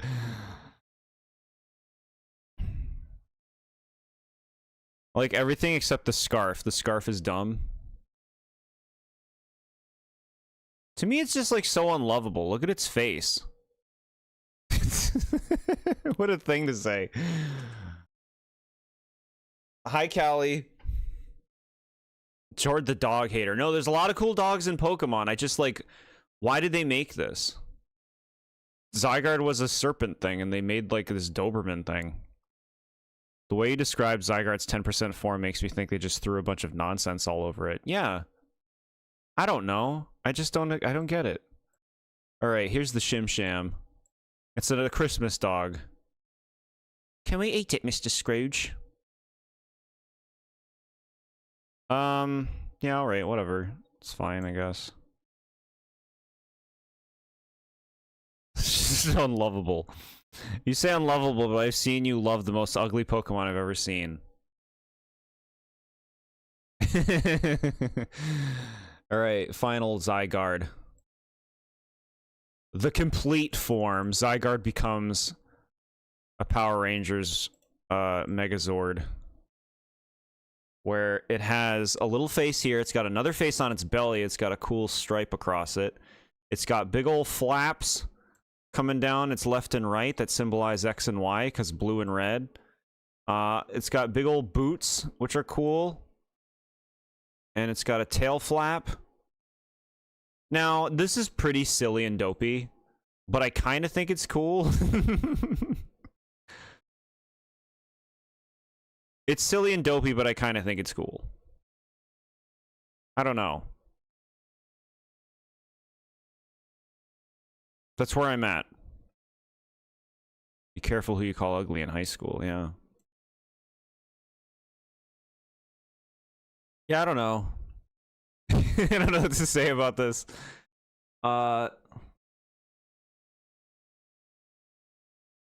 Why? There's no way something like this will get a Mega Evolution. You wouldn't think so. Look, it's like Operation. It's got a bone right here. You gotta put the bone there. You gotta put two things in the pecs. Like, I kind of like it, but it's stupid. Like, I like the dumb face on its chest. I think that's cool.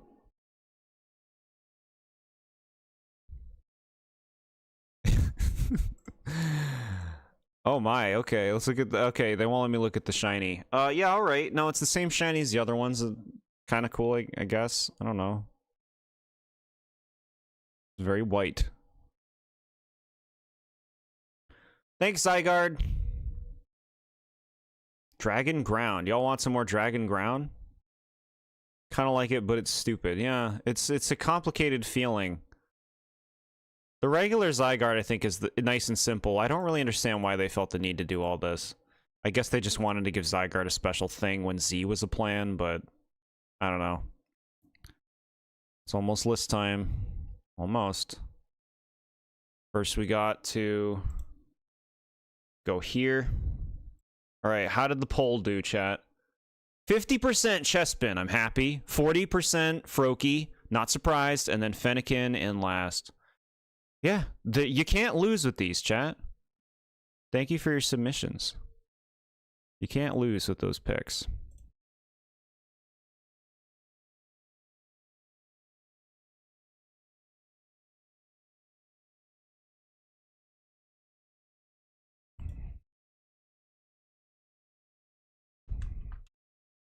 Can't believe Mediocrity won. How did you know I named it Mediocrity? My chest thought. All right, chat. Express yourselves. Who's your legendary of X, Y, and Z? Who's the king?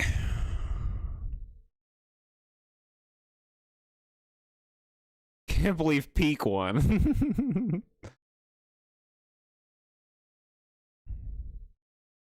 Of these three, it's tough. This is a really nice legendary trio. Like one of the strongest they've made.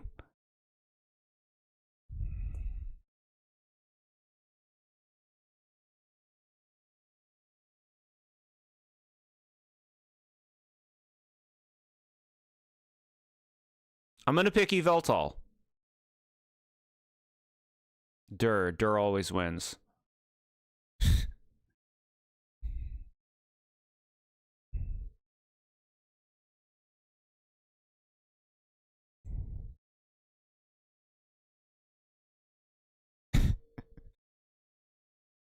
All right. Leave that up. The mythicals. We got 3 mythicals to look at. The first is what is essentially like a mutated Carbink. It's like a really special Carbink called Diancie. Now, I do wish that it was pronounced Diancie. I think Diancie sounds nicer, but the stupid movie calls it Diancie. So now it has to be Diancie. It's very similar to Carbink. It's pink. It's a princess now. This is like Princess Fairy bullshit. This is anime Sailor Moon crap in my Pokemon game. Diancie's a fine design. I like how jewelly it is. But, like, it's just like a lame anime character. I don't know. It's very jewelly. It's a jewel princess, and for what it wants to be, it's doing it well.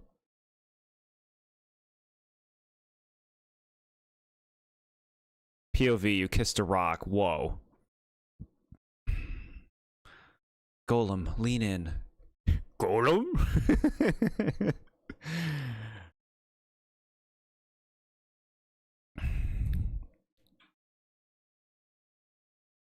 When you went over the decks, they listed the Zygarde forms as Gen 7. You're fucked up. You gotta go over the tier list that I provide. That shows everything. I like Diancie, but not nearly as good as Carbink. Yeah, for what it's worth, for what I'm saying, I don't think Diancie's a bad Pokemon. This is a fine design. I'm just clowning. Just clowning. The whipped cream has become a shirt. I like this diamond in the middle. I like these crystals on the head. I don't think I like the face form too much. It's too much of like a character face. Like it's just like a big Borb face. I don't know. The most it surely exists legendary of all time. Some people really like it. This is made for a certain type. You can tell just looking at it. Not really for me. Shiny Diancie looks kind of nice. They made it red and browner. Sure. It's fine. Mega. The card on the right is very new. This card came out this year. God damn it. Get out of here. Gen 6 did get a Mega for one of its Pokemon, Diancie. This is a very appropriate Mega for this Pokemon. Like, they went full in on the gem theme. It's like a big wedding dress, you could see it as. And it's just very fitting for this Pokemon, and I would say the tastes of the fans of Diancie are likely to line up with what this became. It's a fine Mega. It works for the Pokemon. Doesn't really do anything for me personally. It's cool to manipulate gems. Gems are cool. A little over the top. Yeah, I can see that.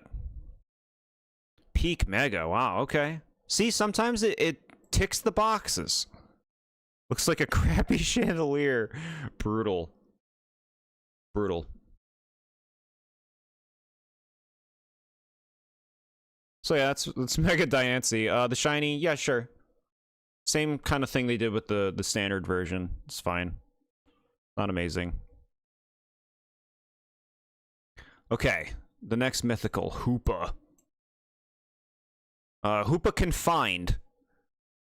I don't think this is a very good design, honestly. Like, it's just kind of like a small, crafty critter. To me, just the form of it feels kind of bland. Like, I feel like someone could create this in 20 minutes as a concept. Like, I don't think this is impressive. It's supposed to be a mini Jin. Its powers are confined. But, kind of like Hoopa. It's a sweetie. It's cute. Okay. Yeah, like, I don't dislike Hoopa. I just feel like the design is weak. Is best put.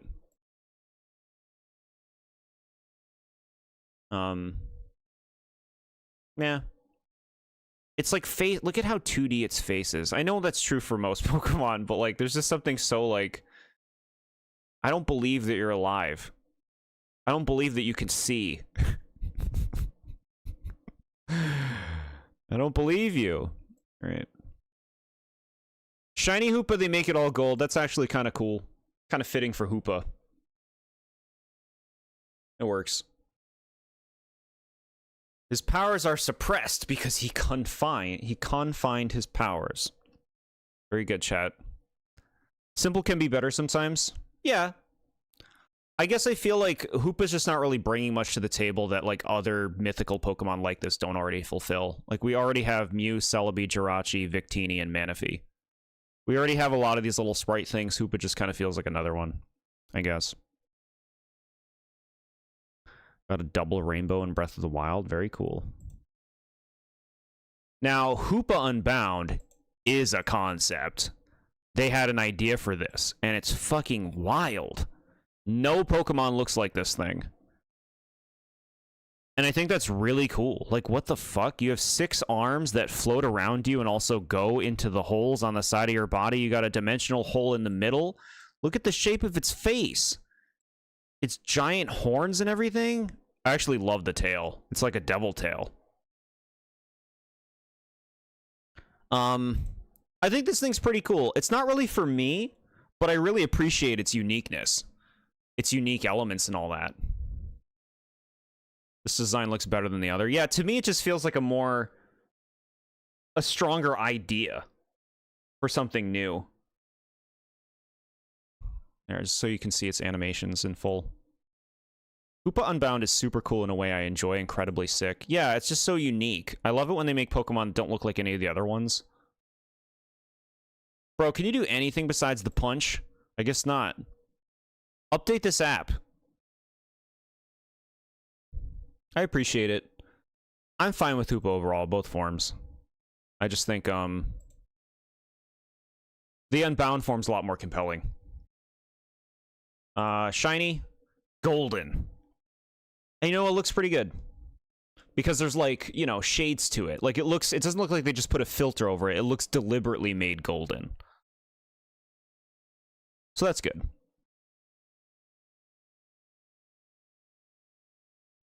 Alright, the last Pokemon of the generation. Volcanion. I used to pronounce this thing's name Volcanion, but I guess it's Volcanion. Which I don't care for.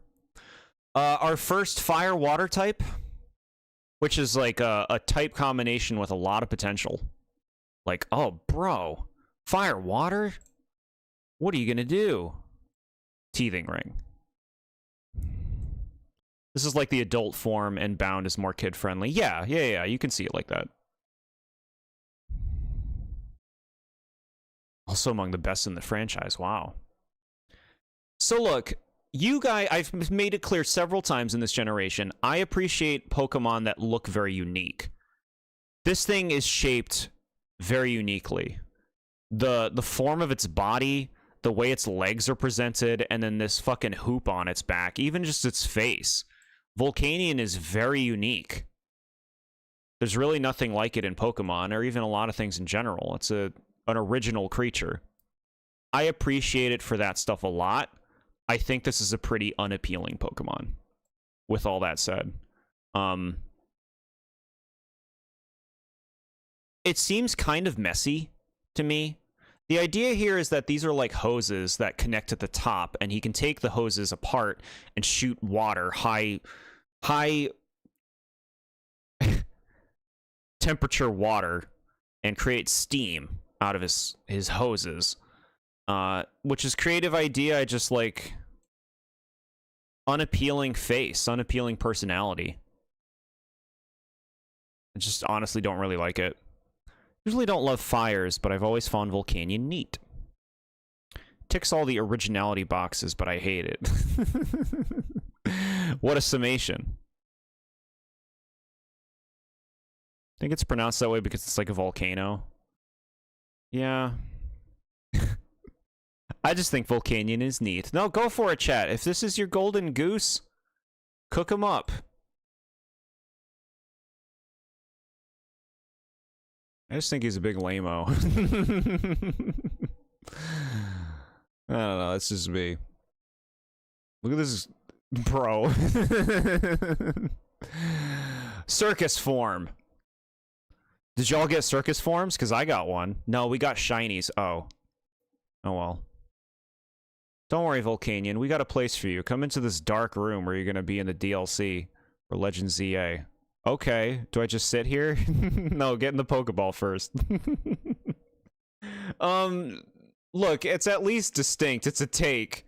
It's very gaudy in a funny way. But yeah. You're clowning on this guy. The game's clowning on him. We all have circus forms. We're clowning. Now I gotta show you the tubes.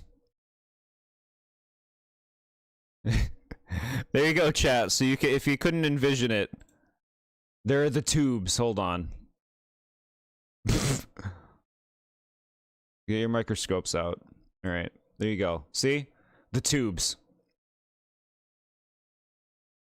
Tutti Frutti Volcanion, yeah. All right.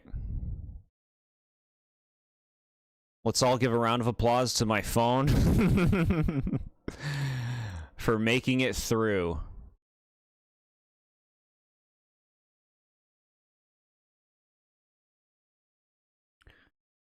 You did good.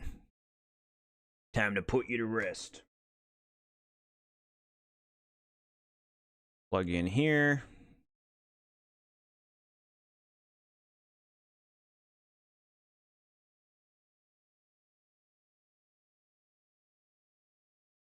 Uno momento.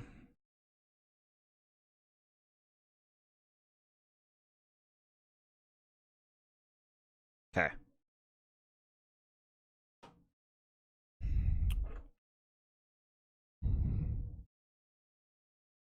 Now we will also say goodbye to the cards. You did great too. Moving over to the full image. Clap, clap to Jordan's phone. Thank you, chat. He hears you.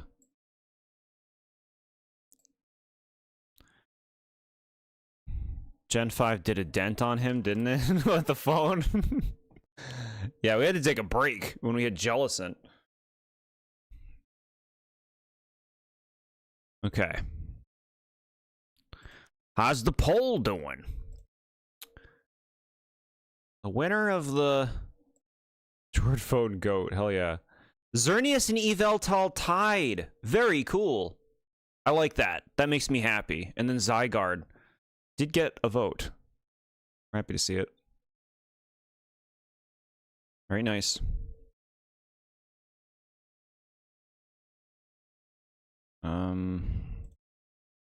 What was that?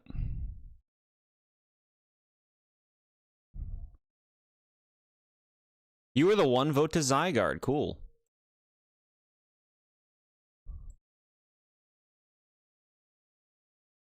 All right, bring that here. Bring this up. Good. All right, chat, just swapping as we get ready for the last part of all of this. Shocker, you voted for Yveltal. I know, what a shocker, right? All right, chat. X and Y. Pokemon X and Y, they have version exclusives, as all the games do. Now, I've only pictured the new stuff for the version exclusives here, because there would be far too much otherwise. With that said, I also felt... compulsed? Is that a word? I felt compulsed to... to include the megas that were exclusive to X and Y.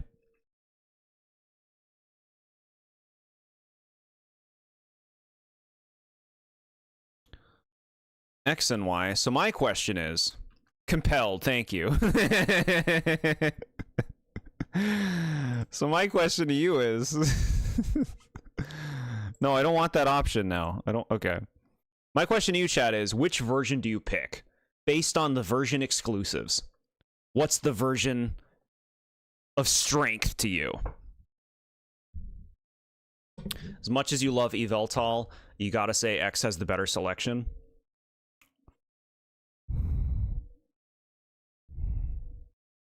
Why isn't Charizard X in Y?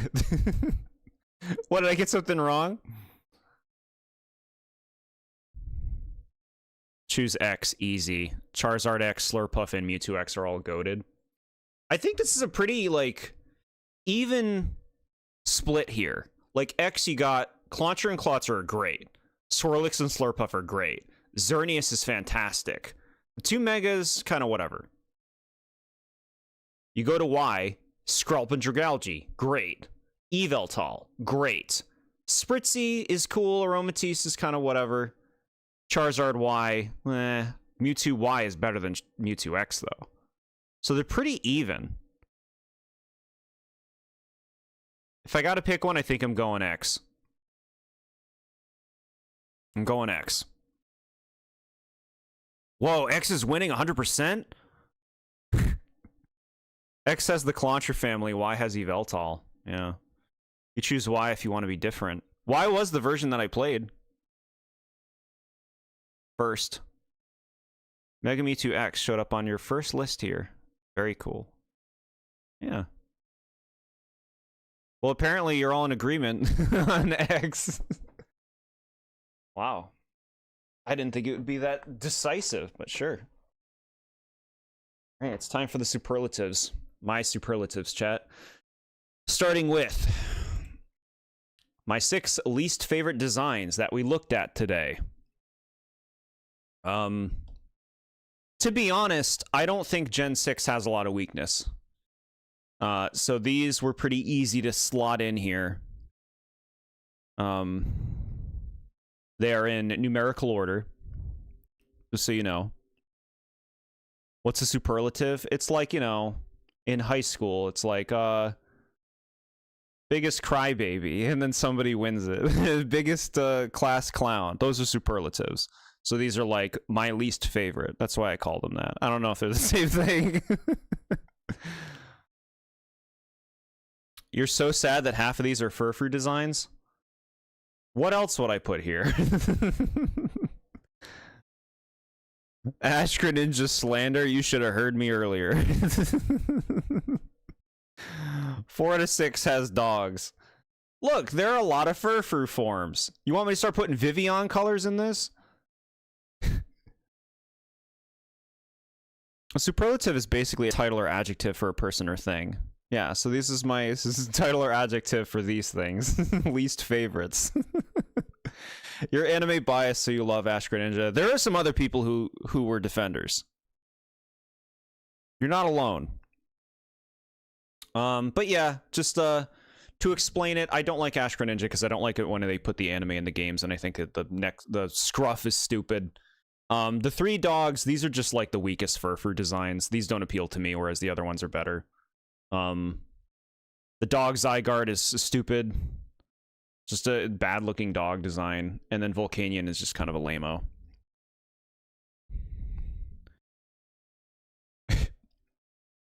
That's just where I'm at. And these are just least favorites, right? I'm not saying I hate all 6 of these. It's just weakest designs that we looked at today.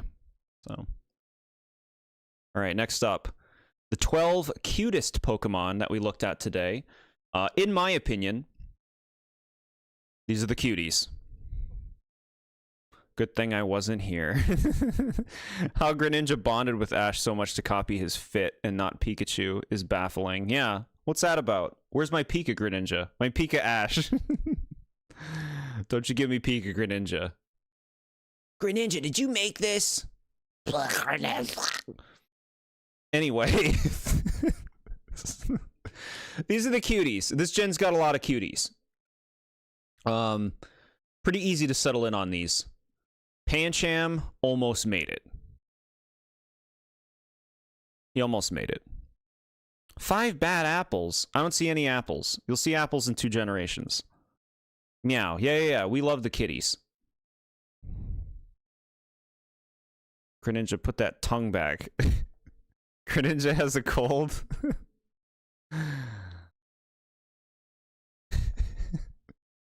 Don't worry about it. Yeah. All cute. Where's Fennekin? Again, the competition is too heavy. Fennekin's great. Based list, but no Meowstic female. 0 out of 10.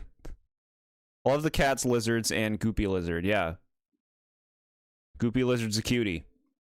All right. My 12 favorite non-fully evolved Pokemon that we looked at today. So, you know, we got to give some attention to the ones who aren't fully grown. These are my favorites of what we looked at. 6 of these are trash, and the cutest one, wow. Yeah, I find these unfully evolved Pokemon endearing or cute. Honestly, not a lot of competition on this one. Because the generation isn't very big. A lot of things are already fully evolved. I find myself liking things others dislike, and I dislike things everyone else likes. We all got those. You want me to play that Pikmin song that I played again? The unused one? And tell you how good it is, chat? Okay. Yeah. So now we're moving on to the big stuff. My 12 favorite fully evolved designs that we looked at today. Continuing to be in numerical order.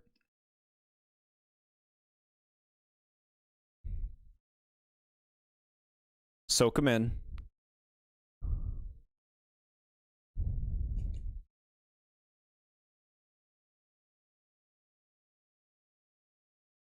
Honestly, easy to pick for this gen.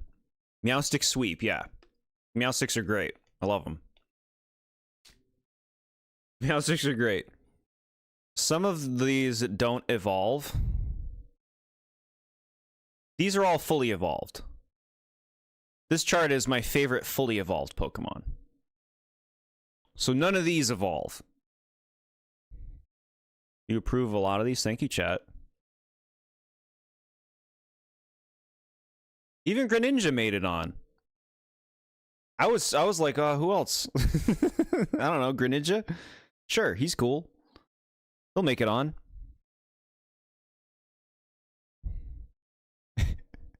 Why does Yveltal evolve from? It's fully evolved in that it doesn't evolve any further. It doesn't mean it evolves from something. To clarify. And then, of course, my team, as a Gen 6 trainer, my 6 favorites of the generation, essentially.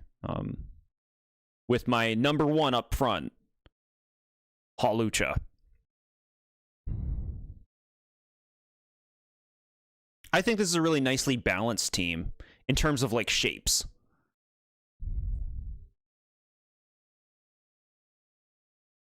Nicely balanced shapes. And colors. Meowstic's grown on me a lot with the new Legend ZA and where that thing ends up going. Just being difficult. Very good. You see 3 trash mons? Don't worry, we'll see those when we go to your chart. 4 of these got ZA Megas. Yeah. Yeah. Cool team, thank you. It's so nice. All right, so now we look at y'all's picks.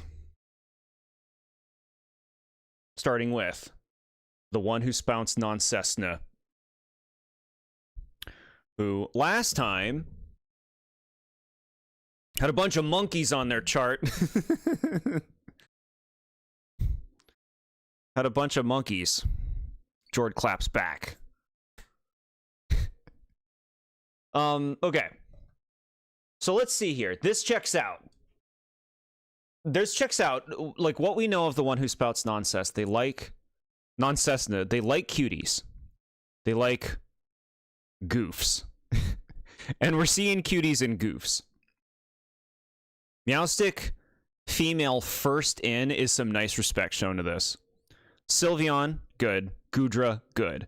Greninja, surprising. I don't understand. You lost me here. Were you replaced with another person when you continued writing your list is what I'm asking. Not because Greninja's not cool, it's just so different from everything else. But I think anime love might be playing into this. Deontay checks out. Cutie and Pink. And then we have another edgelord. I'm confused.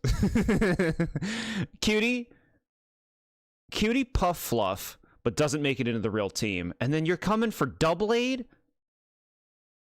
Of all things. Of all things, you come for Doublade.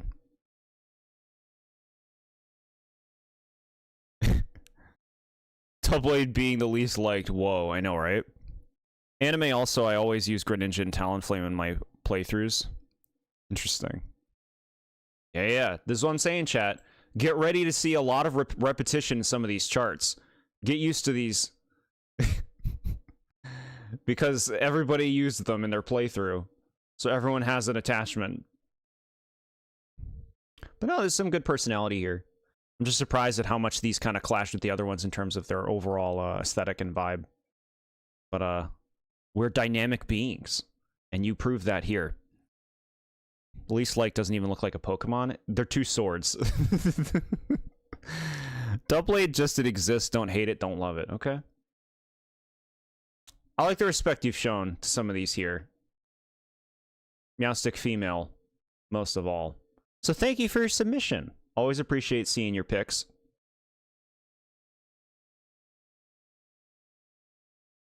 The ghost with the most chooses cotton candy above all others.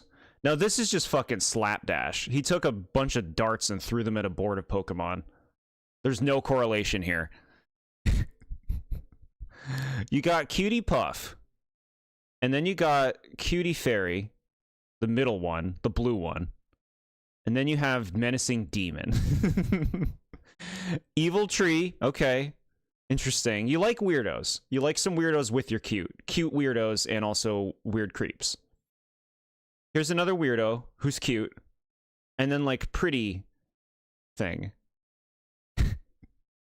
Very, like, where's the... I don't... the correlation. And then this is your cutest. Even though you picked Blobby, you put Sylveon here. So then you don't like them. You don't think they're as cute as Sylveon. Even though they trump it. So maybe it's not the cuteness that you go for. Who knows why? But clearly you have a vendetta. You picked your favorite as Swirlix, but then you threw Slurpuff in the trash pile. You're making a statement. You're making a statement here. You hate what it became. What is it? What is it for you? The hair? The mom hair? You would never use any of these mons for a playthrough? Yeah. Why the Slurpuff hate? We gotta know. Slurpuff is an ugly and terrible evolution. I think it's cute. I think it's cuter than Swirlix. I'm just a funny little Borby guy running down the street, going to the cafe. It's seen sometimes as a ground downgrade from Swirlix. No, I get it. I've heard people express that before, so I can understand. But yeah, just like hard to read this one. I guess you just, you know, you like what you like. You looked at the selection, you're like, this one. This one's cool, this one's cute. There doesn't have to be a correlation. You're a multifaceted being. Slurpuff Slander. Yeah. Ned Slanders. Thank you, Ghost. I always appreciate seeing your submissions. Always interesting. The Burning Baron. 6417. All right, somebody is flexing the ability to choose shinies. We like seeing that. Now, obviously, I love this. First off, you know I love Chespin. Seeing him picked as the cutest, I applaud this. We know you hate Malamar. I think Malamar is really cool. But, like, you've explained it. You don't want Malamar to take over your being and force you to do or say things you do not believe in. I get it. That is creepy. Okay, sword is here. Everybody got their swords? I'm seeing a lot of edginess present. We got a sword, we got I'm gonna kick your ass, panda. And then all of a sudden, a beauty. A diamond in the rough. Edgelord Shiny Clotzer. Creepy Tree. And then I'm gonna kill you, monster.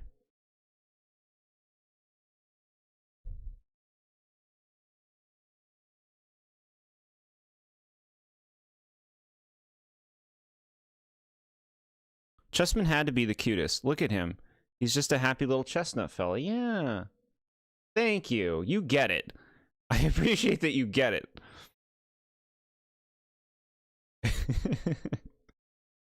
I like this team. There's some nice variety here. In terms of form, in terms of types.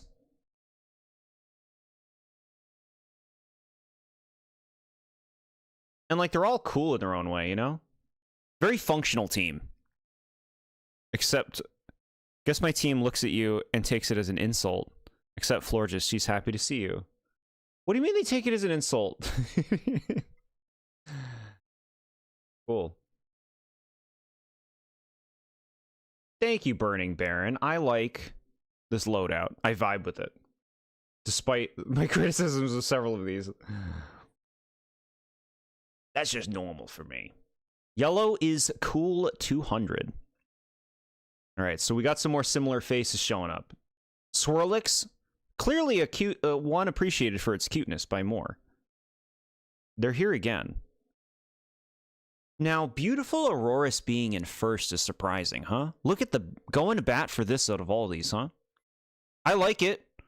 I appreciate it. And then Sword. Get used to Sword. Dragalge, yes. More of that elegant grace. And then Edgelord, Greninja, he's here. I played through the game with it, Bird, and Cutie Evolution. Okay. Yeah. No, all right. Thanks for the highlight. Thank you so much.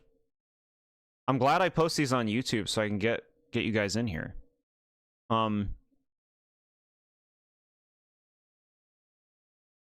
Yeah, we got some good Grace going on in here. Grace, but like some cool stuff too.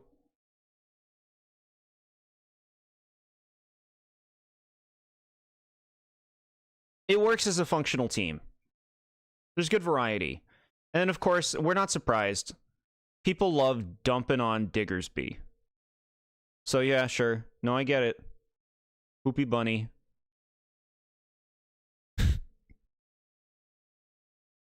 Thank you, Yellow. Have a good rest.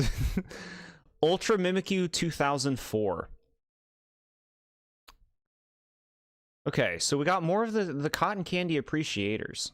They're out in full force right now. Swirlix made the chart this time, and this time Slurpuff got the slot. They're doing a lot of swapping. Delphox being number one, I like seeing this. And I like seeing Pyroar here, too. This is cool.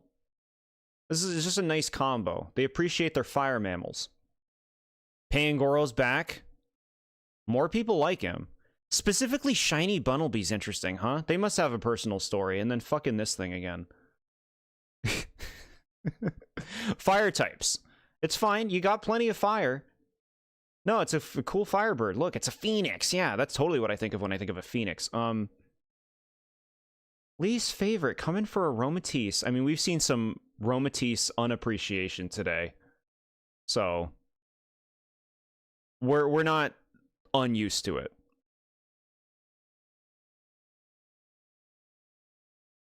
Yeah. These are counterparts too. Cool. Interesting. I don't see much of a correlation here, but you like what you like. See a lot of cute little mammals. Thank you, Ultra Mimikyu 2004. The shiny bundle be Erd's mad respect. Found it funny that you were the only one going with shinies for your list, and now other people are going to bat for the shinies on their list. Isn't that nice?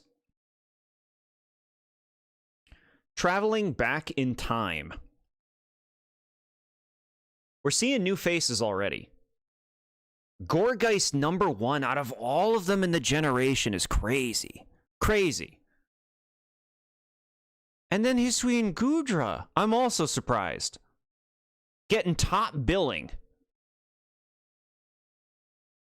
And then you really think this thing is a cutie, and I appreciate that. Helioptile, overlooked often. And you got double cuties. Slurpuff, he's back. Skiddo appreciation is nice. Just such an unassuming little Pokemon, but this person went to bat for them. And that's cool. And Carbink even made it. What a bunch of cuties. This is such a soft selection. What I mean by that in this case is you feel safe with this group. I guess this thing will wring you dry and eat your screams, but generally, this seems like a cozy group of Pokemon you can just relax with, right? You legit forgot, didn't know shinies could be used as represented? Yeah. No, I want you guys to be able to represent yourselves as much as possible with these. Welcome to Wacky World with my list. I like it. Poor Doublade eating shit again. Can you believe he made it on two people's least favorite? I actually think Doublade is the strongest of the three swords, design-wise. I think it's better than Honedge and it's better than Aegislash. And fucking people are putting it on the bottom. No, it's fine. You do you. You do you. And I get it. Back in Time already explained. It doesn't mean that they dislike it. It's just the weakest of everything they had to select from. But no, I like that you gave some attention to the things we haven't seen shown up on these charts. Underappreciated Mons, which is cool. Seeing Slurpuff a lot. Doublade has been put doubly down in the ditch. Yeah. Thank you, Traveling Back in Time. Always a pleasure.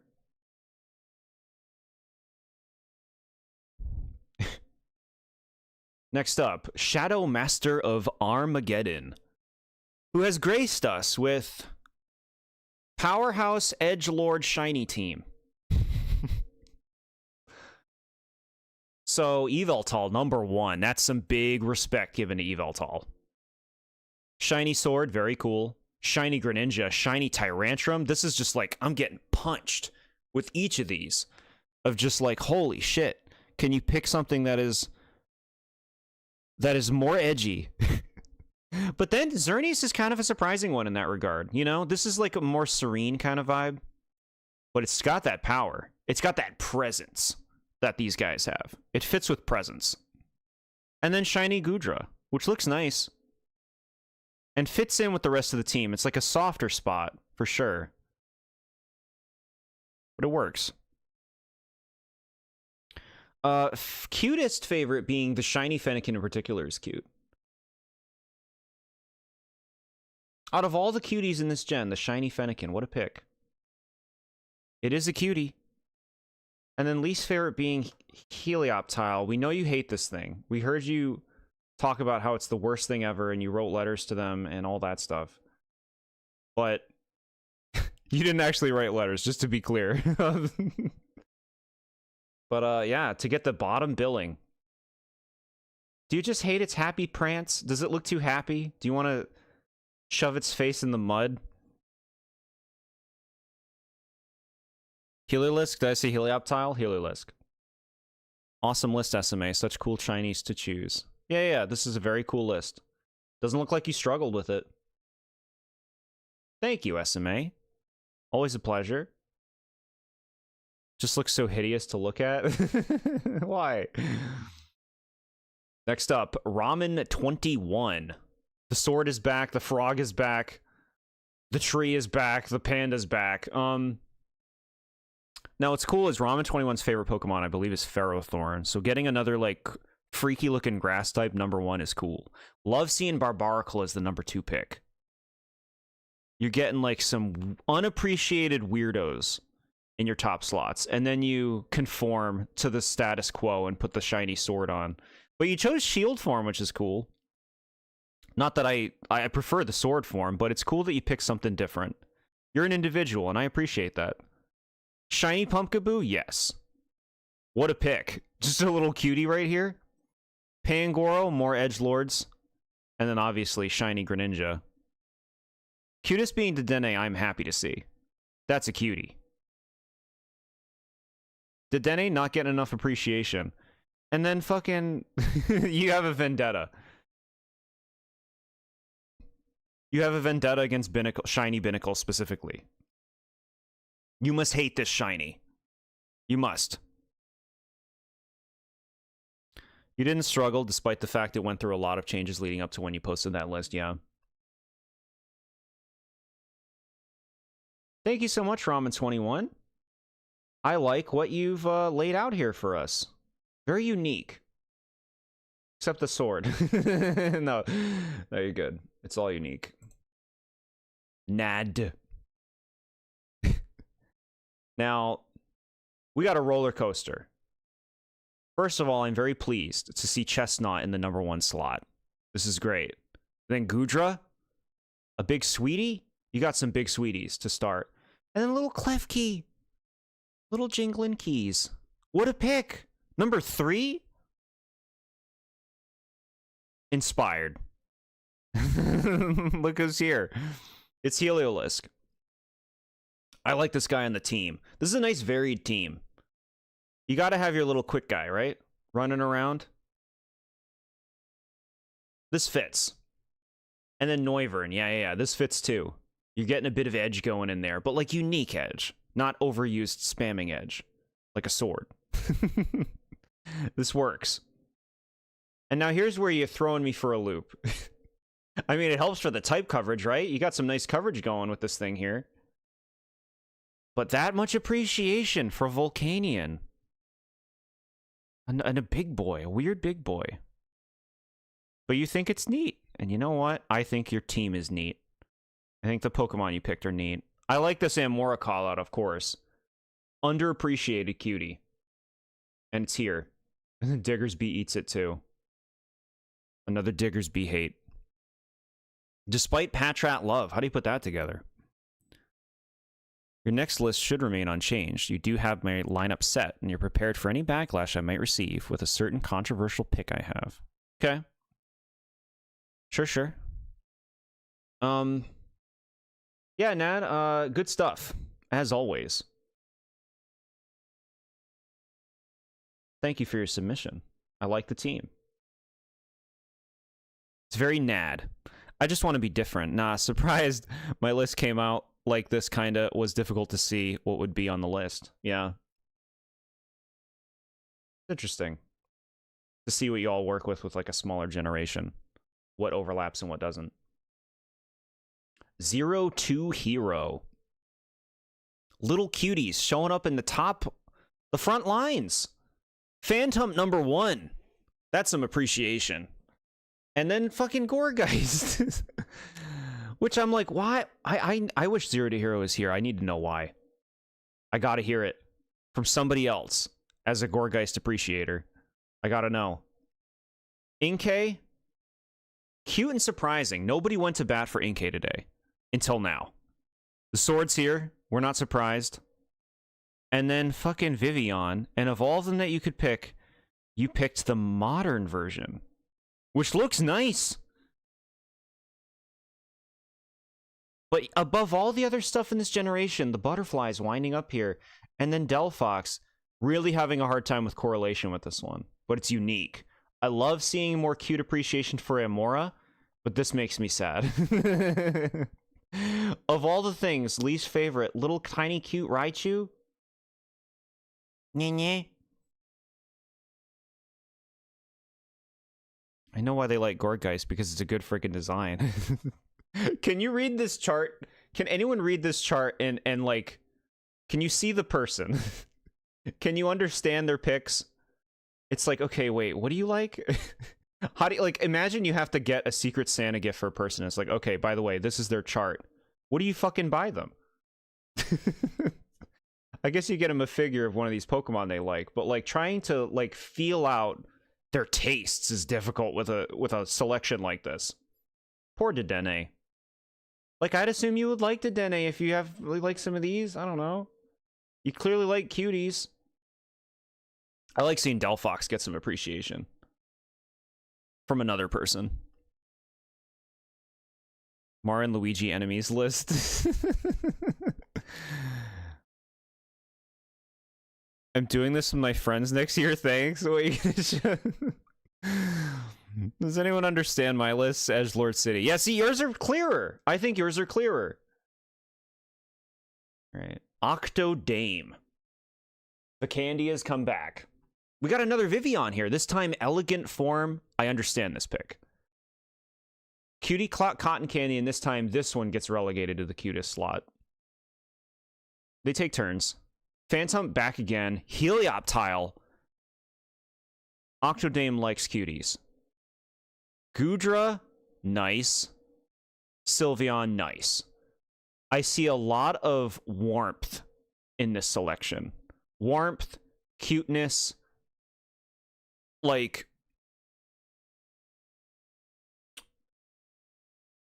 not intimidating, you know? You can relax with this group. Now, I will say that does kind of clash somewhat here. Poor Quilladin eating shit. He's just a nice guy. He'd be right at home with the rest of these. He's warm. No. You dismiss him. I'd like to say this, my first ever list started with my favorite legendary Pokemon ever, the queen that is Articuno. I've always loved her. Yeah, no. That's the thing. We are all dynamic beings, chat.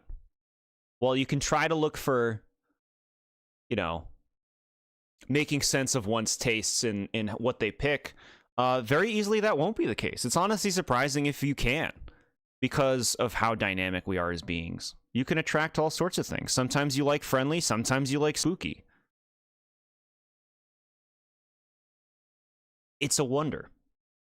But I see a lot of the appeal of this selection. You really can't go wrong with a lot of Gen 6, I feel like. Seeing Quilladin get the dirt, no. Alright.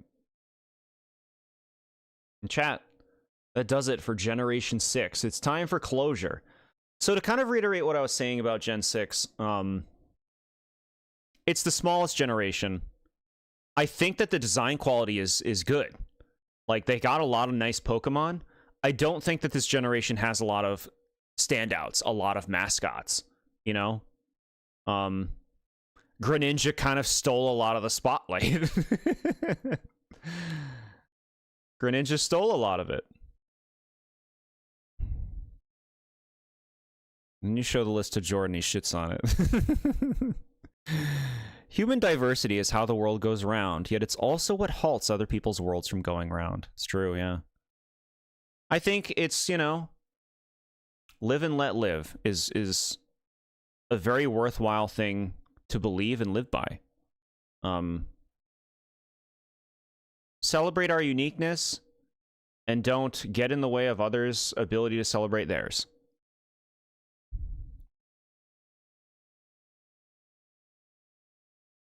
Clowned on this gen to be like 2 hours and ended up being 5. I didn't think it was going to be short.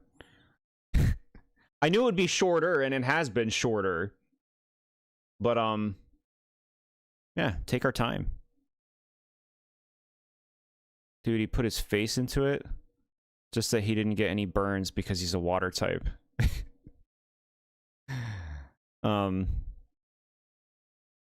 Yeah,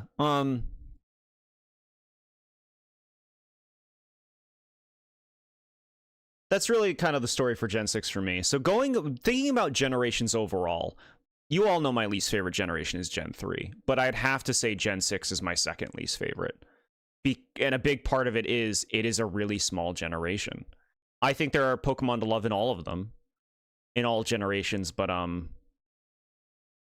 this is a really small generation, and because of that, there aren't too many to really go in, and for me at least, and be like, oh, this is some top tier stuff. There's some there, but not like other generations. Not as common as other generations. The size really does hurt it, I think. And I do think that this generation suffers from just not having a lot of known faces, frankly. There are some, but I think it's easy to find a lot of Pokemon from this gen somewhat forgettable. Maybe not for us Pokemon super fans, but... So, of course, next time, chat, where are we going next? Reviewing Generation 7. Now, this one is going to be very special, as this is my favorite generation of Pokemon. There is a lot of gushing to be had here. This will be happening on February 28th, which is a Saturday, the last day of February this year. 2 months from now, so, you know, mull it over. I'll, of course, give you all a week to put your submissions in for Gen 7. Generation 7's probably your favorite generation as well. I like what I'm hearing.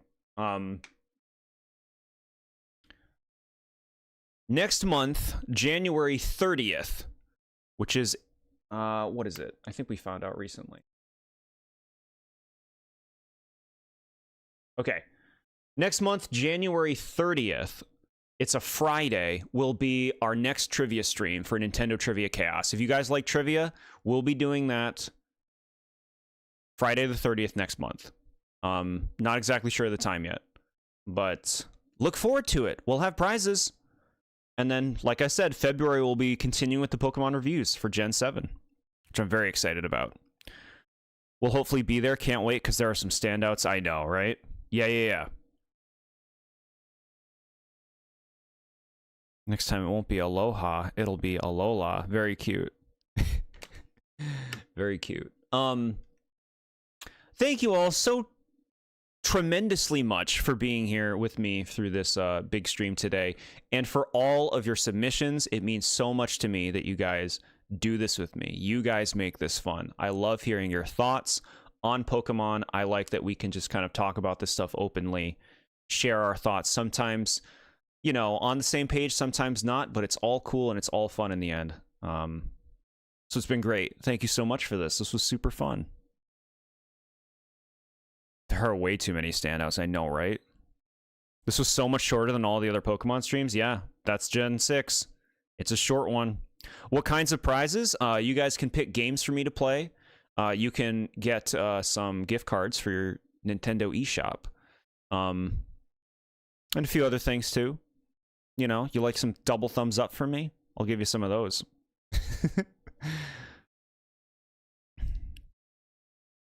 There are going to be so many Pokemon you're going to have to cut. It is going to be so friggin' painful. Yeah, Gen 7, generally it's not too hard for me to kind of whittle down like my top 6 and stuff. Gen 7, it is hard.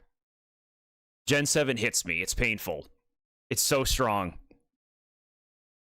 Glad to be a part of these. Thank you. Thank you guys so much. So glad to have you all. If you ask really nicely, he'll give you a double middle finger. I won't do that. No. I won't do that. Yeah, we'll call it. This has been great. Running at a good time for Sunday.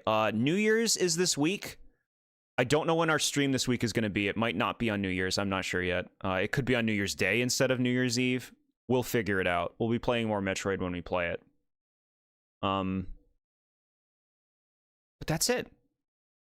That's it right now. Oh, my review of Disney's Peter Pan. If you like hearing me trash on some Disney classics, boy oh boy, can you wait for the first. We got to talk about my game selection you chose last time. What? Do you not like Ace Attorney?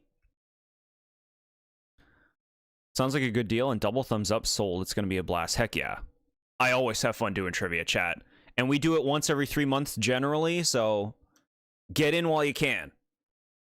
It's really fun to share all the stuff that I create with you guys and see y'all knowledge coming out.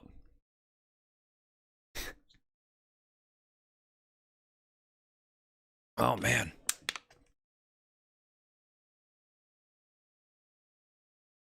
But yeah, SMA, let me know if you got any concerns about the game that you picked on the Discord.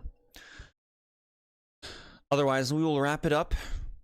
Have a lovely rest of your night, lovely rest of your weekend, and Happy New Year to you all. We will be streaming again soon, in some days, this week. Just want to know when would be a good time to start it, as I know we have current obligations. Yeah, we'll get to it, SMA, after I'd like to finish up the stuff we've begun.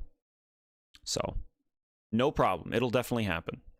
Friggin' love these streams so much. Thank you. I friggin' love them too. Thank you. Means a lot, guys. If only the next stream was in January. Don't worry about it. We're gonna have fun trivia. These Pokemon generations sadly aren't infinite, so we'll soak them in as they come. Knowledge is limited because I'm not able to be here as much as I want to be. No, I understand. I totally get that. But I try to put opportunities for everybody in my trivia, no matter your knowledge. I try to. No more rapping. Yeah. Relax. Let's just all relax at the end of the year as we welcome in the new one. I wish you all the best new year. Have a good night, guys.